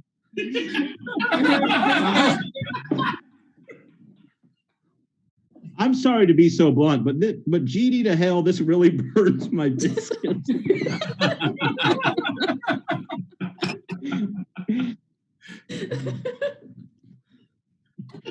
Now look, it feels like I've been up here for a long time, but I'll keep going. I can talk out of my south mouth with the rest of them. I'm not saying the bruises are perfect. I'll be first to admit that bruises have some problems. They can hurt and be unsightly if you don't like the color. Let's say you're at the store. You see an apple with a bruise. May not be what you're looking for, but you'll take a bruised apple over one that has been cut in half and has seeds and juice spilling out of it. 1 minute. In closing, fuck Zach. Let's hear it for Shane Torres, everybody, arguing on behalf of bruises. And with the rebuttal, Zach Peterson for cuts. Hello. Listen, we can't believe anything he says. He obviously lives in the computer. He is a Lawnmower Man or a Tron, whatever movie that you want to reference. Does anyone else get that? I'm 38. Okay. Now listen, I looked up cuts on the internet. A lot of weird stuff. All right. I also looked up bruises. The one thing they both had in common is they are both clothing boutiques. All right. So we're going to compare the two. What I found. Here's Cuts clothing boutiques. Oh, look at that. Oh, look at those. Look at. I don't know how to share my screen, so I printed them off. I'm not gonna learn anything ever. Make the promise to you, the voter. Look, Cuts. Like, look at these sensible shirts. Right? How nice. It looks like something Zac Efron would wear when he's doing a TikTok, right? Like somebody when he was yelling at me, he's like, "Hey, get the fuck off the golf course," you know. And then here's Bruised Boutique. All right. It's roller derby wear. No, not roller derby. The one place where people more emotionally unstable than comedy commune. I was like, I need to be the center of attention, but I also have to give someone a concussion. Yeah, roller derby. So cuts are better, right? And one more picture before I go into my wonderful closing statements. This is another picture from the internet. Is my opponent, Shane, cutting. You see him cutting? Cutting that bird. Like, that's the first one. Everyone like that's a bird. Some people like birds. I don't know. You understand what I'm saying? He hates it so much he does it. Okay. Here's the last thing. Here's a what's the thing? An antidote. That's what I say that. The final antidote. One time I was rollerblading. All right, it was the 90s. People could do that, and I was being pulled by a dog on my rollerblades. Right, like he was pulling me. I was going real fast because life is meant to be lived. And we were going so fast. I went off a curb onto another curb, and I hurt myself. I had to go to the hospital because I got a hematoma. Which is a bruise to the bone, right? Like I couldn't walk for months. I had to go to the emergency room, shot off with painkillers, everything like that. I've never been in more pain than I've been cut before, many a times, right? And here's the thing. It hurt, but it did not hurt as bad as the teasing as I had to change in 7th grade gym. You know, they were yelling at me. They were like, they berated me because of my giant bruised ass, you know? They call me names like Lumpy Ass and Bruise Boy and Stinky Shit Ass, which is unrelated but still mean, right? Can we agree? So every time you vote for Shane and you vote for Bruises, it's a vote for a poor kid who just moved to the city from a farm, and all he wanted to do is fit in. You know, but everyone else bullies him because of his damaged, monstrous ass. So your cheers for Shane will be like the cheers of my junior high tormentors. So when you're voting, think about who you were in junior high. And think about, if you could, would you be better? Well, now it's your chance. Thank you. Let's hear it for Zach. Once again, really learning a lot about all the performers here tonight. And let's go back to Shane for the rebuttal on behalf of Bruises. Well, first of all, I would like to say that that's what you get for rollerblading. That's on you. Secondly, I would like my colleague to hold up the picture of me, if you could. Yeah.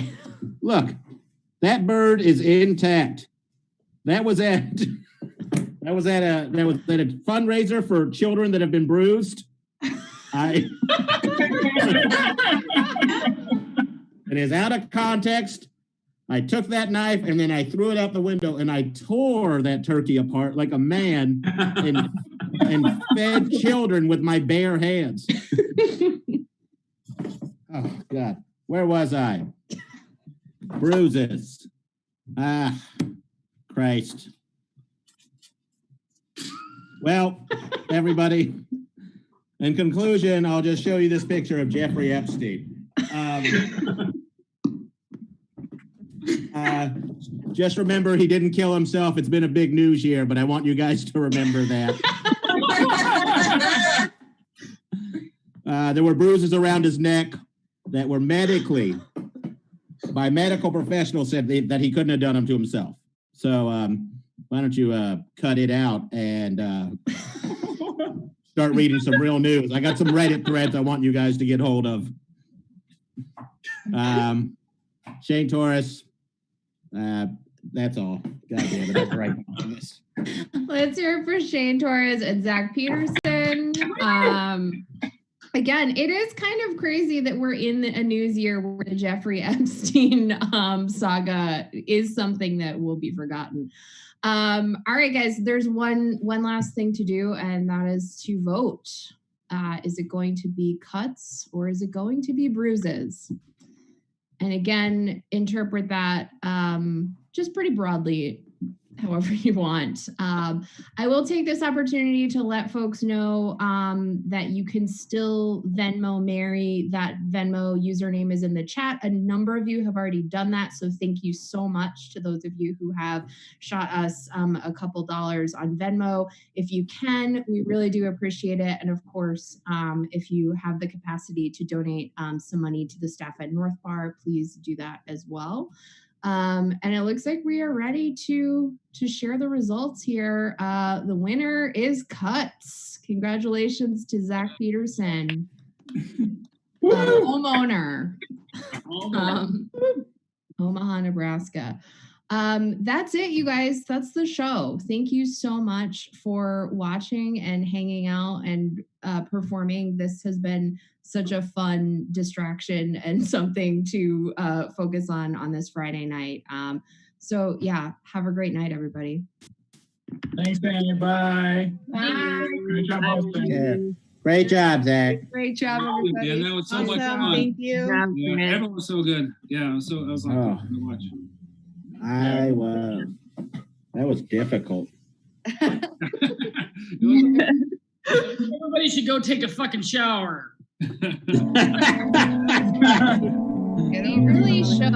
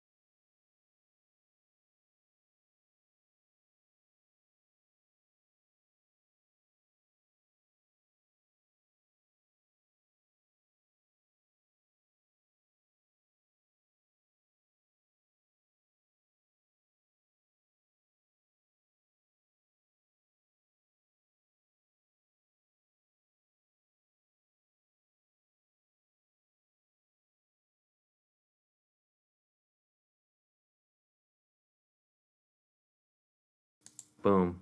Yeah. Sorry, I was just saying some stuff. Wesley, come here. Come here. Come on. Okay.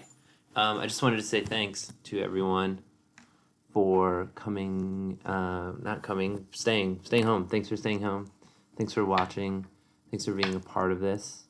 Coming up next, we have Lee Anderson. He will be spinning some records, talking about the records, doing some fun stuff for the next little while. We're going to be back here at 11 a.m. tomorrow. And let me just test this out. Ooh, hold it. Okay. Let me test it. There we go. And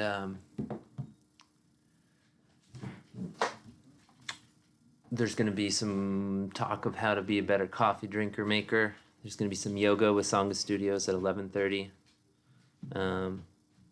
And we have a page burner reading series. Brian's giving me the thumbs up. This is my good friend and yours. One of the best people in the state of Vermont. Lee Anderson is the owner of the Radio Bean, Duino Duende, and Light Club Lamp Shop. And Lee, are you ready to take it away? I'm ready. How's that sound out there? Sounds good. I'll have to test it on the stream. I could turn it up a little bit over here too. All right. Sounds pretty good on the stream, Lee. All right, great. Hey, out there in Waking Windows and Vermont land, certainly miss you all. Yeah, so Waking Windows 10. Waking Windows 10? You are officially calling this Waking Windows 10, great. All right, well, we got, just kind of setting some stuff up here. What I'm going to do is kind of talk about some things that maybe some of you have been thinking about, which is what to do in case you need to bug out or possibly bug in.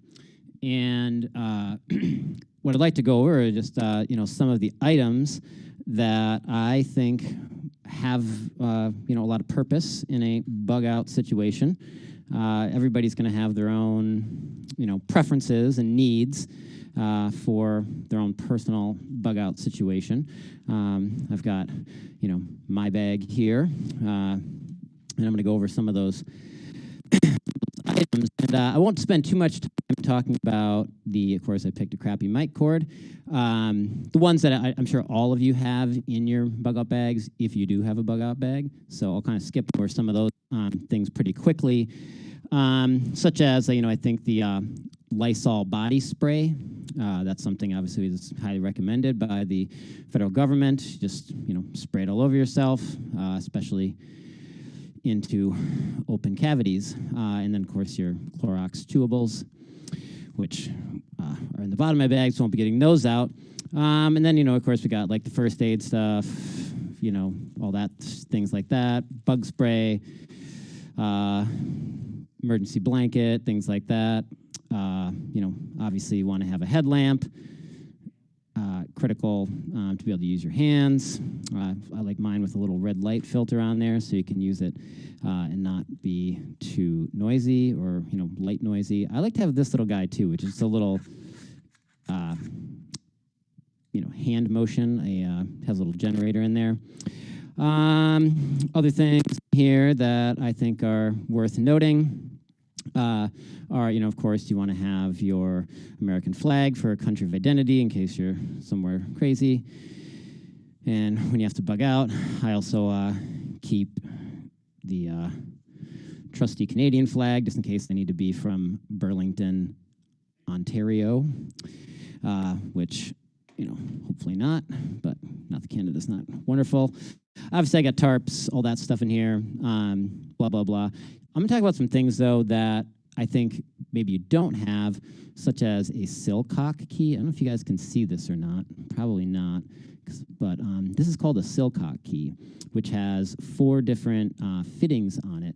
These are used at most public buildings, such as schools and office buildings and stuff. And this is how you turn on the water. So if you the water spigots on the outsides of larger commercial buildings use these things called sillcocks so that people don't just turn on the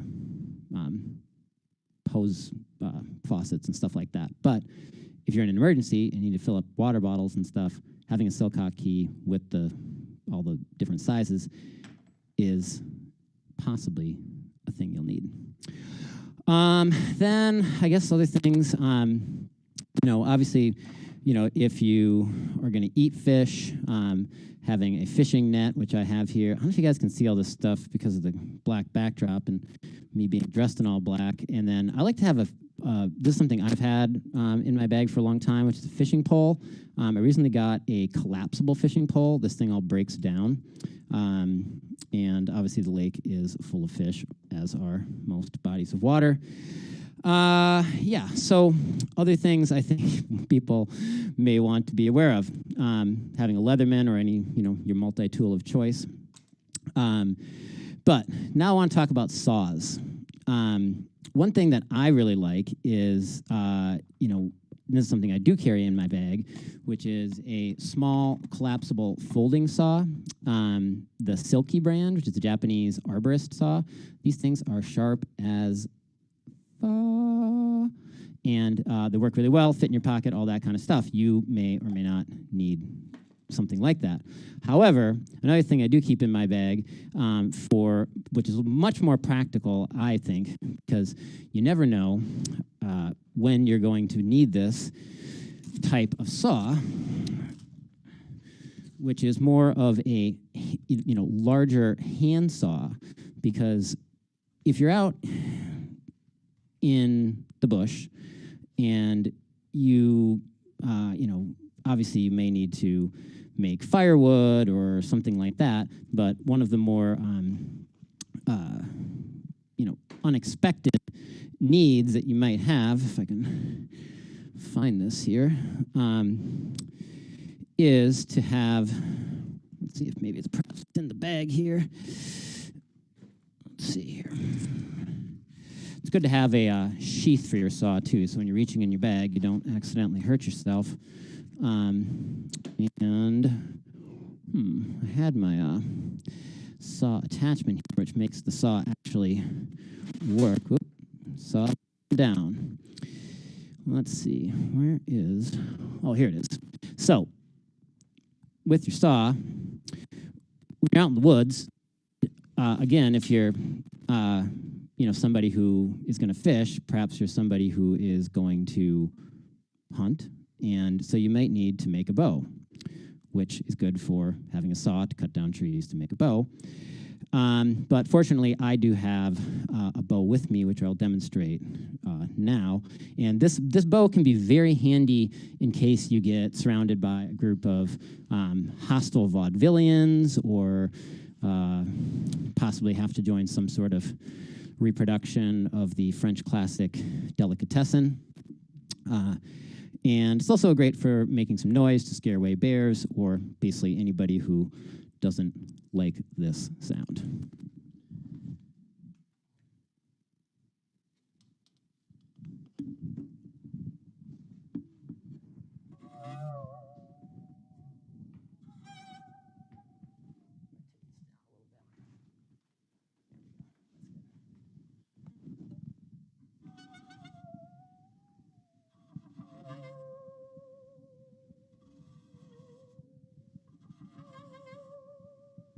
Tell you what, you just start doing that in the woods, people run. That's guaranteed. What else we got? All right, this is fun without any audience that I know of. So other things, yeah, too bad I got the crappy mic cord. Other things, you might need to make alerts that, Brian, can you tip that up a little bit again? I lost my point of view here.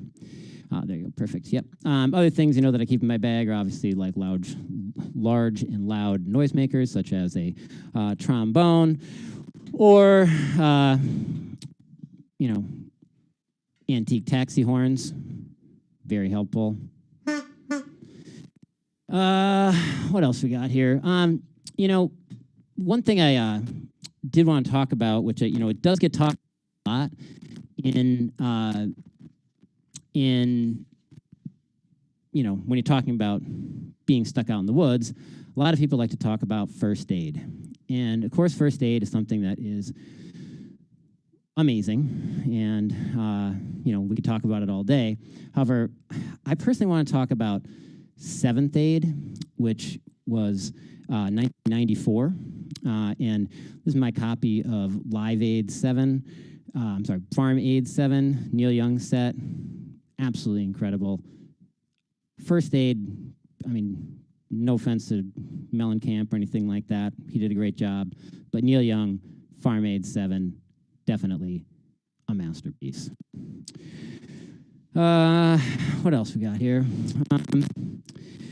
Of course, it's good to have, you know, disguises and stuff like that. I carry a wig. In case we go back to, you know, a more primitive form of monetary exchange, I like to keep a analog credit card reader, carbon copies in stock. What else we got? Well, I guess, you know, of course, the one thing that everybody wants to talk about, and they'll talk about defense, and that's what we, you know, we'll get to before we start getting into playing the absolute bug in Essential Records, and that is defense.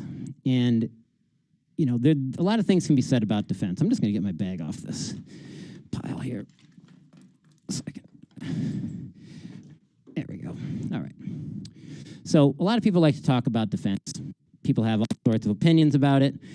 And, you know, people get really passionate about it. And I guess, you know, for me, I think that it's something where, yes, you can go big. You can go for, you know, something that's just going to intimidate immediately and basically make it so you don't even need to use it.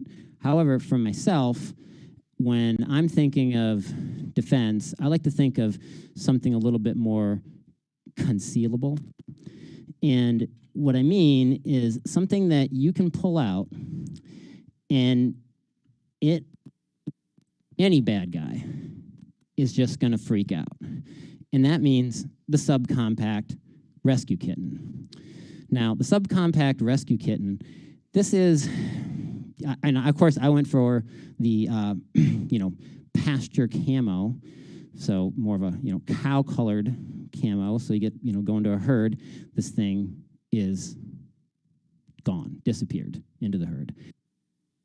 You know, like I said, this is a very concealable form of defense, as opposed to, say, like a tiger or something like that. You know, a lot of people are getting tigers nowadays, I guess. But packed kitty, rescue kitty especially, hard to beat. You know, and a great disguise.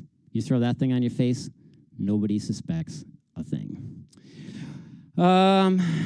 What else? I think that's it for the rescue and bug in, bug out situation here.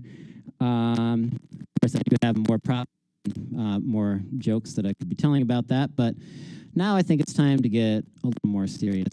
One thing I do have in here that I just want to put in a plug for is, I don't know, I guess it will. This is just something that's actually kind of like not that funny, but an MSR Whisper Light as a camp stove. I just whipped it out recently. I hadn't used it in 2 years. I've had that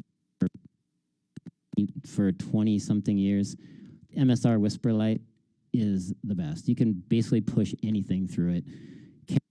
Kerosene, gasoline, whale blubber, whatever. And they are highly fixable and basically indestructible. Okay. We're going to get things rolling here. I'm going to start DJing, which will probably be a lot more entertaining than me trying to make survival jokes. Okay. So I'm just going to drag this thing off the stage and then drag the turntables over here. So let's see if we can do this and still be talking. Wow, it's really fun to be on the Radio Bean stage where nobody has been in a month. Let's see if we can just drag this off to the side, just get it out of the frame.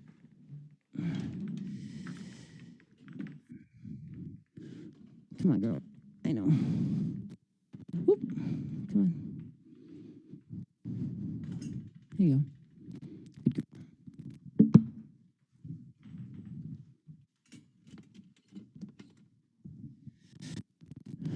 Always good to be safe with your subcompact kitty. Make sure you put it away carefully.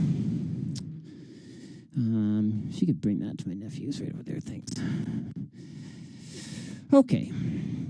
Now for some bug-in essentials. Also, you know, if you're going to bug out, don't bug out without a Technics. You know, I wouldn't want to be anywhere without a Technics 1200. And, you know, obviously good to have two of them. Also, a Rane 56 or a Rane 57 mixer, indestructible, analog, non-digital mixer. I'm going to kick this set off fresh. I usually play this song last in my sets, but I'm just going to go ahead and kick this off right away. And I'm going to record while it's playing so I don't have this issue. And I'm going to zoom in here. This record right here, which is, there you can see it, Burlington, Vermont, Song of the City. This case right here is exactly how I found this record at Goodwill with those little sewing pins and stuff in there. I saw this, I practically died, and started crying when, knowing that it was probably going to be something that I would cherish for the rest of my life. And that was true. So I'm going to set the mic down and pop this record on.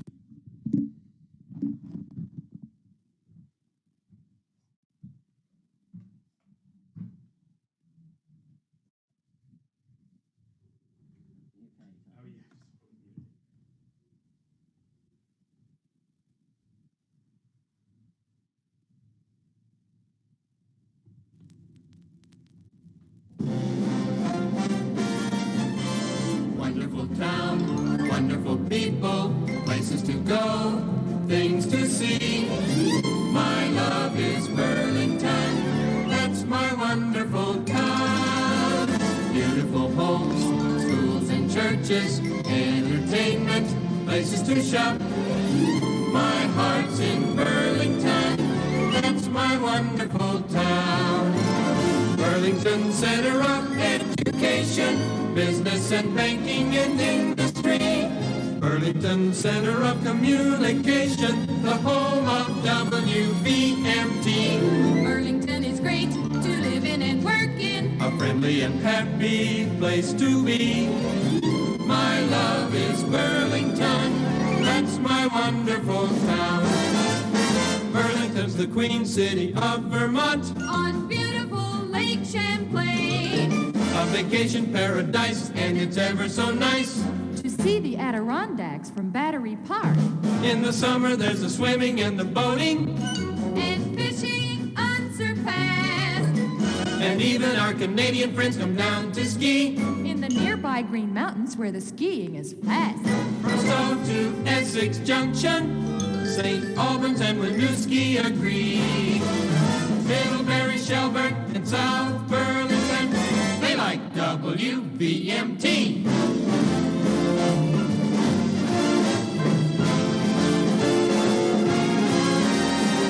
Burlington, Vermont, that's my wonderful town.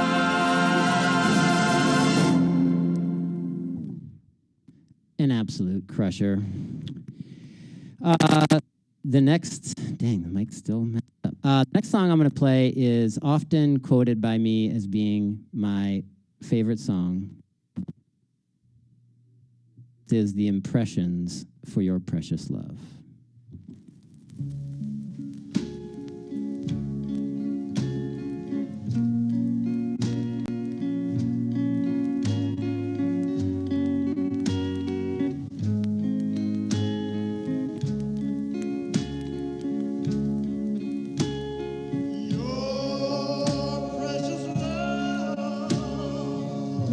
Means more to me than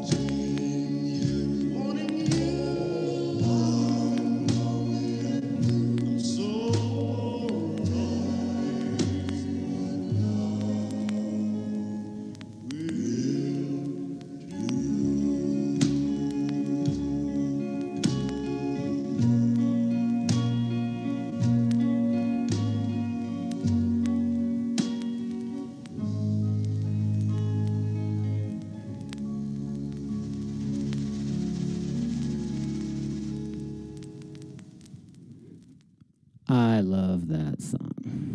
The next song I'm going to play is from the Library of Congress recording. It's Alan Lomax, one of his original recordings of Leadbelly, and the entire Smithsonian recordings of Leadbelly are absolutely amazing. This is one of my favorites. And there's a long conversation that's also on this record, and it's all the conversations that Alan Lomax is having with Leadbelly are also on the record. I won't play the whole conversation beforehand, but he's asking Leadbelly, he's like, what about those fast ones, Huddy? Because that was his name, Huddy. And Leadbelly just gets so pumped up talking about playing fast songs and making people dance. And then he rips into this one, and it's called Gwyn Dig a Hole, Put the Devil In. We're gonna dig a hole and put the devil in. Boy, they jar to jumping. Yeah! They go to holler to one. Yahoo! Why dig a hole, put the devil in? Why dig a hole, put the devil in? Why dig a hole? Why dig a hole? Have me dig a pole? Have me dig a pole? Yahoo! All be patting and showering. Devil's coming down. They see him. He don't know what it's all about. But they do. Why dig a hole? Why dig a hole for devil in? Have me dig a hole for devil in. Have me dig a hole. Have me dig a hole. Put the devil in. That devil in. Then they start. Look down, look down. Look down, look down. And look down, look down. When the boss is gone, the voice comes hollering. Don't give a damn, don't give a damn, don't give a damn, don't give a damn, don't give a damn, don't give a damn, don't give a damn. Yahoo! Why dig a hole for devil in?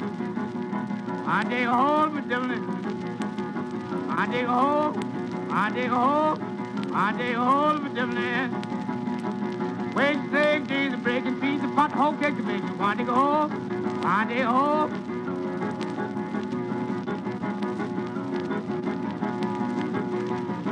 Don't give a damn, don't give a damn, don't give a damn, don't give a damn. That's a little sketch of Tight Like That, Judy. The way they used to play it at the Square Dance. Yeah, buddy. That was Leadbelly.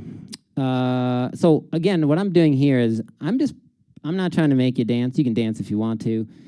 I'm trying to play what I consider the most essential tracks of all time, or at least the ones that I thought of immediately before this started, and I scrambled through my record collection, grabbed several. I could talk for hours and hours, and for those of you who know me, I certainly have, about this man. I've seen him live more than I've seen anyone else, and that is Randy Newman.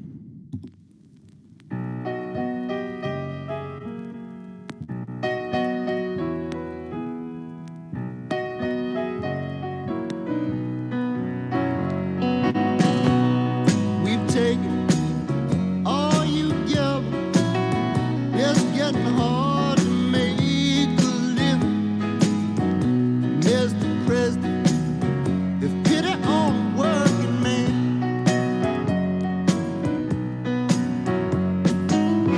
We ain't asking you to love us. You may place yourself high above us. Mr. President, if pity on the working man.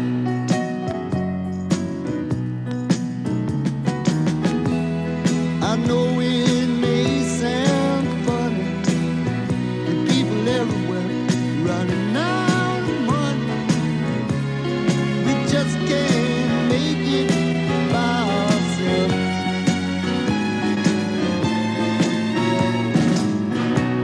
It is cold and the wind is blowing. We need something to keep us going. Mr. President, pity on the working man.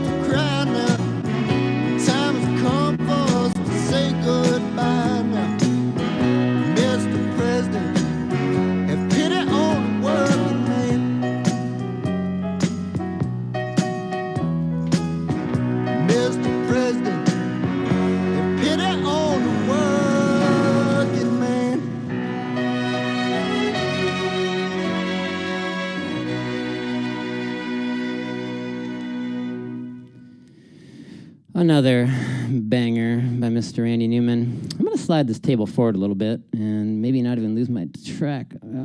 Maybe, Brian, you want to help me drag this forward just a tiny, or well, you can drag that forward too. I was going to just drag this forward because I feel so far away.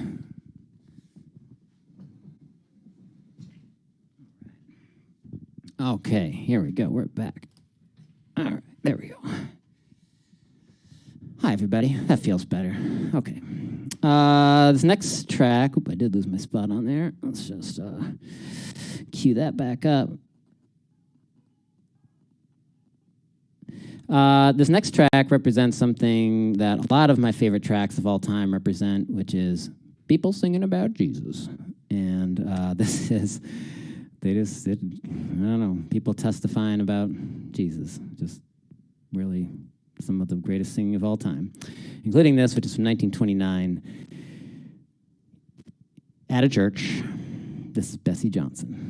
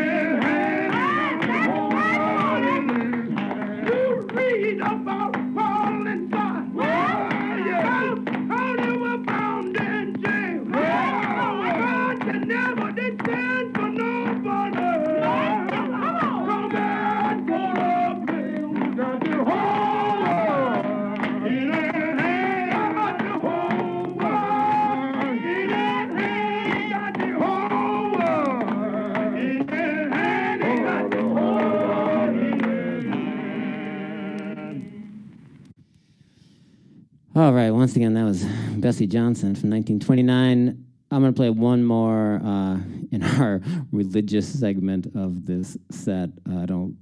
Maybe there's another one in there, but this is Ida Richards, and it's called I'm Drunk and I'm Real High.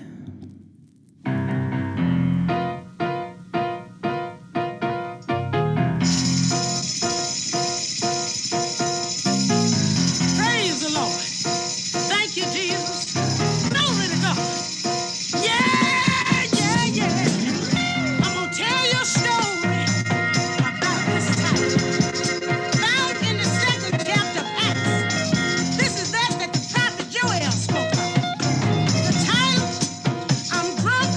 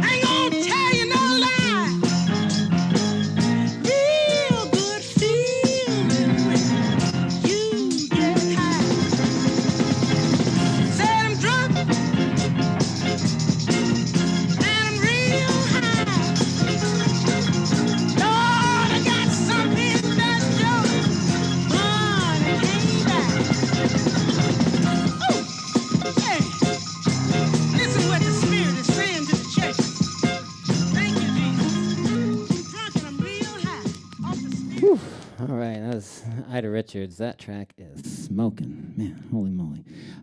This next track goes out to all of you folks who are having a little trouble making some rent out there.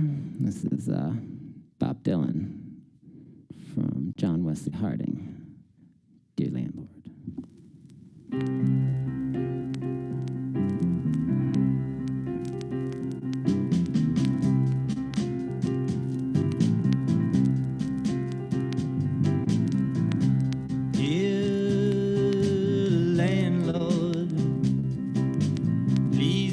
Put a price on my soul.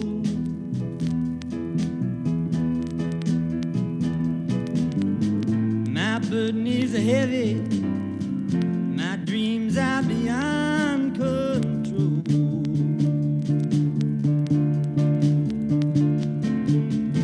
When that steamboat whistle blows, I'm gonna give you all I got to give. Hope you receive it well, depending on the way you feel that you live.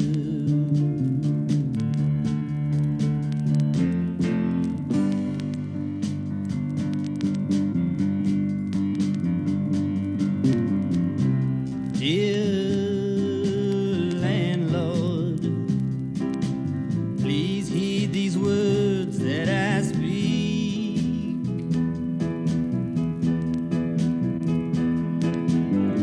I know you've suffered much, but in this you are not so unique.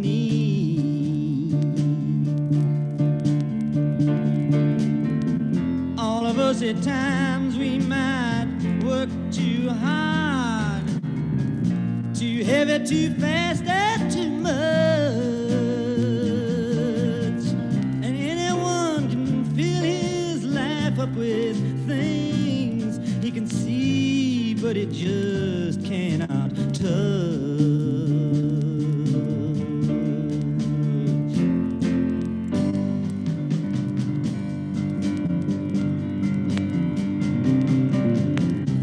Dear landlord, please don't dismiss my case.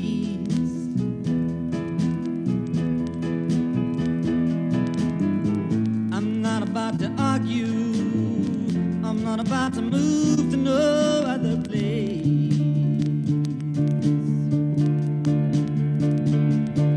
Now each of us has his own special gift, and you know this was meant to be true. And if you don't underestimate me, I won't underestimate you.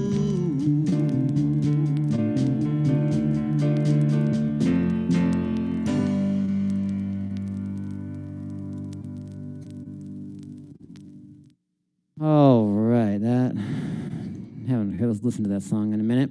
I'm sure many of you went down the Bill Withers hole of listening to everything over and over again when he recently passed away. I certainly did, but the one track I just always come back to is this one, which is Grandma's Hands.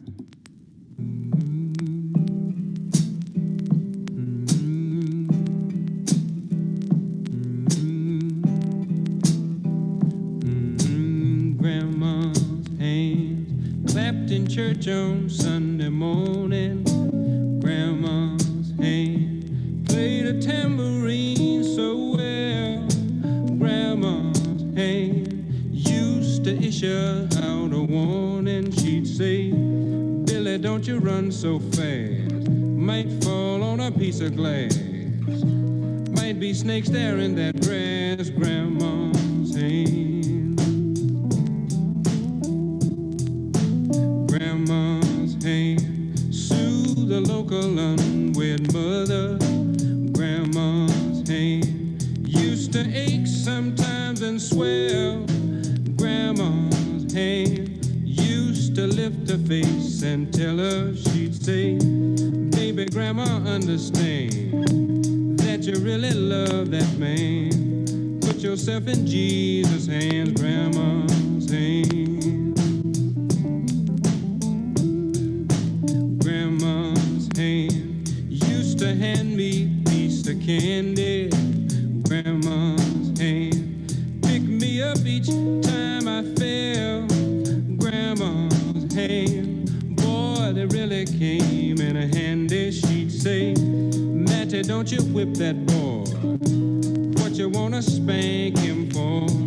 He didn't drop no apple core, but I don't have grandma anymore. If I get to heaven, I'll look for grandma's hand.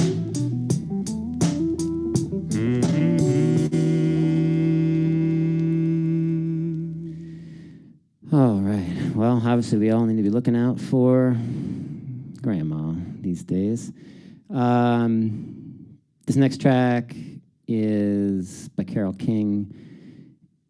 Obviously, Aretha Franklin did a cover of this and absolutely crushes it. In the last couple of years, I've come back to Carole King's original version, and just, it's basically a different song when she sings it. Just the empathy and compassion is just very different. And it's a lot, I don't know if I'd say sadder, but it has something. Looking out on the morning rain, I used to feel uninspired.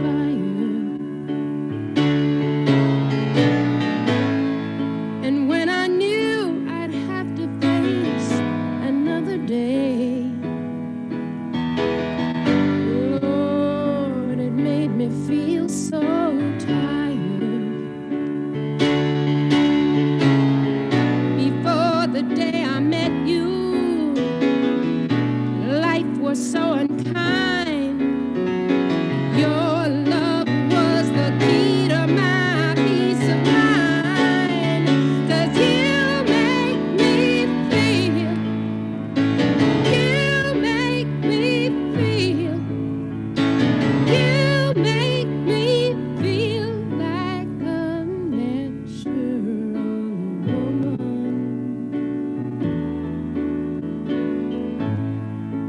When my soul was in the lost and found,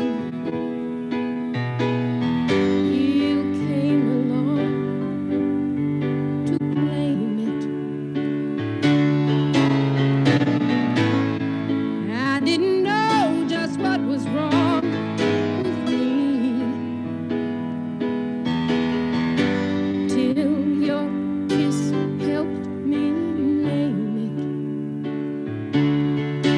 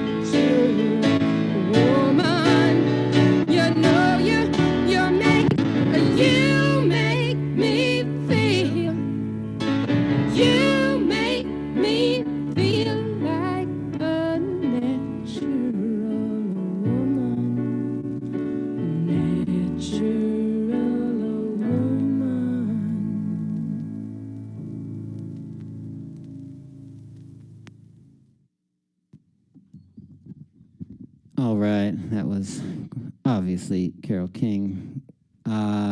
This next song is by Johnny Hartman and John Coltrane, off the one album they did together. A little context for that, for this record is that this album was cut in a day, and it was during John Coltrane's like really wild years. I mean, he was making some of like the craziest jazz ever, going all over the place. And then he came into the studio for a day, cut this really sweet, beautiful record with Johnny Hartman. And I've tried to get into Johnny Hartman singing some other things on some other records, but this one album, it's truly a masterpiece.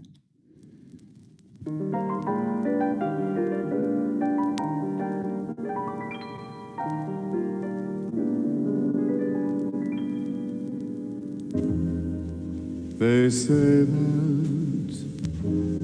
falling in love is wonderful. So wonderful. So they say.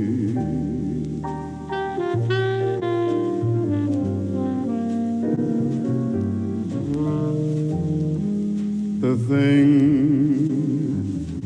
that's known as romance is wonderful, so wonderful. So they tell me.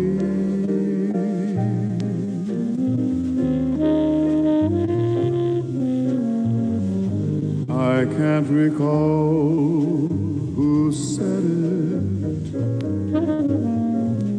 I know I never read it. I only know they tell me that love is grand and if there's a moon up above, it's wonderful, wonderful in every way. So they say.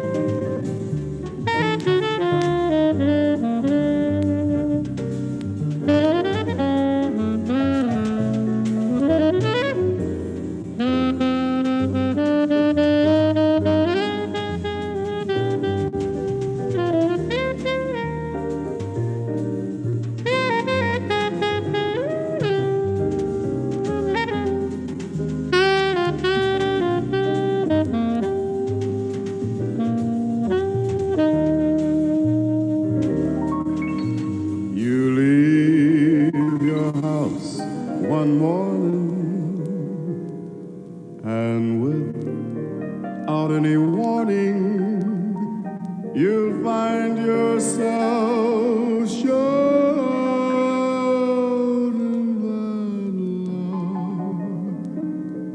is grand.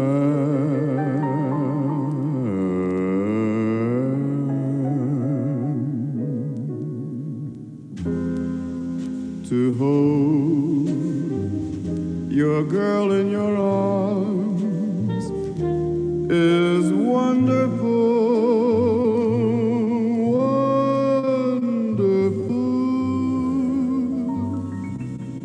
In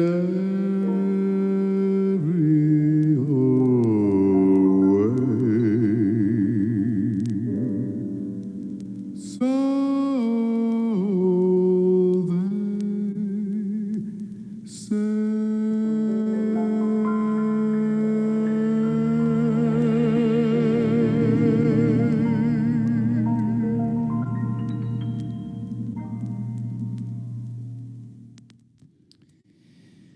Wasn't that beautiful? For those of you who've been around Vermont for a little while, maybe more than 10 years, you may remember a band. Maybe they even played at one of the Waking Windows. Probably not, but Vermont Joy Parade? People from Vermont Joy Parade, certainly. This is the Vermont Joy Parade. Very hard album to find. This is their song, which is very fitting for today, called It Might As Well Be May.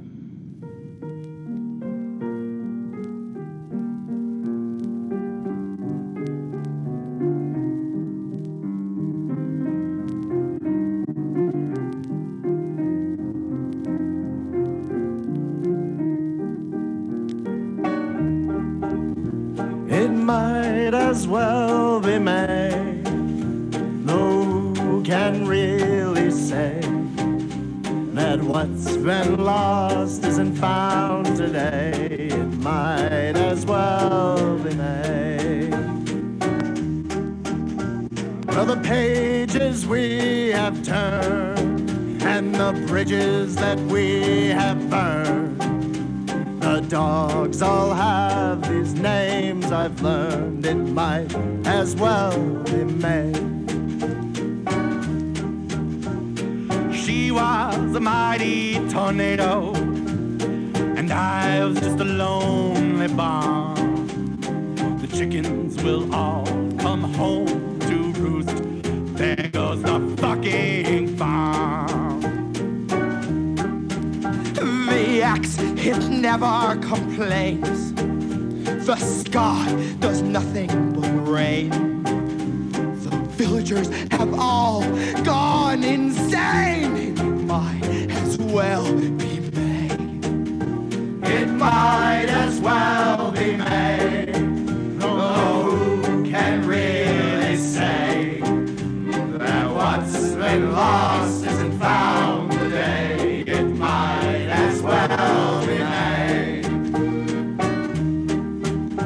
The portraits line the hall, the bugle sounds the call, and I'm not asking for much at all. It might as well be May. Go find a god and pray. Go find a game to play. The miraculous is on full display. It might as well be May. In this moony reverie, we're simply children at play, and the sandbox is bigger each and every day. It might as well be May. It might as well be May. Though who can really say that what's been lost isn't found today? It might as well be May. Everybody! It might as well be May. Though who can really say that what's been lost isn't found today? It might as well be May.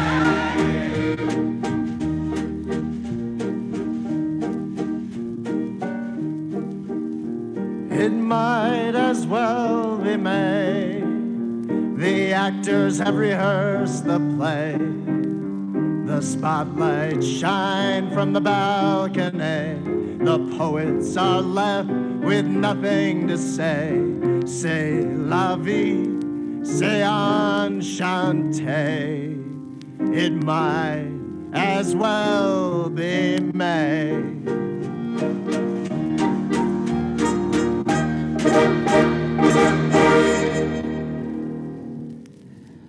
All right, once again, that's Vermont Joy Parade.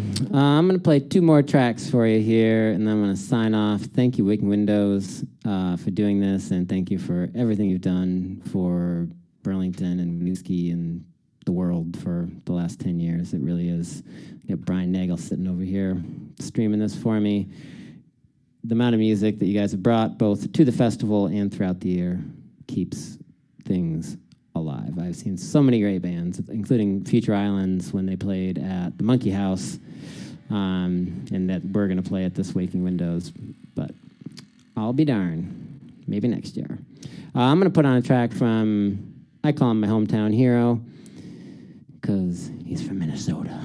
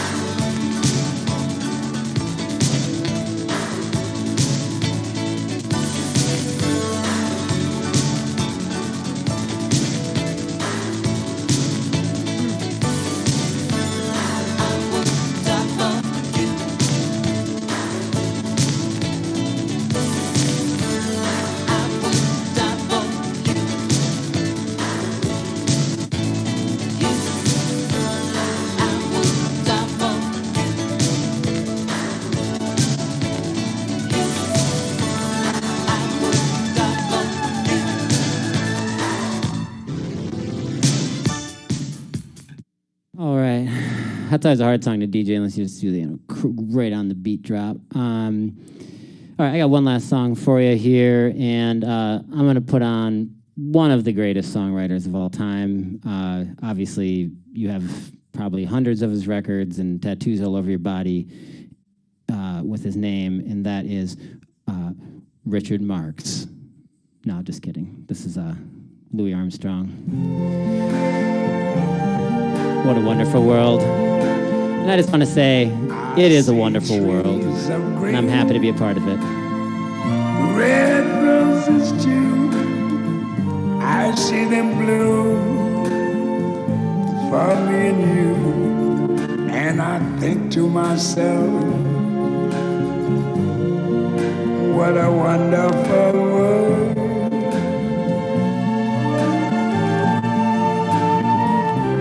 I see skies of blue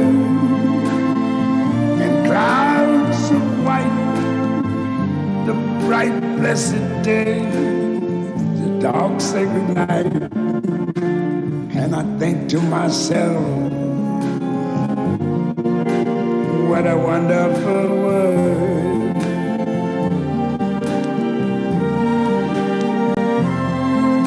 The colors of the rainbow, so pretty in the sky, are also on the faces of people going by.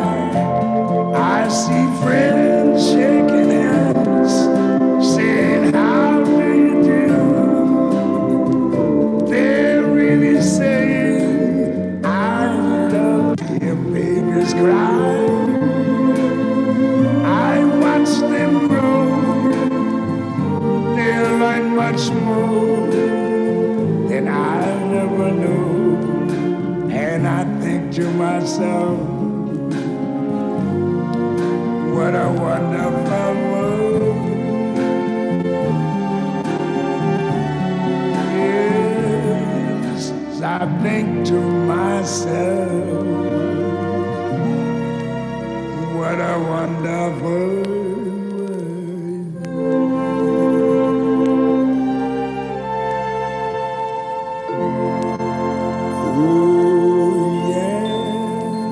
Oh, yeah. Thanks for tuning in, folks. Thanks again, Waking Windows. They got a bunch of stuff coming up all weekend. So stay tuned. This is DJ Lee J. And one more time, being on the Radio Bean stage, first person that's been on, probably walked on this stage in over a month, has been a real honor to be up here. And it feels great. Thanks so much for tuning in. See you later.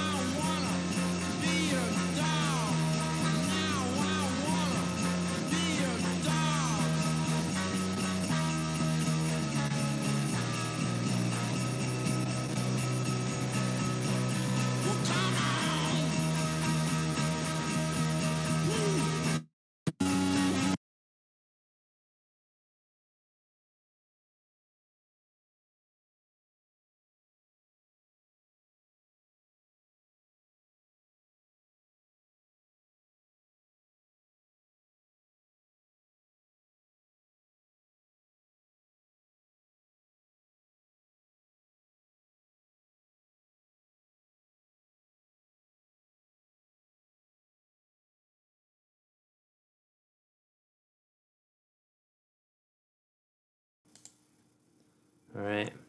That's it, everybody. Thanks for tuning in if you're still watching.